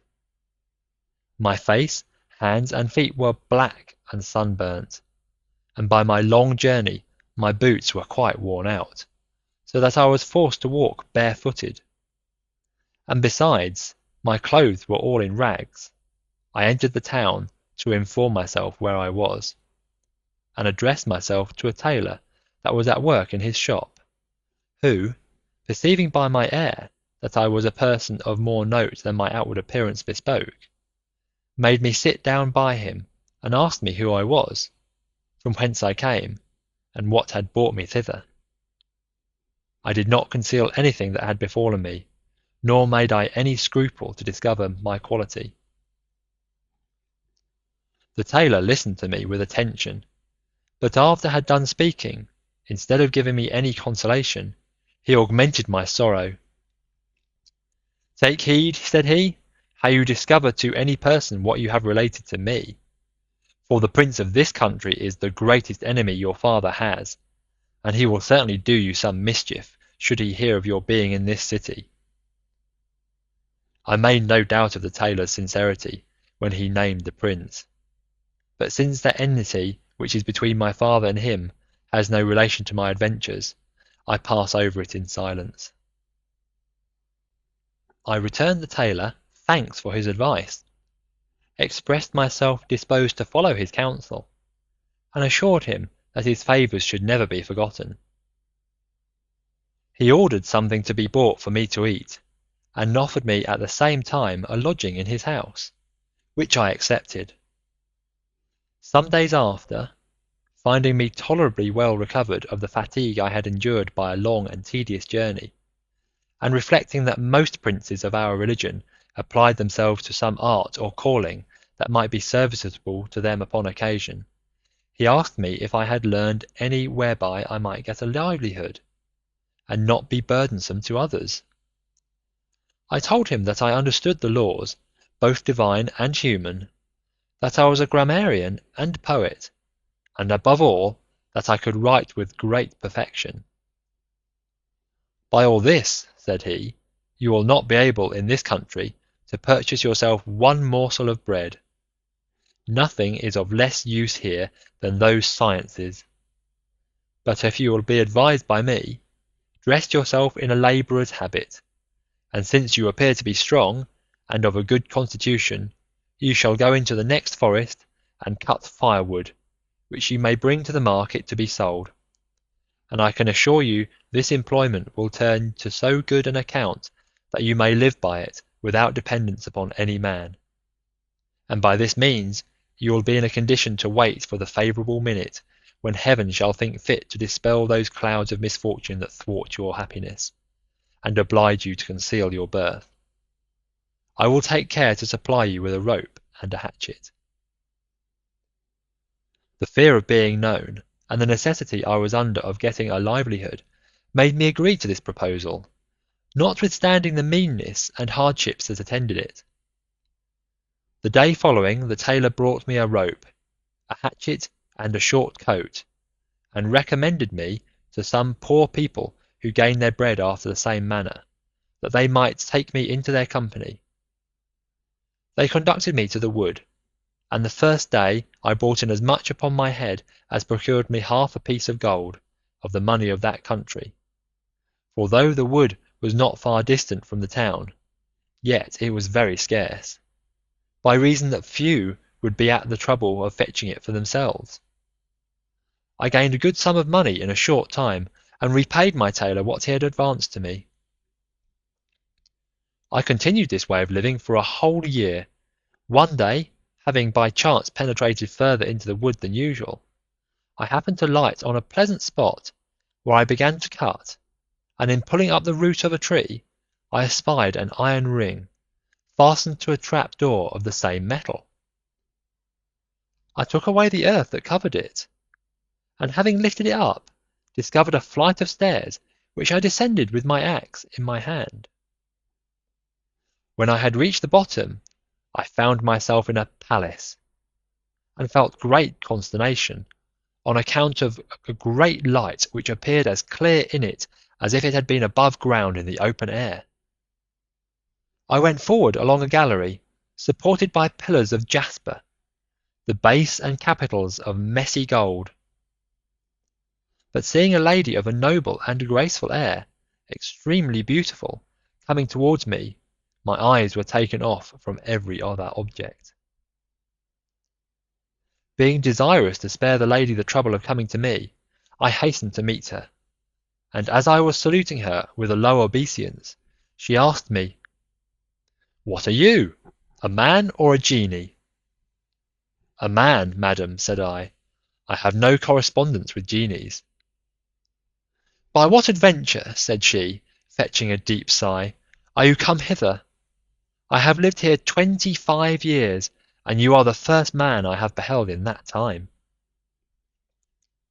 Her great beauty, which had already smitten me, and the sweetness and civility wherewith she received me, emboldened me to say, "Madam, before I have the honour to satisfy your curiosity, give me leave to tell you that I am infinitely gratified with this unexpected meeting, which offers me an occasion of consolation in the midst of my affliction, and perhaps it may give me an opportunity of making you also more happy than you are." I related to her by what strange accident she beheld me, the son of a sultan, in such a condition as I appeared in her presence, and how fortune had directed that I should discover the entrance into that magnificent prison where I had found her, according to appearance, in an unpleasant situation.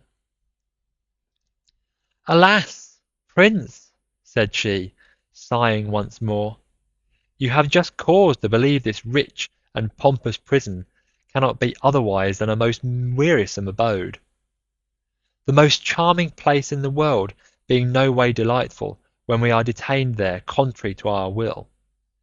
It is not possible but you have heard of the Sultan of the Isle of Ebene, so called from that precious wood which it produces in abundance.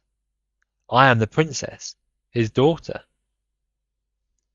The Sultan, my father, had chosen for me a husband, a prince who was my cousin. But on my wedding night, in the midst of the rejoicings of the court and capital, before I was conducted to my husband, a genie took me away. I fainted with alarm, and when I recovered, found myself in this place. I was long inconsolable, but time and necessity have accustomed me to see and receive the genie. 25 years I have continued in this place, where I must confess I have all that I can wish for necessary to life, and also everything that can satisfy a princess fond of dress and splendour. Every 10 days, continued the princess, the genie comes hither and remains with me one night, which he never exceeds, and the excuse he makes for it is that he is married to another wife, who would grow jealous if she should know his infidelity. Meanwhile, if I have occasion for him by day or night, as soon as I touch a talisman which is at the entrance to my chamber, the genie appears. It is now the 4th day since he was here, and I do not expect him before the end of 6 more. So, if you please, you may stay 5 days, and I will endeavour to entertain you according to your quality and merit." I thought myself too fortunate to have obtained so great a favour without asking, to refuse so obliging an offer. The princess made me go into a bath, the most commodious and the most sumptuous imaginable, and when I came forth, instead of my own clothes, I found another very costly suit, which I did not esteem so much for its richness as because it made me appear worthy to be in her company.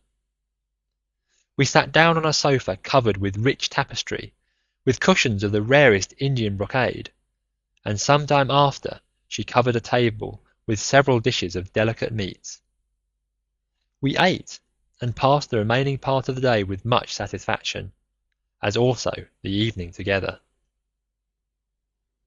The next day, as she contrived every means to please me, she brought in, at dinner, a bottle of old wine, the most excellent that ever was tasted, and out of complaisance drank some part of it with me. When my head grew warm with the agreeable liquor, "Fair princess," said I, "you have been too long thus buried alive. Follow me, enjoy the real day of which you have been so deprived so many years, and abandon this artificial, though brilliant glare." "Prince," replied she with a smile, "leave this discourse. If you out of 10 days will grant me 9, and resign the last to the genie, the fairest day would be nothing in my esteem. "Princess," said I, "it is the fear of the genie that makes you speak thus.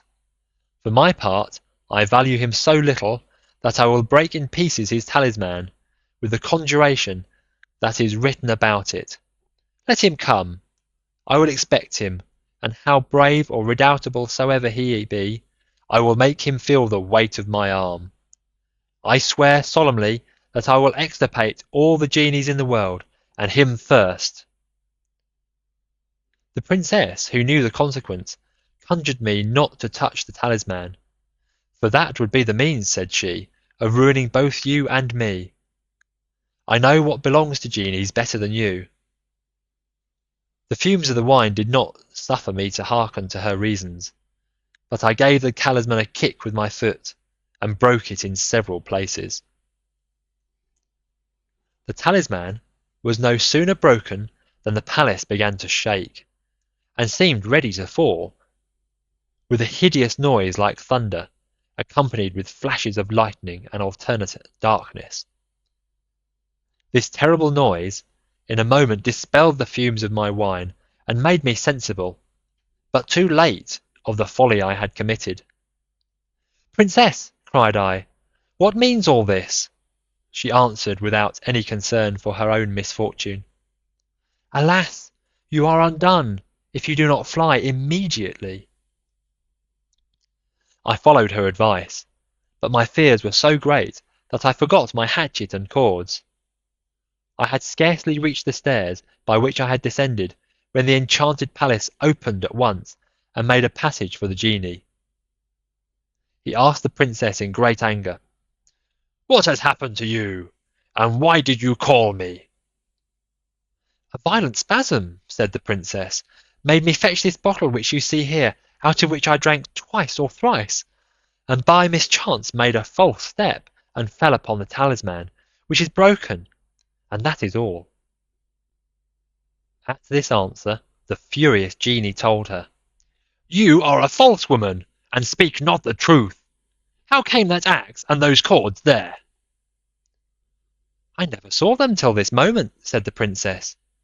"Your coming in such an impetuous manner has, it may be, forced them up in some place as you came along, and so brought them hither without your knowing it." The genie made no other answer but what was accompanied with reproaches and blows, of which I heard the noise. I could not endure to hear the pitiful cries of the princess so cruelly abused. I had already taken off the suit she had presented to me, and put on my own, which I had laid on the stairs the day before.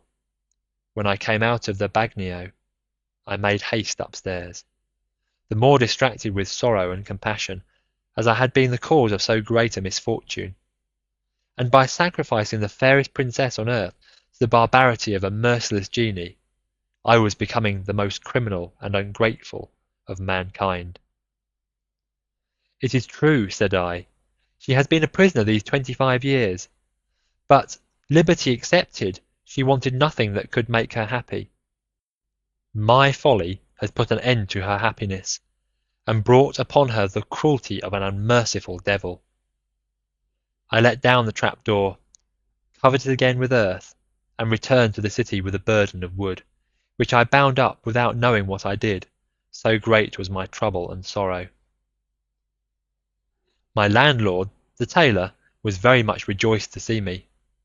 'Your absence,' said he, 'has disquieted me much, as you had entrusted me with the secret of your birth, and I knew not what to think. I was afraid somebody had discovered you. God be praised for your return.' I thanked him for his zeal and affection, but not a word durst I say of what had passed, nor of the reason why I came back without my hatchet and cords. I retired to my chamber, where I reproached myself 1,000 times for my excessive imprudence. Nothing, said I, could have paralleled the princess's good fortune and mine, had I forborne to break the talisman. While I was thus giving myself over to melancholy thoughts, the tailor came in and said, 'An old man, whom I do not know, brings your hatchet and cords, which he found in his way, as he tells me, and says he understood from your comrades that you lodge here.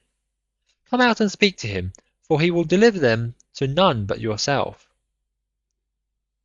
At these words I changed colour, and fell a trembling. While the tailor was asking me the reason, my chamber door opened, and the old man, having no patience to stay, appeared to us with my hatchet and cords. This was the genie, the ravisher of the fair princess of the Isle of Ebene, who had thus disguised himself after he had treated her with the utmost barbarity. "I am a genie," said he, speaking to me, "son of the daughter of Eblis, prince of genies. Is not this your hatchet? Are not these your cords?"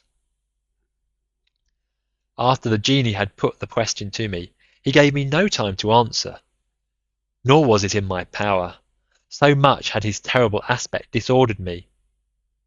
He grasped me by the middle, dragged me out of the chamber, and mounting into the air, carried me up to the skies with such swiftness that I was not able to take notice of the way he conveyed me. He descended again in like manner to the earth, which on a sudden he caused to open with a stroke of his foot, and sunk down at once, when I found myself in the enchanted palace before the fair princess of the Isle of Ebene. But alas! What a spectacle was there! I saw what pierced me to the heart. This poor princess was quite naked, weltering in her blood, and laid upon the ground, more like one dead than alive, with her cheeks bathed in tears. "Perfidious wretch," said the genie to her, pointing at me, "is not this your gallant?" She cast her languishing eyes upon me, and answered mournfully, "I do not know him. I never saw him till this moment." "What?" said the genie. "He is the cause of thy being in the condition thou art justly in, and yet darest thou say thou dost not know him?" "If I do not know him," said the princess, "would you have me lie on purpose to ruin him?" "Oh then," said the genie, pulling out a scimitar and presenting it to the princess, "if you never saw him before, take this and cut off his head." "Alas," replied the princess, "how is it possible that I should execute such an act? My strength is so far spent that I cannot lift up my arm, and if I could, how should I have the heart to take away the life of an innocent man, and one whom I do not know?" "This refusal," said the genie to the princess, "sufficiently informs me of your crime." Upon which, turning to me, "And thou," said he, "dost thou not know her?" I should have been the most ungrateful wretch, and most perfidious of all mankind, if I had not strewn myself as faithful to the princess as she had been to me, who had been the cause of her misfortunes. I therefore answered the genie, "How should I know her, when I never saw her till now?" "If it be so," said he, "take the scimitar and cut off her head. On this condition I will set thee at liberty, for then I shall be convinced that thou hast never seen her till this moment, as thou givest." "With all my heart," replied I, and took the scimitar in my hand. Do not think, madam, that I drew near to the fair princess of the Isle of Ebene to be the executioner of the genie's barbarity. I did it only to demonstrate by my behaviour, as much as possible, that as she had strewn her resolution to sacrifice her life for my sake, I should not refuse to sacrifice mine for hers. The princess, notwithstanding her pain and suffering, understood my meaning, which she signified by an obliging look, and made me understand her willingness to die for me, and that she was satisfied to see how ready I was also to die for her. Upon this I stepped back and threw the scimitar on the ground. "I should for ever," said I to the genie, "be hateful to all mankind were I to be so base as to murder not only a person whom I do not know, but a lady like this, who is already on the point of expiring. Do with me what you please, since I am in your power. I cannot obey your barbarous commands." "I see," said the genie, "that you both outbrave me, and insult my jealousy. But both of you shall know by my treatment of you of what I am capable." At these words the monster took up the scimitar and cut off one of her hands, which left her only so much life as to give me a token with the other that she bade me ever adieu. For the blood she had lost before, and that which gushed out then, did not permit her to live above 1 or 2 moments after this barbarous cruelty, the sight of which threw me into a fit. When I was come to myself again, I expostulated with the genie, why he made me languish in expectation of death. "Strike," cried I, "for I am ready to receive the mortal blow, and expect it as the greatest favour you can show me."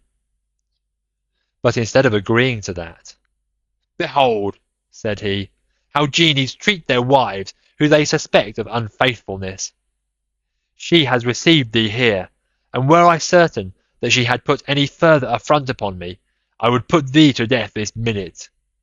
But I will content myself with transforming thee into a dog, ape, lion, or bird. Take thy choice of any of these, I will leave it to thyself." These words gave me some hopes of being able to appease him. "O genie," said I, "moderate your passion, and since you will not take away my life, give it me generously. I shall always remember your clemency, if you pardon me, as one of the best men in the world pardoned one of his neighbours that bore him a mortal hatred." The genie asked me what had passed between those 2 neighbours, and said he would have patience till he heard the story, which I related to him, and I believe, madam, you will not be displeased if I now repeat it. End of Section 13. Recording by Reynard.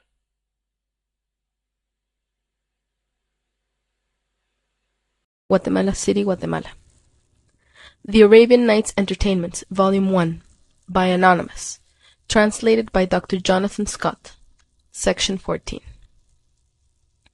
The Story of the Envious Man and Him that He Envied. In a considerable town 2 persons dwelt in adjoining houses. One of them conceived such a violent hatred against the other, that the hated party resolved to remove to a distance, being persuaded that their being neighbours was the only cause of this animosity. For though he had done him several pieces of service, he found that his hatred was not diminished. He therefore sold his house, with what goods he had left, and retired to the capital city of a kingdom which was not far distant. Here he bought a little spot of ground, which lay about half a league from the city, where he had a convenient house, with a garden, and a pretty spacious court, wherein there was a deep well, which was not in use. The honest man, having made this purchase, put on a dervish's habit, intending to lead a retired life, and caused several cells to be made in the house, where in a short time he established a numerous society of dervishes. He soon came to be publicly known by his virtue, through which he acquired the esteem of many people, as well of the commonalty as of the chief of the city. In short, he was much honoured and courted by all ranks. People came from afar to recommend themselves to his prayers, and all who visited him published what blessings they received through his means. The great reputation of this honest man having spread to the town from where he had come, it touched the envious man so much to the quick, that he left his house and affairs with the resolution to ruin him. With this intent he went to the new convent for dervishes, of which his former neighbour was the head, who received him with all imaginable tokens of friendship. The envious man told him that he was come on purpose to communicate a business of importance, which he could not do but in private, and that nobody may hear us. Let us, said he, take a walk in your court, and seeing night begins to draw on, command your dervishes to retire to their cells. The chief of the dervishes did as he was required. When the envious man saw that he was alone with this good man, he began to tell him his errand, walking side by side in the court, till he saw his opportunity, and getting the good man near the brink of the well, he gave him a thrust, and pushed him into it, without being seen by anyone. Having done thus, he returned, got out at the gate of the convent without being known, and reached his own house well satisfied with his journey, being fully persuaded that the object of his hatred was no more. But he found himself mistaken. This old well was inhabited by fairies and genies, which happened luckily for the relief of the head of the convent, for they received and supported him and carried him to the bottom, so that he got no hurt. He perceived that there was something extraordinary in his fall, which must otherwise have cost him his life, but he neither saw nor felt anything. He soon heard a voice, however, which said, "Do you know what honest man this is, to whom we have done this piece of service?" Another voice answered, "No." To which the first replied, "Then I will tell you. This man, out of charity, the purest ever known, left the town he lived in, and has established himself in this place, in hopes to cure one of his neighbors of the envy he had conceived against him. He had acquired such general esteem that the envious man, not able to endure it, came hither on purpose to ruin him, and he would have accomplished his design, had it not been for the assistance we have given this honest man, whose reputation is so great that the Sultan, who keeps his residence in the neighboring city, has to pay him a visit tomorrow, to recommend the princess his daughter to his prayers." Another voice asked, "What need had the princess of the dervish's prayers?" To which the first answered, "You do not know, it seems, that she is possessed by Genie Maimoun, son of Dimdim, who has fallen in love with her. But I well know how this good head of the dervishes may cure her. The thing is very easy, and I will explain it to you. He has a black cat in his convent, with a white spot at the end of her tail, about the bigness of a small piece of Arabian money. Let him only pull 7 hairs out of the white spot, burn them, and smoke the princess's head with the fume. She will not only be immediately cured, but be so safely delivered from Maimoun, the son of Dimdim, that he will never dare to approach her again." The head of the dervishes remembered every word of the conversation between the fairies and the genies, who remained silent the remainder of the night. The next morning, as soon as daylight appeared, and he could discern the nature of his situation, the well being broken down in several places, he saw a hole, by which he crept out with ease. The other dervishes, who had been seeking for him, were rejoiced to see him. He gave them a brief account of the wickedness of the man whom he had given so kind a reception the day before, and retired into his cell. Shortly after, the black cat, which the fairies and genies had mentioned the night before, came to fawn upon her master, as she was accustomed to do.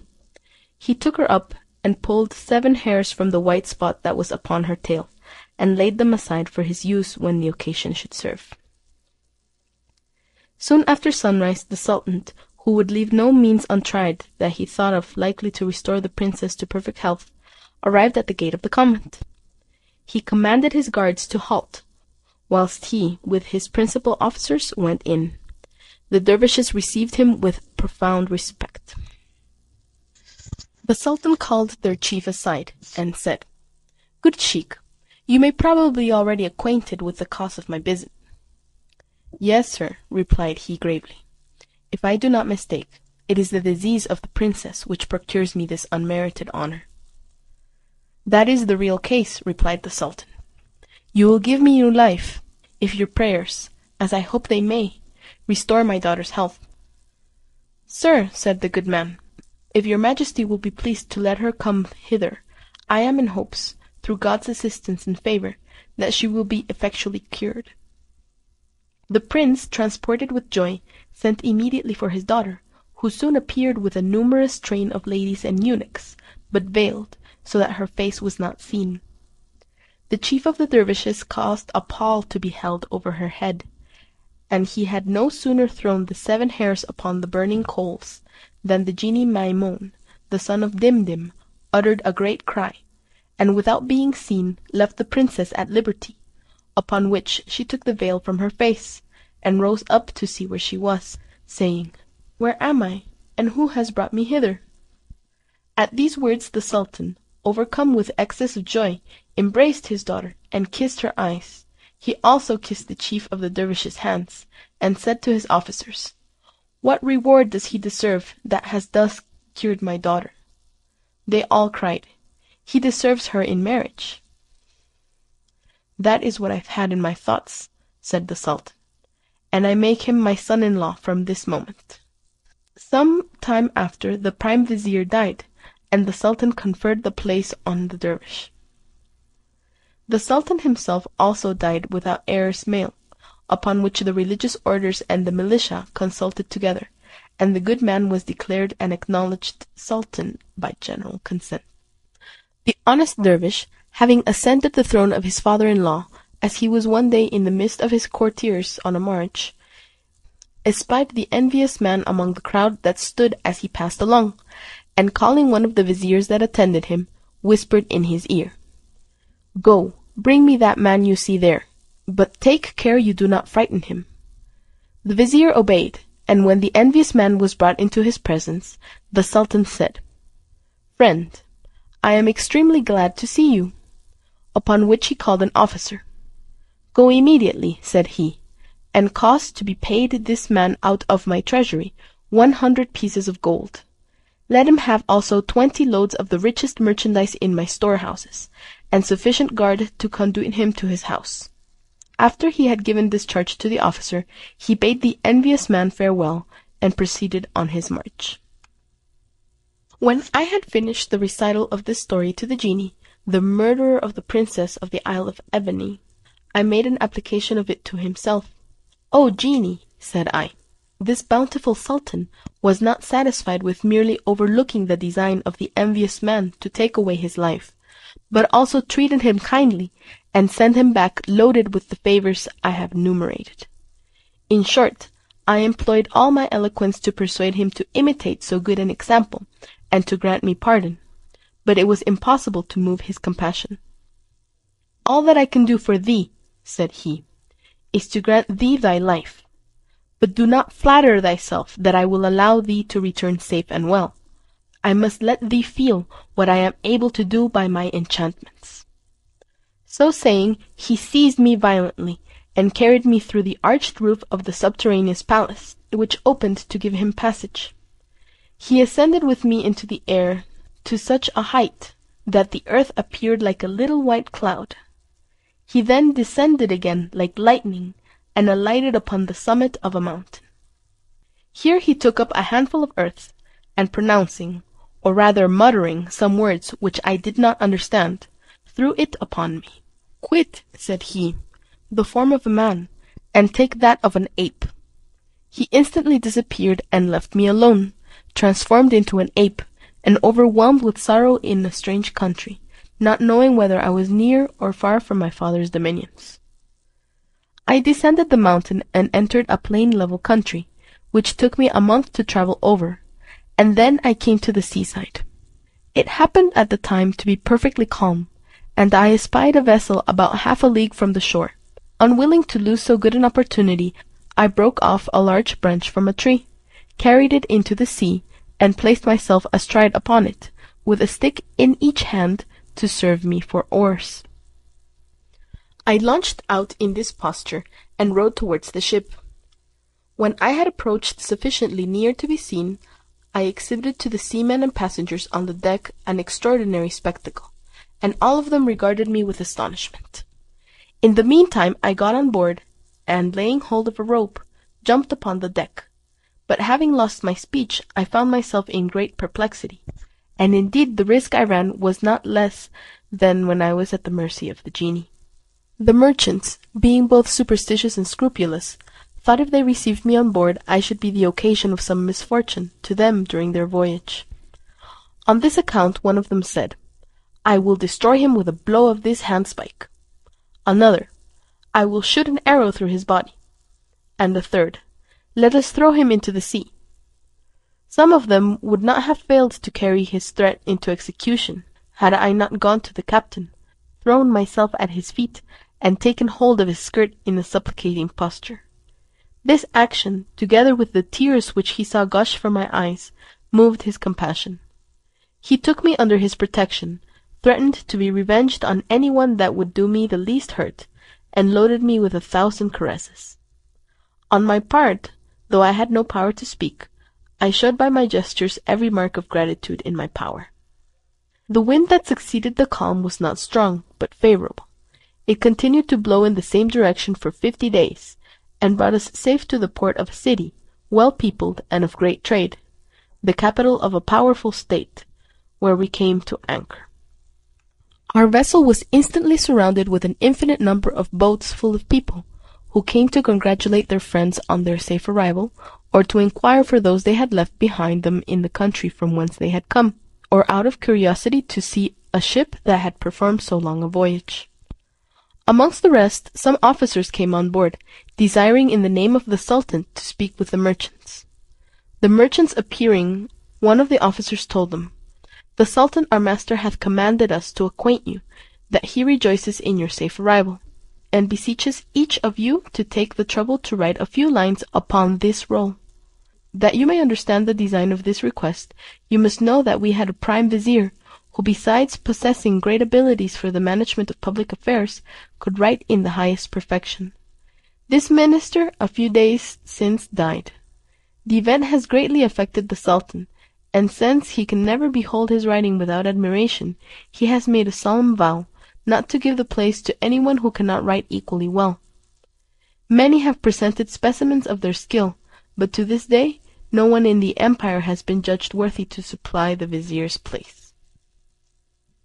Those of the merchants who thought they could write well enough to aspire to this high dignity wrote one after another what they thought fit.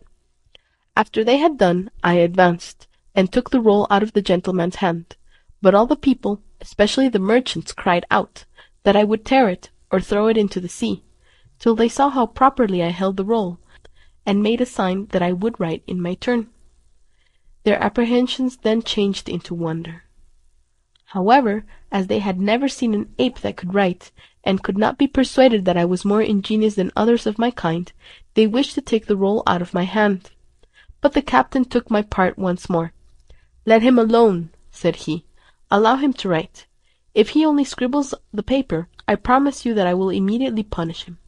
If, on the contrary, he writes well, as I hope he will, because I never saw an ape so clever and ingenious, and so quick of apprehension, I declare that I will adopt him as my son." Perceiving that no one opposed my design, I took the pen, and wrote 6 sorts of hands used among the Arabians, and each specimen contained an extemporary distich or quatrain in praise of the Sultan. My writing not only excelled that of the merchants, but was such as they had not before seen in that country. When I had done, the officers took the roll, and carried it to the Sultan. The Sultan took little notice of any of the writings except mine, which pleased him so much that he said to the officers, "Take the finest horse in my stable, with the richest trappings, and robe of the most sumptuous brocade, to put on the person who wrote the 6 hands, and bring him thither." At this command the officers could not forbear laughing. The Sultan was incensed at their rudeness, and would have punished them had they not explained. "Sir," said they, "we humbly beg your Majesty's pardon. These hands were not written by a man, but by an ape." "What do you say?" exclaimed the Sultan. "Those admirable characters, are they not written by the hands of a man?" "No, sir," replied the officers. "We assure your Majesty that it was an ape who wrote them in our presence." The Sultan was too much surprised at this account not to desire a sight of me, and therefore said, "Do what I command you, and bring me speedily that wonderful ape." The officers returned to the vessel, and showed the captain their order, who answered, "The Sultan's command must be obeyed." Whereupon they clothed me with the rich brocade robe, and carried me ashore, where they set me on horseback, whilst the Sultan waited for me at his palace with a great number of courtiers, whom he gathered together to do me the more honour. The procession commenced. The harbour, the streets, the public places, windows, terraces, palaces, and houses were filled with an infinite number of people of all ranks, who flocked from every part of the city to see me, for the rumour was spread in a moment that the Sultan had chosen an ape to be his Grand Vizier, and after having served for a spectacle to the people, who could not forbear to express their surprise by redoubling their shouts and cries, I arrived at the Sultan's palace. I found the prince on his throne in the midst of the grandees. I made my obeisance 3 times very low, and at last kneeled and kissed the ground before him, and afterwards took my seat in the posture of an ape. The whole assembly viewed me with admiration, and could not comprehend how it was possible that an ape should so well understand how to pay the Sultan his due respect, and he himself was more astonished than any. In short, the usual ceremony of the audience would have been complete, could I have added speech to my behaviour, but apes never speak, and the advantage I had of having been a man did not now yield me that privilege. The Sultan dismissed his courtiers, and none remained by him but the chief of the eunuchs, a little young slave, and myself. He went from his chamber of audience into his own apartment, where he ordered dinner to be brought. As he sat at the table he made me a sign to approach and eat with them. To show my obedience I kissed the ground, arose, and placed myself at the table, and ate with discretion and moderation.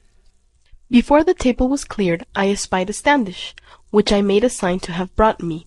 Having got it, I wrote upon a large peach some verses expressive of my acknowledgment to the Sultan, who, having read them after I had presented the peach to him, was still more astonished. When the things were removed, they brought him a particular liquor, of which he caused them to give me a glass. I drank, and wrote upon the glass some new verses, which explained the state I was reduced to after many sufferings. The Sultan read these likewise, and said, "A man that was capable of doing so much would be above the greatest of his species." The Sultan caused to be brought him a chessboard, and asked me by a sign if I understood that game, and would play with him. I kissed the ground, and laying my hand upon my head, signified that I was ready to receive that honour.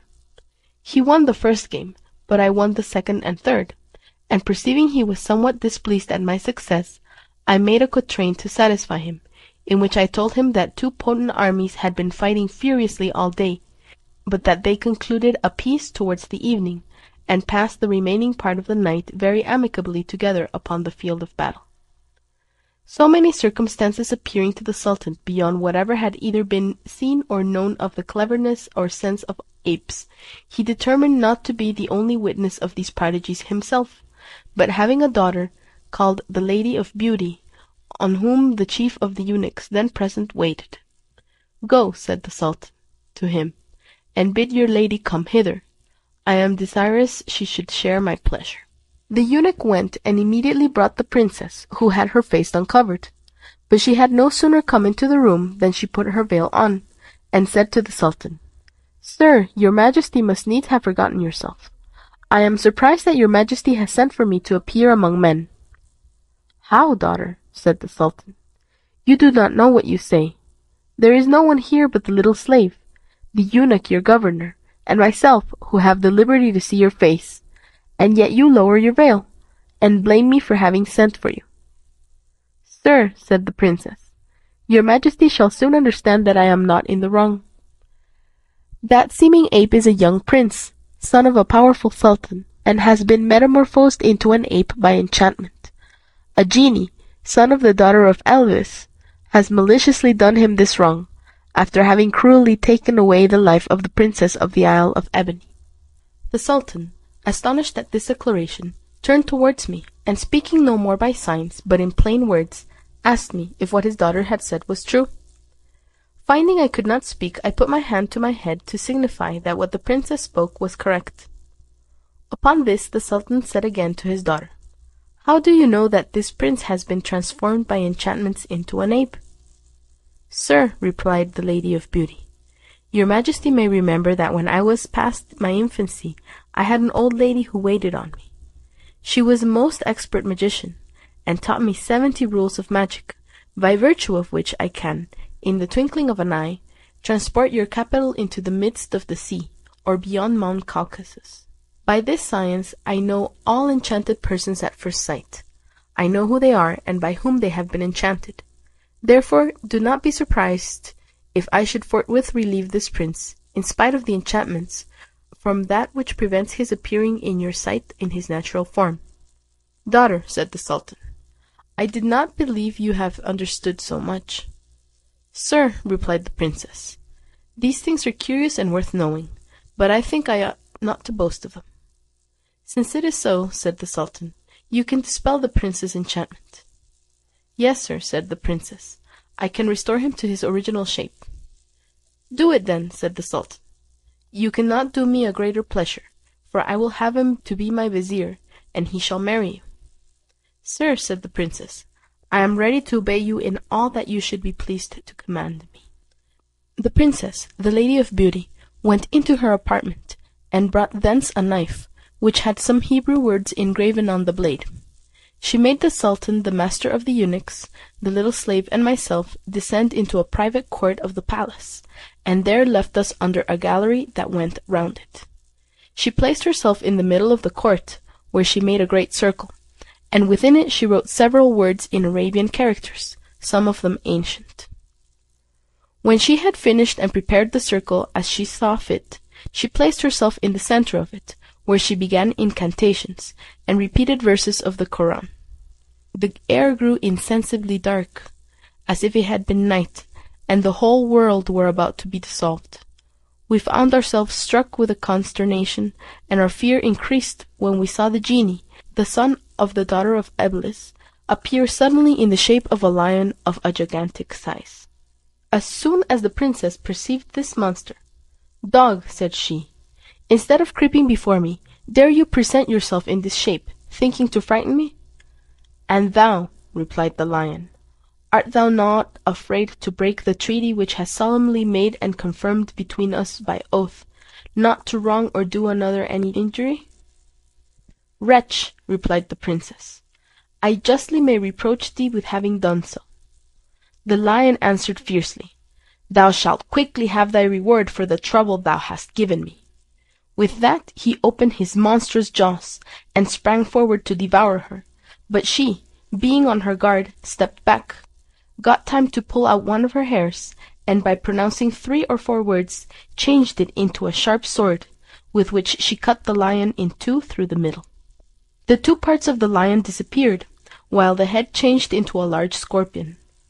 Immediately the princess turned herself into a serpent, and fought the scorpion, who, finding himself worsted, took the shape of an eagle, and flew away. But the serpent at the same time took also the shape of an eagle, that was black and much stronger, and pursued him, so that we lost sight of them both. Some time after they had disappeared, the ground opened before us, and out of it came forth a black and white cat, with their hair standing on end, and mewing in a frightful manner. A black wolf followed close after her, and gave her no time to rest. The cat, being thus hard pressed, changed into a worm, and being near a pomegranate accidentally fallen from a tree on the side of a canal which was deep, but not broad, pierced the pomegranate in an instant, and hid itself, but the pomegranate swelled immediately, and became as big as a gourd, which, mounting up to the roof of the gallery, rolled there for some time backward and forward, and then fell down again on to the court, and broke into several pieces. The wolf had in the meanwhile transformed itself into a cock, and now fell to picking up the seeds of the pomegranate one after another. But finding no more, he came towards us with his wings spread, making a great noise, as if he would ask us whether there were any more seed. There was one lying on the brink of the canal, which the cock, perceiving as he went back, ran speedily thither, but just as he was going to pick it up, the seed rolled into the river, and turned into a little fish. The cock leaped into the river, turned into a pike, and pursued the small fish. They continued both under water above 2 hours, and we knew not what was become of them, but suddenly we heard terrible cries, which made us tremble, and a little while after we saw the genie and the princess all in flames. They threw flashes of fire out of their mouths at each other, till they came to a close combat. Then the 2 fires increased, with a thick burning smoke which mounted so high that we had reason to apprehend it would set the place on fire. But we very soon had a more pressing occasion of fear, for the genie, having got loose from the princess, came to the gallery where we stood, and blew flames of fire upon us. We must all have perished had not the princess, running to our assistance, forced him to retire, and defend himself against her. Yet, notwithstanding all her exertions, she could not hinder the Sultan's beard from being burnt, and his face scorched, the chief of the eunuchs from being stifled, and a spark from entering my right eye and making it blind. The Sultan and I expected but death, when we heard a cry of "Victory! Victory!" and instantly the princess appeared in her natural shape, but the genie was reduced to a heap of ashes. The princess approached us, and hastily called for a cup full of water, which the young slave, who had received no hurt, brought her. She took it, and after pronouncing some words over it, threw it upon me, saying, "If thou art become an ape by enchantment, change thy shape, and take that of a man which thou hadst before." These words were hardly uttered when I again became a man, in every respect as I was before my transformation, excepting the loss of my eye. I was prepared to return the princess my thanks, but she prevented me by addressing herself to her father. "Sir, I have gained the victory over the genie, as your majesty may see, but it is a victory that costs me dear. I have but a few minutes to live, and you will not have the satisfaction to make me the match you intended. The fire has pierced me during the terrible combat, and I find it is gradually consuming me. This would not have happened had I perceived the last of the pomegranate seed, and swallowed it, as I did the others when I was changed into a cock. The genie had fled thither as to his last entrenchment, and upon that the success of the combat depended, which would have been successful, and without danger to me. This oversight obliged me to have recourse to fire, and to fight with those mighty arms as I did between heaven and earth in your presence, for in spite of all this redoubtable art and experience, I made the genie know that I understood more than he. I have conquered and reduced him to ashes, but I cannot escape death, which is approaching." The Sultan suffered the princess, the Lady of Beauty, to go on with the recital of her combat, and when she had done, addressed her in a tone that sufficiently testified his grief.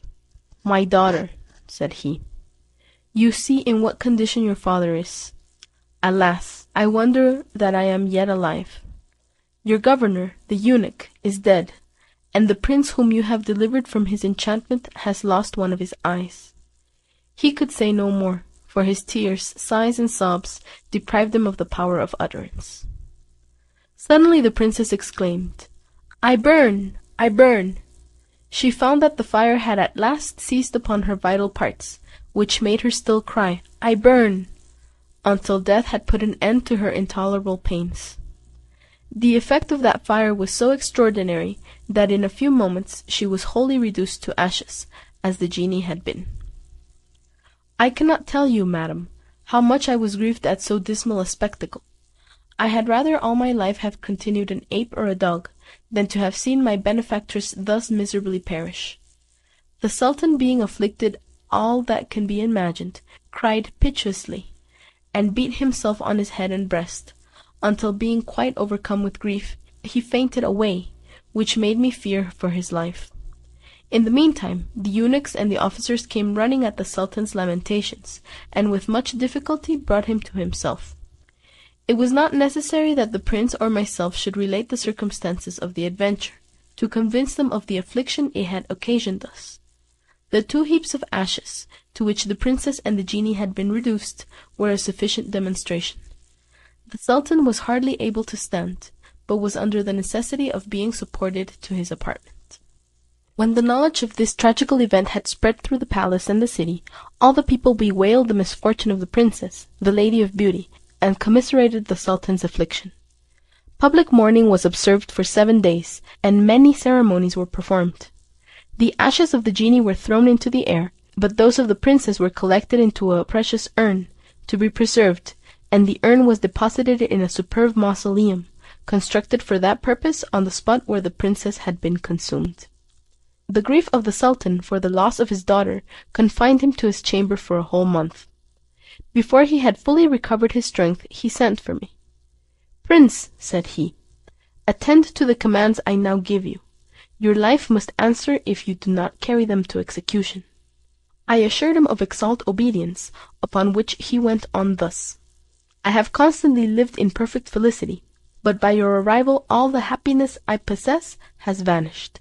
My daughter is dead, her governor is no more, and it is only through a miracle that I am myself yet alive. You are the cause of all these misfortunes, under which it is impossible that I should be comforted. Depart hence, therefore, in peace, without further delay, for I must myself perish if you remain any longer. I am persuaded that your presence brings misfortune with it. Depart, and take care never to appear again in my dominions. No consideration whatever shall hinder me from making you repent your temerity, should you violate my injunction." I was going to speak, but he prevented me by words full of anger, and I was obliged to quit the palace, rejected, banished, an outcast from the world. Before I left the city, I went into a bagnio. Here I caused my beard and eyebrows to be shaved, and put on a calender's habit. I began my journey not so much deploring my own miseries, as the death of the 2 fair princesses of which I have been the occasion. I passed through many countries without making myself known. At last I resolved to come to Baghdad, in hopes of getting myself introduced to the commander of the faithful, to move his compassion by relating to him my unfortunate adventures. I arrived this evening, and the first man I met was this calender, our brother, who spoke before me. You know the remaining part, madam, and the cause of my having the honor to be here." When the second calender had concluded his story, Zobeide, to whom he had addressed his speech, said, "It is well, you are at liberty." But instead of departing, he also petitioned the lady to show him the same favor vouchsafed to the first calender, and went and sat down by him. End of section 14.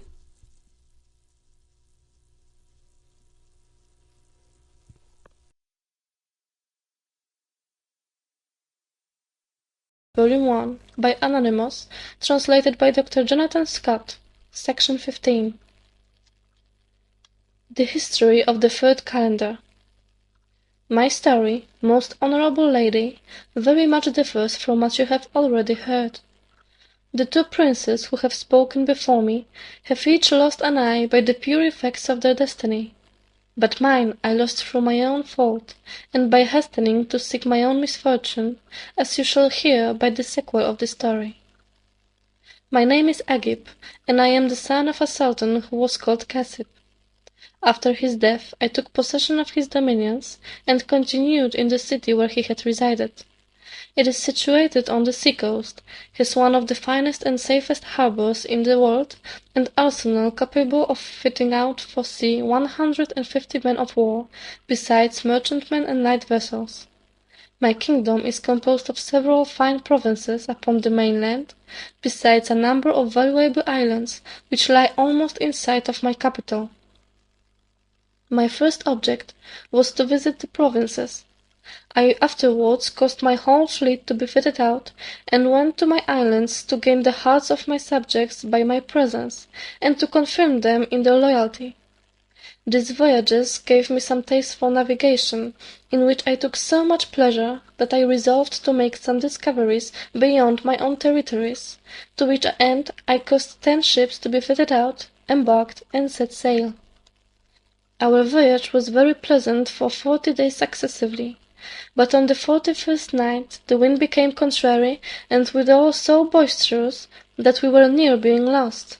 About the break of day, the storm abated, the clouds dispersed, and the weather became fair. We reached an island, where we remained 2 days to take in fresh provisions, and then put off again to sea. After 10 days' sail we were in hopes of seeing land, for the tempest we had experienced had so much abated my curiosity, that I gave orders to steer back to my own coast, but I perceived at the same time that my pilot knew not where we were. Upon the 10th day, a seaman being sent to look out for land from the masthead, gave notice that on starboard and larboard he could see nothing but sky and sea, but that right ahead he perceived a great blackness. The pilot changed colour at this account, and throwing his turban on the deck with one hand, and beating his breast with the other, cried, "Oh, sir, we are all lost! Not one of us can escape, and with all my skill it is not in my power to effect our deliverance." Having spoken thus, he lamented like a man who foresaw unavoidable ruin. His despondence threw the whole ship's crew into consternation. I asked him what reason he had thus to despair. He exclaimed, "The tempest has brought us so far out of our course, that tomorrow upon noon we shall be near the Black Mountain, or mine of adamant, which at this very minute draws all your fleet towards it, by virtue of the iron in your ships, and when we approach within a certain distance, the attraction of the adamant will have such force that all the nails will be drawn out of the sides and bottoms of the ships, and fastened to the mountain, so that your vessels will fall to pieces and sink. This mountain, continued the pilot, is inaccessible. On the summit there is a dome of fine brass, supported by pillars of the same metal, and on the top of that dome stands a horse, likewise of brass, with a rider on his back, who has a plate or lid fixed to his breast, upon which some talismanic characters are engraved. Sir, the tradition is that this statue is the chief cause why so many ships and men have been lost and sunk in this place, and that it will ever continue to be fatal to all those who have the misfortune to approach, until it shall be thrown down. The pilot, having finished his discourse, began to weep afresh, and all the rest of the ship's company did the same. I had no other thought but that my days were there to terminate. In the meantime every one began to provide for his own safety, and to that end took all imaginable precaution, and being uncertain of the event, they all made one another their heirs, by virtue of a will, for the benefit of those that should happen to be saved. The next morning we distinctly perceived the Black Mountain. About noon we were so near that we found what the pilot had foretold to be true, for all the nails and iron in the ships flew towards the mountain, where they fixed by the violence of the attraction with a horrible noise. The ships split asunder, and their cargoes sunk into the sea. All my people were drowned, but God had mercy on me, and permitted me to save myself by means of a plank, which the wind drove ashore just at the foot of the mountain. I did not receive the least hurt, and my good fortune brought me to a landing place, where there were steps that led up to the summit of the mountain. At the side of these steps, for there was not a space of ground either on the right or the left whereon a man could set his foot, I gave thanks to God, and recommended myself to his holy protection, as I began to ascend the steps, which were so narrow that had the wind raged it would have thrown me into the sea. But, at last, I reached the top without accident. I went into the dome, and kneeling on the ground, gave God thanks for his mercies. I passed the night under the dome. In my sleep an old grave man appeared to me, and said, "Hearken, Agib, as soon as thou art awake, dig up the ground under the feet. Thou wilt find a bow of brass and 3 arrows of lead, that are made under certain constellations to deliver mankind from the many calamities that threaten them. Shoot the 3 arrows at the statue, and the rider will fall into the sea, but the horse will fall by thy side. Thou must bury it in the place where thou findest the bow and arrows. This being done, the sea will swell and rise to the foot of the dome. When it has come so high, thou wilt perceive a boat with one man holding an oar in each hand. This man is also of metal, but different from that thou hast thrown down. Step on board, but without mentioning the name of God, and let him conduct thee. He will in 10 days' time bring thee into another sea, where thou shalt find an opportunity to return to the country, provided, as I have told thee, thou dost not mention the name of God during the whole voyage." This was the substance of the old man's discourse. When I woke, I felt much comforted by the vision, and did not fail to observe everything that he had commanded me.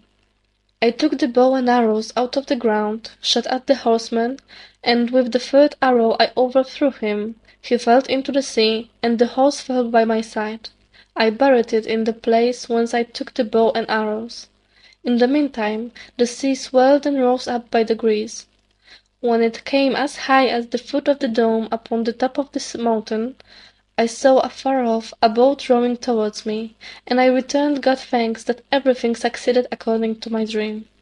At last the boat made land, and I perceived the man was made of metal, as I have dreamed. I stepped aboard, and took great heed not to pronounce the name of God, neither spoke I one word. I sat down, and the man of metal began to row off from the mountain. He rowed without ceasing till the 9th day, when I saw some islands, which gave me hopes that I should escape all the danger that I feared.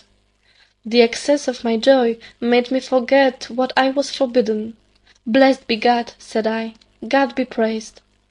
I had no sooner spoken these words than the boat sank with the man of metal, leaving me upon the surface.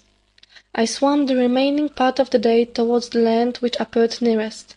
A very dark night succeeded, and not knowing where I was, I swam at random. My strength at last began to fail, and I despaired of being able to save myself. But the wind began to blow hard, and a wave vast as a mountain threw me on a flat, where it left me and retreated. I made haste ashore, fearing another wave might wash me back. The first thing I did was to strip, wring the water out of my clothes, and lay them on the dry sand, which was still warm from the heat of the day. Next morning the sun dried my clothes, I put them on, and went forward to discover what sort of country I was in. I had not walked far before I found I was upon a desert, though a very pleasant island, as it displayed several sorts of trees and wild shrubs bearing fruit.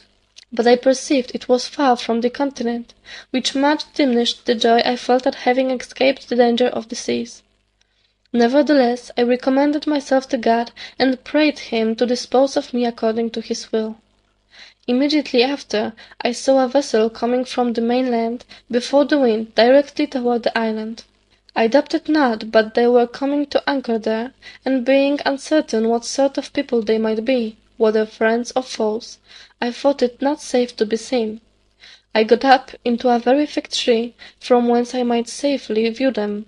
The vessel came into a little creek, where 10 slaves landed, carrying a spade and other instruments for digging up the ground. They went towards the middle of the island, where I saw them stop, and dig for a considerable time, after which I thought I perceived them lift up a trapdoor. They returned again to the vessel, and unloaded several sorts of provisions and furniture, which they carried to the place where they had been digging. They then descended, which made me suppose it led to a subterraneous dwelling. I saw them once more go to the ship, and returned soon after with an old man, who led in his hand a handsome lad of about 14 or 15 years of age. They all descended when the trapdoor had been opened. After they had again come up, they let down the trapdoor, covered it over with earth, and returned to the creek where the ship lay, but I saw not the young man in their company. This made me believe that he had stayed behind in the subterraneous place, a circumstance which exceedingly surprised me. The old man and the slaves went on board, and getting the vessel under weight, steered their course towards the mainland.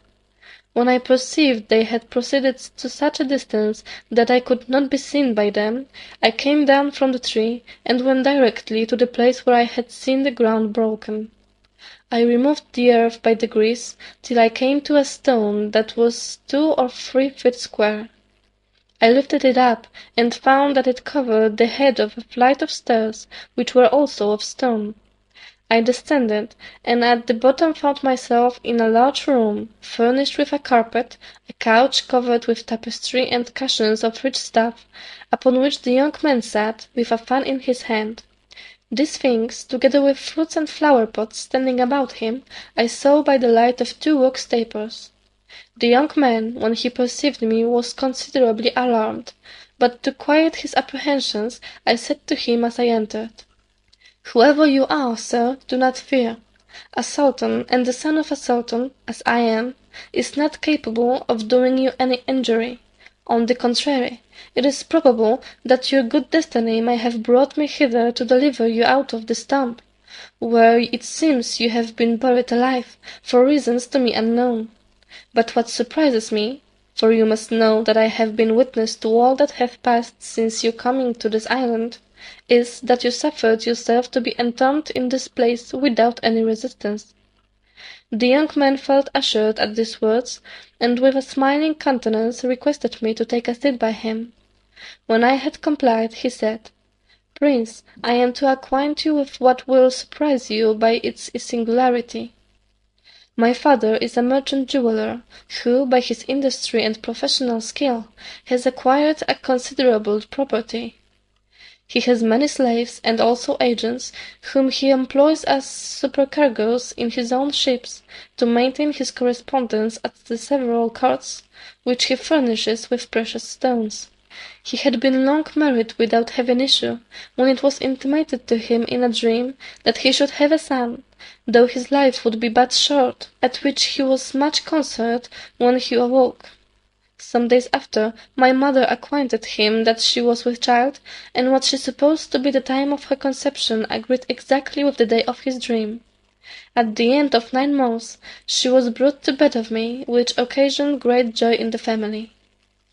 My father, who had observed the very moment of my birth, consulted astrologers about my nativity, and was answered, "Your son shall live happily till the age of 15, when his life will be exposed to a danger which he will hardly be able to escape.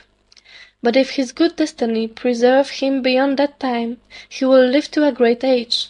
It will be," said they, "when the statue of brass that stands upon the summit of the mountain of adamant shall be thrown into the sea by Prince Agib, son of King Cassib, and, as the stars prognosticate, your son will be killed 50 days afterwards by that prince." My father took all imaginable care of my education until this year, which is the 15th of my age. He had notice given him yesterday that the statue of brass had been thrown into the sea about 10 days ago. This news alarmed him much. Upon the prediction the astrologers, he thought by all means possible to falsify my horoscope, and to preserve my life. He took the precaution to form this subterranean habitation to hide me in, till the expiration of the 50 days after the throwing down of the statue, and therefore, as it is 10 days since this happened, he came hastily hither to conceal me, and promised at the end of 40 days to return and fetch me away. For my own part, I am sanguine in my hopes, and cannot believe that Prince Agib will seek for me in a place underground, in the midst of a desert island. While the jeweller's son was relating this story, I laughed at the astrologers who had foretold that I should take away his life, for I thought myself so far from being likely to verify their prediction, that he had scarcely done speaking when I told him with great joy, "Dear sir, trust in the goodness of God, and fear nothing. Consider it as a debt you had to pay, but that you are acquitted of it from this hour. I rejoice that after my shipwreck I came so fortunately hither to defend you against all who would attempt your life. I will not leave you till the 40 days have expired, of which the foolish astrologers have made you apprehensive, and in the meanwhile I will do you all the service in my power, after which, with leave of your father and yourself, I shall have the benefit of getting to the mainland in your vessel. And when I am returned into my kingdom, I will remember the obligation I owe you, and endeavour to demonstrate my gratitude by suitable acknowledgments." This discourse encouraged the jeweller's son, and inspired him with confidence. I took care not to inform him I was the very Agib whom he dreaded, lest I should alarm his fears, and used every precaution not to give him any cause to suspect who I was. We passed the time in various conversation till night came on. I found the young man of ready wit, and partook with him of his provisions, of which he had enough to have lasted beyond the 40 days, though he had had more guests than myself. After supper we conversed for some time, and at last retired to bed.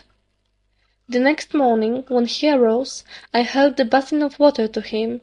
I also provided dinner, and at the proper time placed it on the table.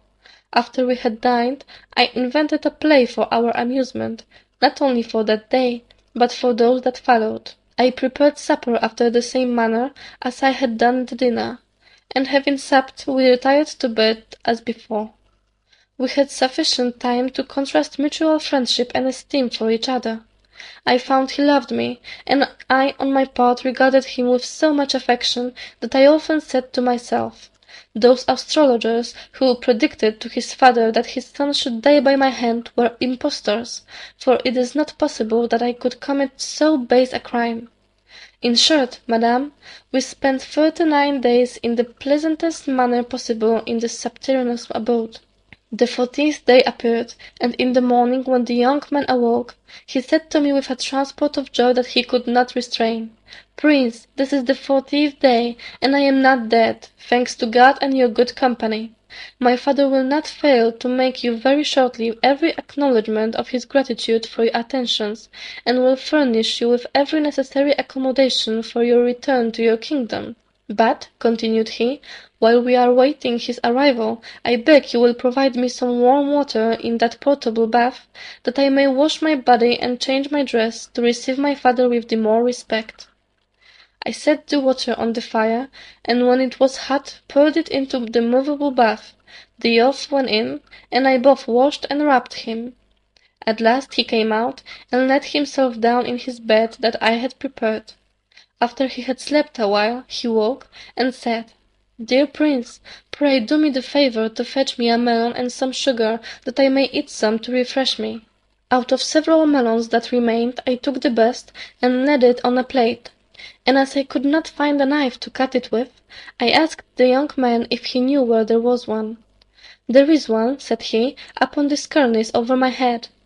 I accordingly saw it there, and made so much haste to reach it, that, while I had it in my hand, my foot being entangled in the carpet, I fell most unhappily upon the young man, and the knife pierced his heart.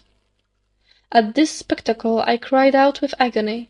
I beat my head, my face, and breast, I tore my clothes, I threw myself on the ground with unspeakable sorrow and grief. "Alas!" I exclaimed, "there were only some hours wanting to have put him out of that danger from which he sought sanctuary here.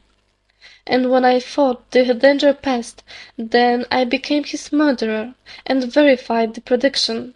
But, O Lord," said I, lifting up my face and my hands to heaven, "I entreat thee pardon, and if I be guilty of his death, let me not live any longer." After this misfortune I would have embraced death without any reluctance, had it presented itself to me. But what we wish, whether it be good or evil, will not always happen accordingly to our desire. Nevertheless, considering that all my tears and sorrows would not restore the young man to life, and, the 40 days being expired, I might be surprised by his father, I quitted the subterranean dwelling, let down the great stone upon the entrance, and covered it with earth. I had scarcely done, when, casting my eyes upon the sea towards the mainland, I perceived the vessel coming to fetch away the young man. I began then to consider what I had best do. I said to myself, "If I am seen by the old man, he will certainly seize me, and perhaps cause me to be massacred by his slaves when he has discovered that his son is killed. All that I can allege to justify myself will not convince him of my innocence. It is better then to withdraw, while it is in my power, than to expose myself to his resentment." There happened to be near a large tree, thick with leaves, which I ascended in hopes of concealment, and was no sooner fixed in a place where I could not be perceived, than I saw the vessel come to the creek where she lay the first time. The old man with his slaves landed immediately, and advanced towards the subterranean dwelling with a countenance that shewed some hope. But when they saw the earth had been newly removed, they changed colour, particularly the old man. They lifted up the stone and went down. They called the young man by his name, but he not answering, their fears increased. They proceeded to seek him, and at length found him laying upon the bed with the knife in his heart, for I had not power to take it out. At this sight they cried out lamentably, which increased my sorrow. The old man fell down in a swoon. The slaves, to give him air, brought him up in their arms, and laid him at the foot of the tree where I was concealed. But notwithstanding all the pains they took to recover him, the unfortunate father continued a long while insensible, and made them more than once despair of his life. But at last he came to himself. The slaves then brought up his son's corpse, dressed in his best apparel, and when they had made a grave, they buried it. The old man, supported by 2 slaves, and his face covered with tears, threw the first earth upon the body, after which the slaves filled up the grave. This being done, all the furniture was brought up, and, with the remaining provisions, put on board the vessel. The old man, overcome with sorrow, and not being able to stand, was led upon a litter, and carried to the ship which stood out to sea, and in a short time was out of sight. After the old man and his slaves were gone, I was left alone upon the island. I lay that night in the subterranean dwelling which they had shut up, and when the day came, I walked round the island, and stopped in such places as I thought most proper for repose. I led this wearisome life for a whole month. At the expiration of this time, I perceived that the sea had receded, that the island had increased in dimensions. The mainland too seemed to be drawing nearer. In fact, the water sank so low that there remained between me and the continent but a small stream, which I crossed, and the water did not reach above the middle of my leg. I walked so long a way upon the slime and sand that I was very weary. At last I got upon more firm ground, and when I had proceeded some distance from the sea, I saw a good way before me something that resembled a great fire, which afforded me some comfort. For, I said to myself, I shall find here some persons, it not being possible that this fire should kindle of itself. As I drew nearer, however, I found my error, and discovered that what I had taken for a fire was a castle of red copper, which the beams of the sun made to appear at a distance like flames. I stopped in the neighbourhood of the castle, and sat down to admire its noble structure, and to rest myself.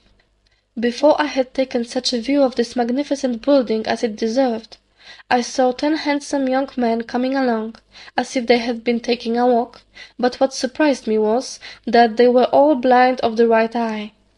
They were accompanied by an old man, who was very tall and of a venerable aspect. I could not suppress my astonishment at the sight of so many half-blind men in company, and every one deprived of the same eye.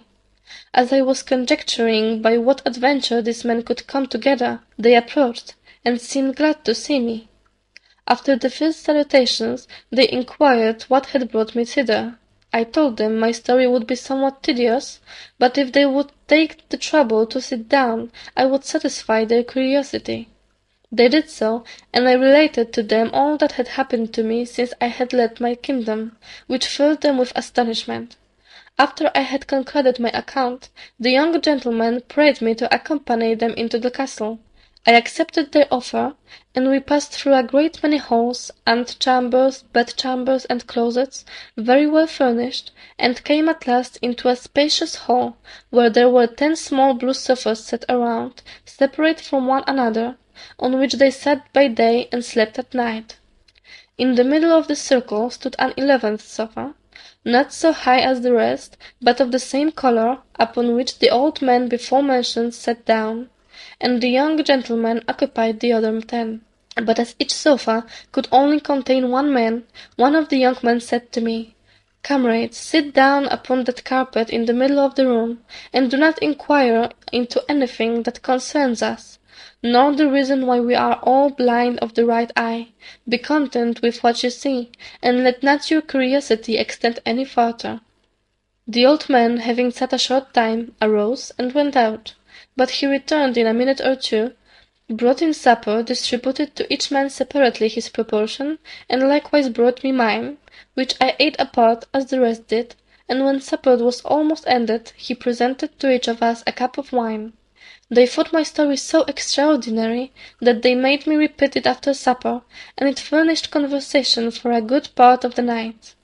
One of the gentlemen, observing that it was late, said to the old man, "You do not bring us that with which we may acquit ourselves of our duty."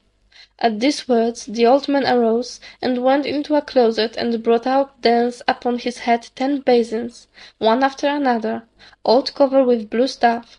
He placed one before every gentleman, together with a light. They uncovered their basins, which contained ashes, coal dust, and lampblack. They mixed all together, and rubbed and bedaubed their faces with it in such a manner as to make themselves look very frightful. After having thus blackened themselves, they wept and lamented, beating their heads and breasts and crying continually, "This is the fruit of our idleness and debauches." They continued this strange employment nearly the whole of the night, and when they left off, The old man brought them water, with which they washed their faces and hands. They changed all their clothes which were spoiled, and put on others, so that they exhibited no appearance of what they had been doing. You may judge how uneasy I felt all this time. I wished 1,000 times to break the silence which had been imposed upon me, and ask questions, nor was it possible for me to sleep that night.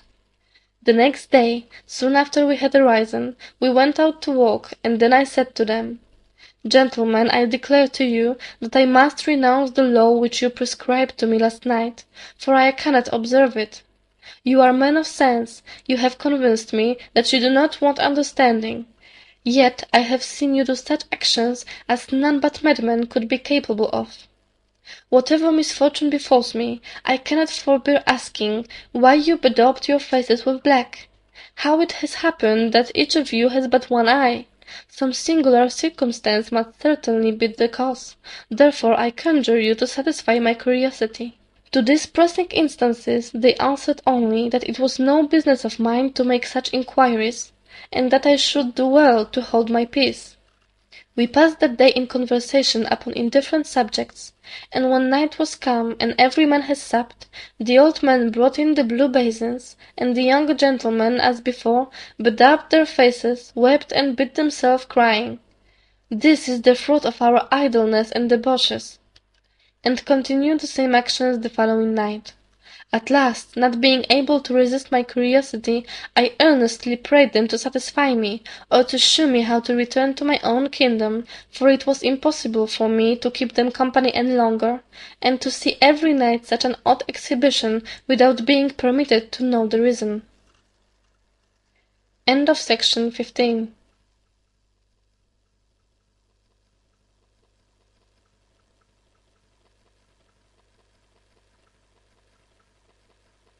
Australia. The Arabian Nights Entertainments, Volume 1, by Anonymous. Translated by Dr. Jonathan Scott. Section 16, Part B.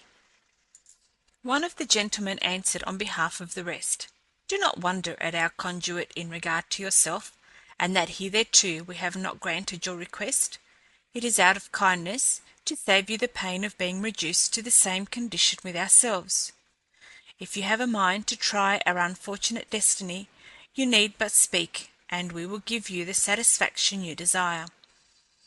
I told them I was resolved on it, let what would be the consequence.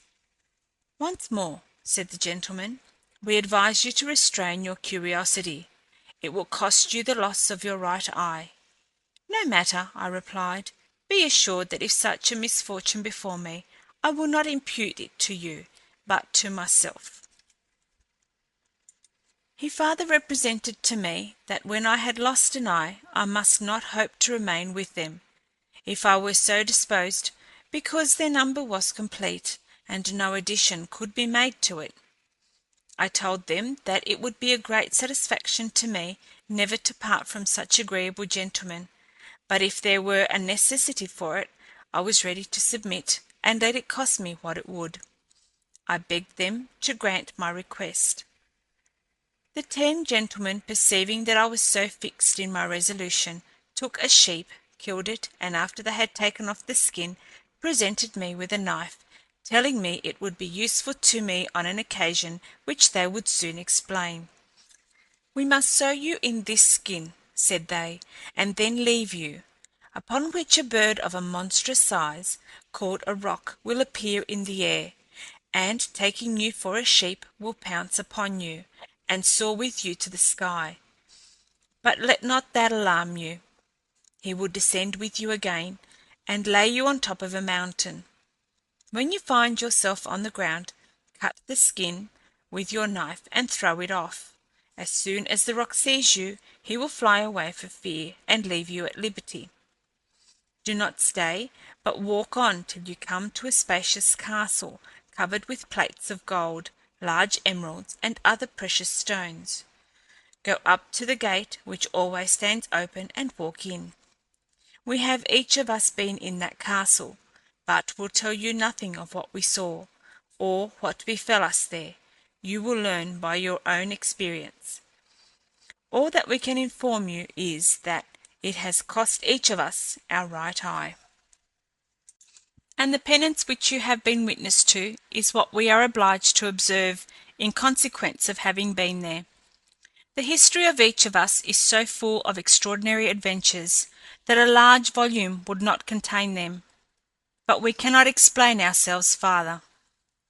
When the gentleman had thus spoken, I wrapped myself in the sheep's skin, held fast the knife which was given to me, and after the young gentlemen had been at the trouble to sew the skin about me, they retired into the hall and left me alone. The roc they spoke of soon arrived. He pounced upon me, took me in his talons like a sheep, and carried me up the summit of the mountain. When I found myself on the ground, I cut the skin with the knife, and throwing it off, the roc at the side of me flew away. This roc is a white bird of a monstrous size. His strength is such that he can lift up elephants from the plains and carry them to the tops of mountains, where he feeds upon them. Being impatient to reach the castle, I lost no time, but made so much haste that I got thither in half a day's journey, and I must say that I found it surpassed the description they had given me of its magnificence. The gate being open, I entered a square court, so large that there were round it 99 gates of wood of sanders and aloes, and one of gold, without reckoning those of several superb staircases that led to apartments above, besides many more which I could not see. The 100 doors I spoke of opened into gardens or storehouses full of riches, or into apartments which contained many things wonderful to be seen. I saw a door standing open just before me, through which I entered into a large hall. Here I found 40 young ladies of such perfect beauty as imagination could not surpass. They were all most sumptuously apparelled. As soon as they saw me, they arose, and without waiting my salutations, said to me, with demonstrations of joy, "Noble sir, you are welcome." And one thus addressed me in the name of the rest: "We have long been in expectation of such a gentleman as you. Your mien assures us that you are master of all the good qualities we can desire, and we hope you will not find our company disagreeable or unworthy of yours." They obliged me, notwithstanding all the opposition I could make, to sit down on a seat that was higher than their own, and when I expressed my uneasiness, "That is your place," said they. "You are at present our lord, master, and judge, and we are your slaves, ready to obey your commands." Nothing, madam, so much astonished me as the solicitude and eagerness of those fair ladies to do me all possible service. One brought hot water to wash my feet, a second poured sweet scented water on my hands, others brought me all kinds of necessaries and change of apparel, others again brought in a magnificent collation, and the rest came with glasses in their hands to fill me delicious wines, all in good order, and in the most charming manner possible. I ate and drank, after which the ladies placed themselves about me and desired an account of my travels. I gave them a full relation of my adventures, which lasted till night came on. When I had finished my narrative to the 40 ladies, some of them who sat nearest me stayed to keep me company, whilst the rest, seeing it was dark, rose to fetch tapers. They brought a prodigious number, which by the wonderful light they emitted exhibited the resemblance of day, and they disposed them with so much taste as to produce the most beautiful effect possible. Other ladies covered a table with dry fruits, sweetmeats, and everything proper to relish the liquor. A sideboard was set out with several sorts of wine and other liquors. Some of the ladies brought in musical instruments, and when everything was ready, they invited me to sit down to supper. The ladies sat down with me, and we continued a long while at our repast. They that were to play upon the instruments and sing arose, and formed a most charming concert. The others began a kind of ball, and danced two and two couple after couple with admirable grace. It was past midnight ere these amusements ended. At length one of the ladies said to me, "You are doubtless wearied by the journey you have taken today. It is time for you to retire to rest. Your lodging is prepared, but before you depart, choose which one of us you would like best to be your bedfellow." I answered that I knew not how to make my own choice, as they were all equally beautiful, witty, and worthy of my respects and service, and that I would not be guilty of so much incivility as to prefer one before another. The lady who had spoken to me before answered, "We are very well satisfied of your civility, and find it is your fear to create jealousy among us that occasions your diffidence. But let not this hinder you. We assure you that the good fortune of her whom you choose shall cause no feeling of the kind, for we are agreed among ourselves that every one of us shall in her turn have the same honour, and when 40 days are past, to begin again. Therefore make your selection, and lose no time to take the repose you need." I was obliged to yield to their entreaties, and offered my hand to the lady who spoke, and who, in turn, gave me hers. We were conducted to a sumptuous apartment, where they left us, and then every one retired to her own chamber. I was scarcely dressed next morning, when the other 39 ladies came into my chamber, all in different dresses from those they had worn the day before. They bade me good morrow, and inquired after my health, after which they conveyed me to a bath, where they washed me themselves, and, whether I would or no, served me with everything I needed, and then I came out of the bath. They made me put on another suit much richer than the former. We passed the whole day almost constantly at table, and when it was bedtime, they prayed me again to make choice of one of them for my companion. In short, madam, not to weary you with repetitions, I must tell you that I continued a whole year among those 40 ladies, and received them into my bed one after another. And during all the time of this voluptuous life, we met not with the least kind of trouble. When the year was expired, I was greatly surprised that these 40 ladies, instead of appearing with their usual cheerfulness to ask me how I did, entered my chamber one morning all in tears. They embraced me with great tenderness one after another, saying, "Adieu, dear prince, adieu, for we must leave you." Their tears affected, I prayed them to tell me the reason of their grief, and of the separation they spoke of. "Fair ladies, let me know," said I, "if it be in my power to comfort you, or if my assistance can be any way useful to you." Instead of returning a direct answer, "Would," said they, "we had never seen or known you. Several gentlemen have honoured us with their company before you, but never one of them had that comeliness, that sweetness, that pleasantness of humour, and that merit which you possess. We know not how to live without you." After they had spoken these words, they began to weep bitterly. "My dear ladies," said I, "have the kindness not to keep me any longer in suspense. Tell me the cause of your sorrow." "Alas," said they, "what but the necessity of parting from you could thus afflict us?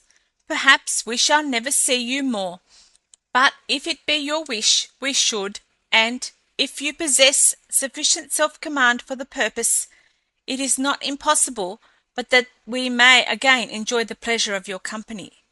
"Ladies," I replied, "I understand not what you mean. Pray explain yourselves more clearly." "Well," said one of them, "to satisfy you, we must acquaint you that we are all princesses, daughters of kings. We live here together in the manner you have seen, but at the end of every year we are obliged to be absent 40 days upon indispensable duties, which we are not permitted to reveal, and afterwards we return again to this castle. Yesterday was the last of the year. Today we must leave you, and this circumstance is the cause of our grief. Before we depart, we will leave you the keys of everything, especially those of the 100 doors, where you will find enough to satisfy your curiosity and to relieve your solitude during our absence. But for your benefit and our own personal interests, we recommend you to forbear opening the golden door, for if you do, we shall never see you again, and the apprehension of this augments our grief. We hope, nevertheless, that you will attend to our advice. Your own peace and the happiness of your life depends upon your compliance. Therefore take heed. If you suffer yourself to be swayed by a foolish curiosity, you will do yourself a considerable injury. We conjure you to avoid the indiscretion, and to give us the satisfaction finding you here again at the end of 40 days. We would willingly take the key of the golden door with us, but that it would be an affront to a prince like you to question your discretion and firmness. This speech of the fair princess's grieved me extremely. I omitted not to declare how much their absence would afflict me. I thanked them for their good advice, assuring them that I would follow it, and expressed my willingness to perform what was much more difficult, to secure the happiness of passing the rest of my days with ladies of such beauty and accomplishments. We separated with much tenderness, and after I had embraced them all, they departed, and I remained alone in the castle. The agreeableness of their company, their hospitality, their musical entertainments, and other amusements, had so much absorbed my attention during the whole year that I neither had time nor desire to see the wonders contained in this enchanted palace. I did not even notice 1,000 curious objects that every day offered themselves to my view. So much was I charmed by the beauty of those ladies, and the pleasure they seemed to take in promoting my gratification. Their departure sensibly afflicted me, and though their absence was to be only 40 days, it seemed to me an age to live without them. I determined not to forget the important advice they had given me, not to open the golden door. But as I was permitted to satisfy my curiosity in everything else, I took the first of the keys of the other doors, which were hung in regular order. I opened the first door and entered an orchard, which I believed the universe could not equal. I could not imagine anything to surpass it, except that which our religion promises us after death. The symmetry, the neatness, the admirable order of the trees, the abundance and diversity of unknown fruits, their freshness and beauty delighted my senses. Nor must I omit to inform you that this delicious orchard was watered in a very particular manner. There were channels so artificially and proportionately dug that they carried water in considerable quantities to the roots of such trees as required much moisture. Others conveyed it in smaller quantities to those whose fruits were already formed. Some carried still less to those whose fruits were swelling, and others carried only so much as was just requisite to water those which had their fruits come to perfection, and only wanted to be ripened. They far exceeded in size the ordinary fruits of our gardens. Lastly, those channels that watered the trees whose fruit was ripe had no more moisture than just what would preserve them from withering. I should never have tired in examining and admiring so delightful a place, nor have left it had I not conceived a still higher idea of the other things which I had not seen. I went out at last with my mind filled with the wonders I had viewed. I shut the door and opened the next. Instead of an orchard, I found here a flower garden, which was no less extraordinary in its kind. It contained a spacious plot, not watered so profusely as the former, but with greater niceness, furnishing no more water than just what each flower required. The roses, jessamines, violets, daffodils, hyacinths, anemones, tulips, pinks, lilies, and an infinite number of flowers which do not grow in other places, but at certain times, were there flourishing all at once, and nothing could be more delicious than the fragrant smell which they emitted. I opened the third door and found a large aviary paved with marble of several fine and uncommon colours. The trellis work was made of sandalwood and wood of aloes. It contained a vast number of nightingales, goldfinches, canary birds, larks, and other rare singing birds, which I had never heard of, and the vessels that held their seed and water were of the most precious jasper or agate. Besides, this aviary was so exceedingly neat that, considering its extent, I judged there must be not less than 100 persons to keep it clean. But all this while not one appeared, either here or in the gardens I had before examined, and yet I could not perceive a weed or anything superfluous or offensive to sight. The sun went down, and I retired, charmed with the chirping notes of the multitude of birds, who then began to perch upon such places as suited them, or repose during the night. I went to my chamber, resolving on the following days to open all the rest of the doors excepting that of gold. The next day I opened the fourth. If what I had seen before was capable of exciting my surprise, what I now beheld transported me into perfect ecstasy. I entered a large court surrounded with buildings of an admirable structure, the description of which I will omit, to avoid prolixity.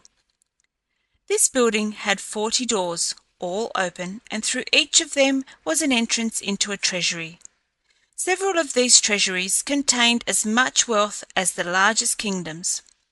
The first was stored with heaps of pearls, and, what is almost incredible, the number of those stones which are most precious, and as large as pigeons' eggs, exceeded the number of those of the ordinary size. In the second treasury there were diamonds, carbuncles, and rubies; in the third, emeralds; in the fourth, ingots of gold; in the fifth, money; in the sixth, ingots of silver; and in the two following, money. The rest contained amethysts, chrysolites, topazes, opals, turquoises, and hyacinths, with all the other stones known to us, without mentioning agate, jasper, cornelian, and coral, of which there was a storehouse filled, not only with branches, but whole trees. Filled with astonishment and admiration at the view of all these riches, I exclaimed, if all the treasures of the kings of the universe were gathered together in one place, they could not equal the value of these. How fortunate am I to possess all this wealth with so many admirable princesses! I will not tire you, madam, with a detail of all the other objects of curiosity and value which I discovered on the following day. I shall only say that 39 days afforded me but just as much time as was necessary to open 91 doors, and to admire all that presented itself to my view, so that there was only the 100th door left, which I was forbidden to open. The 40th day after the departure of those charming princesses arrived, and had I but retained so much self-command as I ought to have had, I should have been this day the happiest of all mankind, whereas now I am the most unfortunate. They were to return the next day, and the pleasure of seeing them again ought to have restrained my curiosity, but through my weakness, which I shall ever repent, I yielded to the temptations of the evil spirit, who allowed me no rest till I had involved myself in the misfortunes I have since suffered. I opened that fatal door, but before I had moved my foot to enter, a smell pleasant enough, but too powerful for my senses, made me faint away. However, I soon recovered, but instead of taking warning from this incident to close the door and restrain my curiosity, after waiting some time for the external air to correct the effluvia of the place, I entered, and felt myself no longer incommoded. I found myself in a spacious vaulted apartment, the pavement of which was strewed with saffron.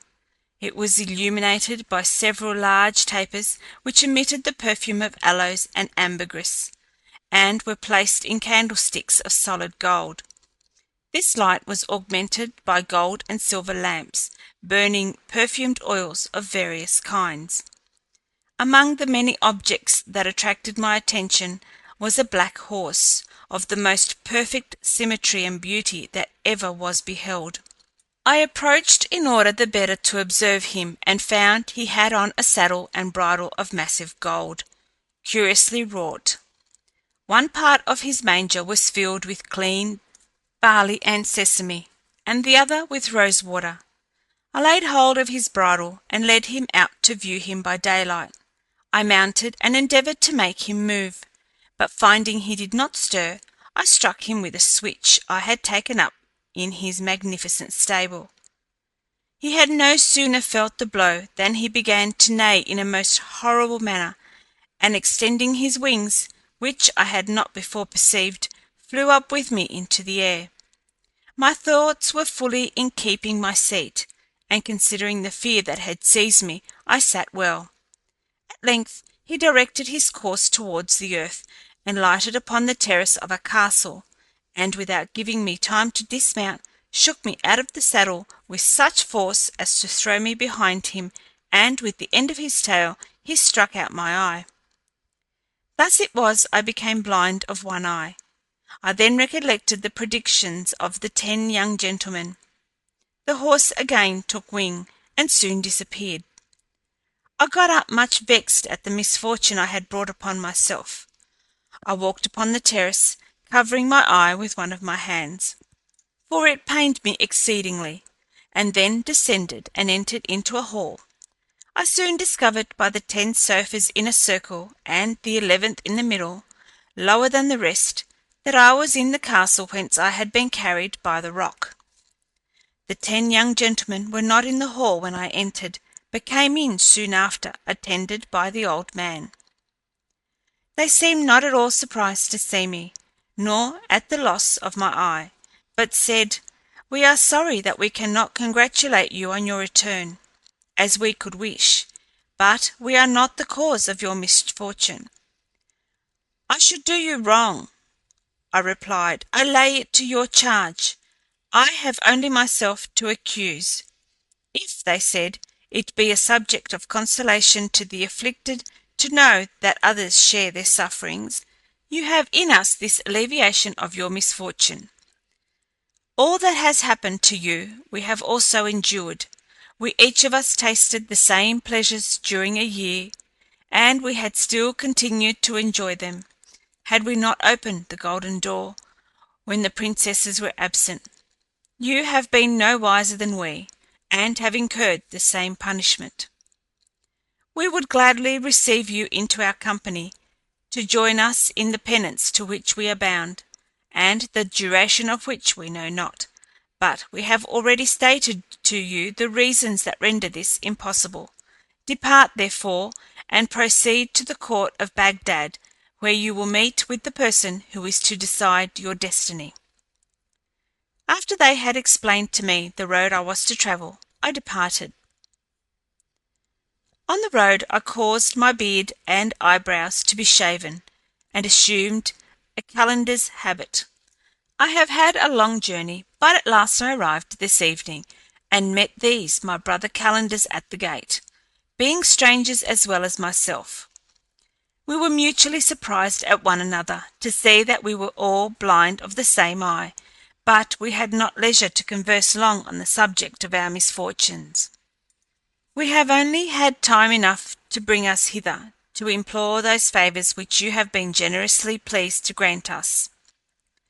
The third calender having finished this relation of his adventures, Zobeide addressed him and his fellow calenders thus: "Go wherever you think proper. You are at liberty." But one of them answered, "Madam, we beg you to pardon our curiosity, and permit us to hear the stories of those gentlemen who have not yet spoken." Then the lady turned to the Caliph, the Vizier Jaaffier, and Mesrour, and said to them, "It is now your turn to relate your adventures, therefore speak." The Grand Vizier, who had all along been the spokesman, answered Zobeide, "Madam, in order to obey you, we need only repeat what we have already said. We are merchants of Mossoul, come to Baghdad to sell our merchandise, which lies in the khan where we lodge. We dined today with several other persons of our condition, at a merchant's house of this city, who, after he had treated us with choice dainties and excellent wines, sent for men and women dancers and musicians. The great noise we made brought in the watch, who arrested some of the company, and we had the good fortune to escape. But it being already late, and the door of our khan shut up, we knew not whither to retire. We chanced, as we passed along this street, to hear mirth at your house, which made us determine to knock at your gate. This is all the account that we can give you, in obedience to your commands." Zobeide, having heard this statement, seemed to hesitate what to say, which the calenders, perceiving, prayed her to grant the same favour to the three Mosul merchants as she had done to them. "Well then," said she, "you shall all be equally obliged to me. I pardon you all, provided you immediately depart." Zobeide having given this command in a tone that signified she would be obeyed, the caliph, the vizier Mesrour, the three calenders, and the porter departed without saying one word, for the presence of the 7 slaves with their weapons awed them into silence. As soon as they had quitted the house, and the gate was closed after them, the caliph said to the calenders, without making himself known, "You gentlemen, who are newly come to town, which way do you design to go, since it is not yet day?" "It is this," they replied, "that it perplexes us." "Follow us," resumed the caliph, "and we will convey you out of danger." He then whispered to the vizier, "Take them along with you, and tomorrow morning bring them to me. I will cause their history to be put in writing, for it deserves a place in the annals of my reign." The vizier Jaaffier took the 3 calenders along with him. The porter went to his quarters, and the caliph and the Mesrour returned to the palace. The caliph went to bed, but could not sleep, being perplexed by the extraordinary things he had seen and heard. But above all, he was most concerned to know the history of Zobeide, what reason she could have to be so severe to the 2 black bitches, and why Amene had her bosom so scarred. Day began to appear. Whilst he was thinking upon these things, he arose and went to his council chamber and sat upon his throne. The grand vizier entered soon after and paid his respects as usual. "Vizier," said the caliph, "the affairs that we have to consider at present are not very pressing. That of the 3 ladies and the 2 black bitches is the most urgent. My mind cannot rest till I am thoroughly satisfied in all those matters that have so much surprised me. Go, bring those ladies and the calenders at the same time. Make haste, and remember that I impatiently expect your return." The vizier, who knew his master's quick and fiery temper, hastened to obey, and went to the ladies, to whom he communicated in a civil way the orders with which he was charged, to bring them before the caliph, without taking any notice of what had passed the night before at their house. The ladies put on their veils and went with the vizier. As he passed his own house, he took along with him the 3 calenders, who in the interval had learnt that they had seen and spoken with the caliph, without knowing him. The vizier conducted them to the palace with so much expedition that the caliph was much pleased. This prince, that he might observe proper decorum before the officers of his court, who were then present, ordered that the ladies should be placed behind the hangings of the door which led to his own chamber, and placed the 3 calenders near his person, who, by their respectful behaviour, sufficiently evinced that they were not ignorant before whom they had the honour to appear. When the ladies were thus disposed of, the caliph turned towards them and said, "When I acquaint you that I was last night in your house, disguised in a merchant's habit, you may probably be alarmed, lest you may have given me offence. You may perhaps believe that I have sent for you for no other purpose than to shew some marks of my resentment. But be not afraid, you may rest assured that I have forgotten all that has passed, and am well satisfied with your conduct. I wish that all the ladies of Baghdad had as much discretion as you evinced before me. I shall always remember the moderation with which you acted, after the rudeness of which you were guilty. I was then a merchant of Mosul, but am at present Haroun al-Rashid, the 5th Caliph of the glorious house of Abbas, and hold the place of our great Prophet. I have only sent for you to know who you are, and to ask for what reason one of you, after severely whipping the 2 black bitches, wept with them. And I am no less curious to know why another of you has her bosom so full of scars. Though the Caliph pronounced these words distinctly, the 3 ladies heard him well enough, yet the Vizier out of ceremony repeated them. Zobeide, after the Caliph, by his address, had encouraged her, began thus. End of section 16, part B.